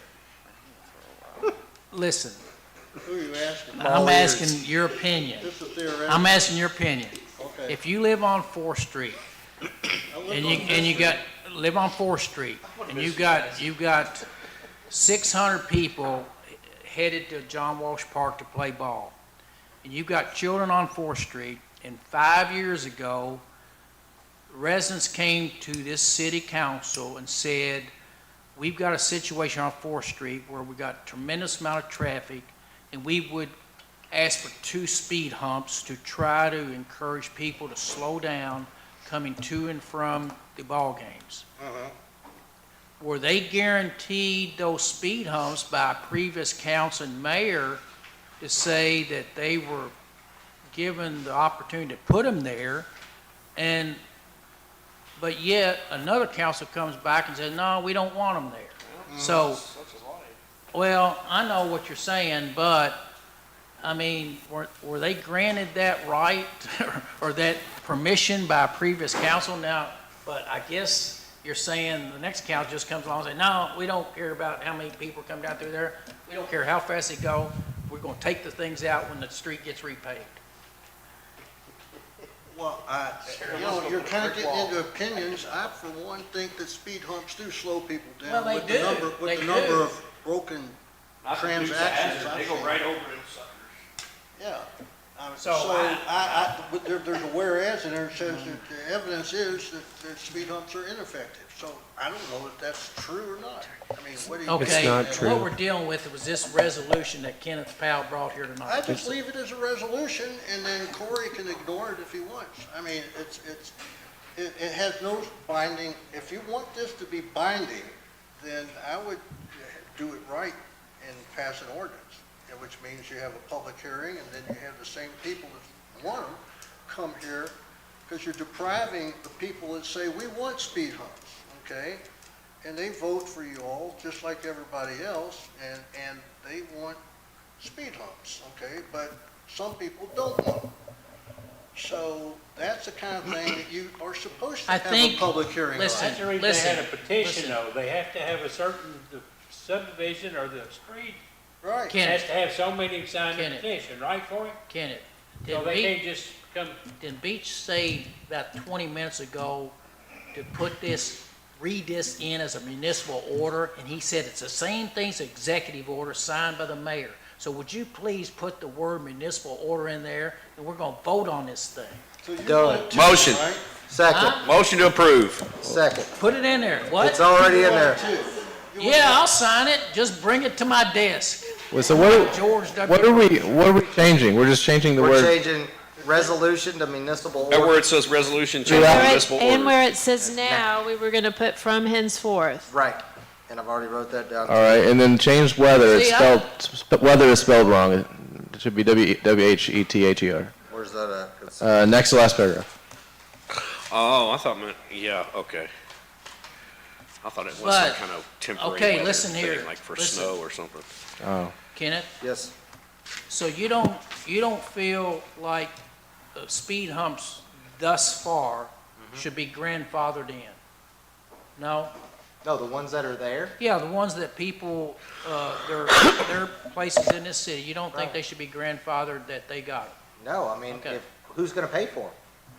We mean, Are we gonna put it in the budget to maintain them? Well, he said he's not gonna go rip them out, Mayor. He just He's doesn't not want to gonna rip 'em out. keep I know, but repairing them but every when time they get when the hit. streets are repaved, like Yeah. up in front of Mayor Lambline's house, he's Right. got one. Right, So that speed hump will go away. yeah, When it's the street is repaved. yep. that's the way they did on Kentucky Avenue, we took them out, because they had wrecks and everything else. All right? Yep. Before they put- Read your municipal order in its entirety, or whatever you want to say. City of LaGrange, Kentucky, municipal order number 2026. Hold on one second real quick. Don't read in that it's municipal order 02, because I don't know if there's been any additional municipal orders. We'll have to get with Heather to assign a municipal order number to it. I think this is the first one here, isn't it? Oh, well, I don't know. whatever, X. I think it's the first one this year. We did one for our personnel plan for employee policies. Okay, we'll let Heather assign that though. Got it. A resolution restricting the installation of speed bumps and/or speed humps within the road right-of-way. Whereas speed bumps and/or speed humps as speed control devices have not proven to reduce the speed between the locations of the control devices, and whereas speed humps or speed bumps and speed humps tend to increase the traffic of adjacent parallel streets, and whereas existing speed bumps and/or speed humps must be removed when damaged or street is repaved, from henceforth, therefore, be it resolved that the city of LaGrange does not allow speed bumps and/or speed humps, whether, and we'll change that, the spelling, temporary or permanent, within the road right-of-way in the city limits of LaGrange. and maybe you should correct the spelling from weather to weather. That's right. From climate change to question of if. You mentioned snow a while ago, Yeah, just put snow parentheses. she made that underneath change. there. Done. Oh, and Okay. henceforth, did you add henceforth? Is that a motion, Kenneth? Yep. Okay, a second Second. on his municipal order. Second. We have Joe, Kenneth made the motion, Joe seconded it. Okay. Any further discussion on this? Yes. Yes, go ahead. So the first whereas is not correct. According to the U.S. Department of Transportation and Federal Highway Administration, this is based on proper spacing. They can reduce or do reduce speeds up to 10 miles per hour. So I don't think the first part's correct. Between the locations of the control devices. Correct. Who said that? The U.S. Department of Transportation. U.S. Department? Yes, the federal government. Also, I live on a street where 2 of these speed humps are. I know plenty of neighbors that, I wasn't personally asked to put them in or not in any petition. I don't really know how they originated. They did appear since I've lived there, so I was living there. But I do know they're valued by the people on the street, including myself. So, just speaking my 2 cents.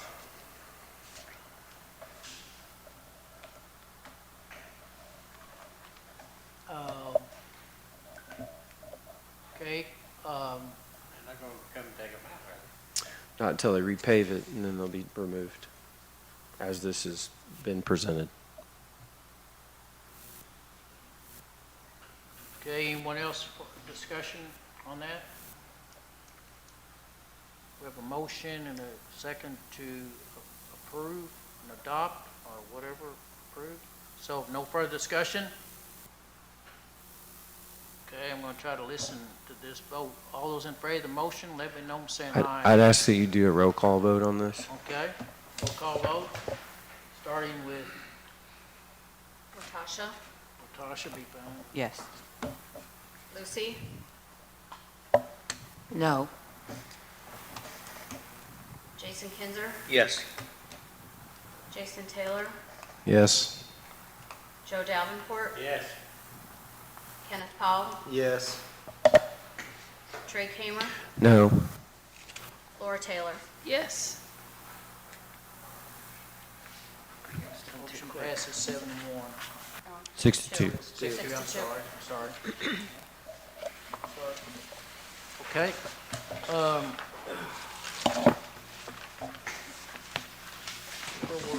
Okay. Is that it? Not quite. public comment. Not quite. Just about. Public comment. Anyone want to speak publicly about anything we've said tonight? Or Speak haven't about- said tonight? We speak about speed humps.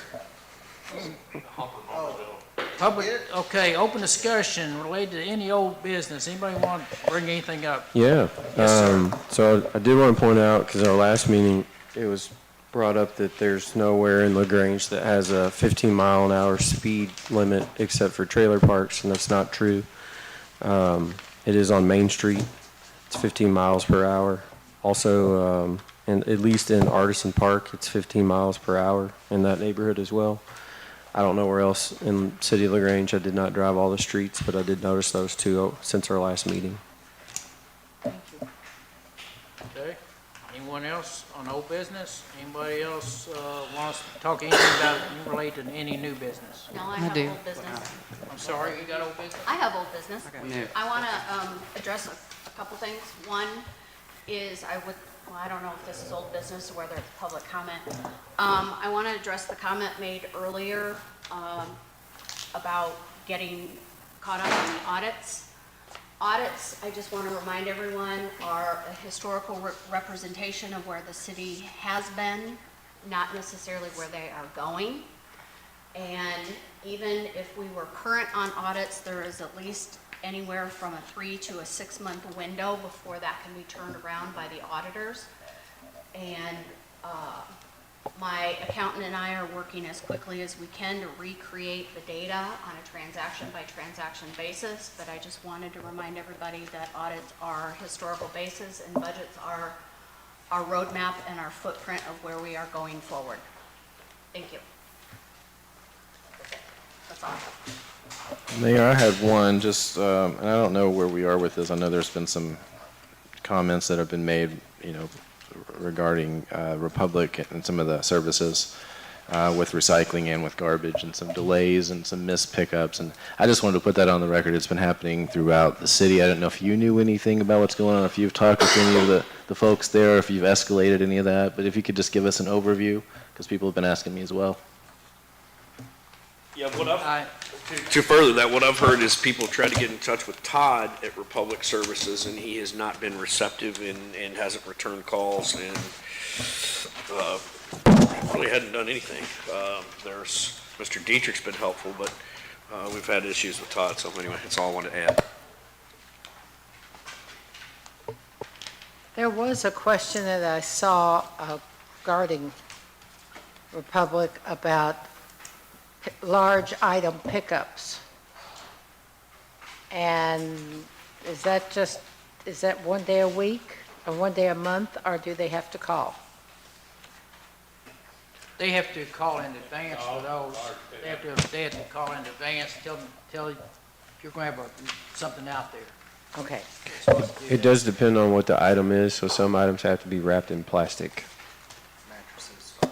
Mattresses and Yeah, I saw a couches, mattress stuff today. like that. I think what you're saying, Jason, Taylor, has some merit to it. So I'm hearing more of those types of matters, and I've called Todd a couple of times, I think myself, in the last few weeks on different situations. So I will be talking with Todd and see what's going on with. I don't like the fact that you can't hardly get a hold of anybody and talk to anybody with your concerns. That's not good. And I know one pickup they made. They picked up Big Man and crushed him. Is that what happened to Big Man? So I know one pickup they made, and I know when they made it. So anyway, I do know they picked up one guy. So, but I will talk to them on everybody else's concerns, you know. Can you ask them, so in the event that they did not do a pickup, like what is the credit policy? Because I know in the wintertime, there was like 3 weeks of no trash pickup in some areas, and people were like, well, I'm paying this bill, but I'm not getting the service. Even recycling, you pay extra for it, and people haven't got their recycling in 2 months. So are they going to be reimbursed? Right. I do recommend people call if they've missed. I think they have, but no one's answering. I called today because we hadn't had any pickup for our recycle since April. Jeez. And Yeah, 2 months. we were out of town, so when we got back, I called, and the can had been out there the entire time. Nobody had picked it up, and they did say they would come tomorrow. We'll see if they do, but Only you or everybody? I'm sorry? Did they say only specifically you in your neighborhood or everyone in LaGrange? You have to call if you want to be on their special pickup. So that's what I did. I called. I said that we've been missed, and I also said in a general way, I've had neighbors say to us that they were unhappy that theirs hadn't been picked up, and they said they were going to escalate the problem. Now, what that means, I don't know. They didn't give an explanation as to what had happened, but I do recommend for anybody that's been missed to call them. It almost sounds like we need our city attorney to take a look at the contract and see at what point Well, are they not meeting their end of the contract, and therefore it's null and void. Let me talk with Todd first. Okay. Okay, and, All right. and tell him what we've been hearing and why, I know one reason they're gonna use is new drivers. I know they're gonna use that. I think they missed a street or two and they blamed it on a new driver. So, I'll just have to see what Todd's answer to some of these issues are and try to get them corrected. Okay, all right, any other new business? If not, what about any announcements for anyone? Any announcements by anybody? Okay, what time is it? We still got an hour. 10:58. No, okay, 10:58. Who wants to make a motion to adjourn? Anyone? Make a motion. Second. Who was first? Laura? 10:58. Who won?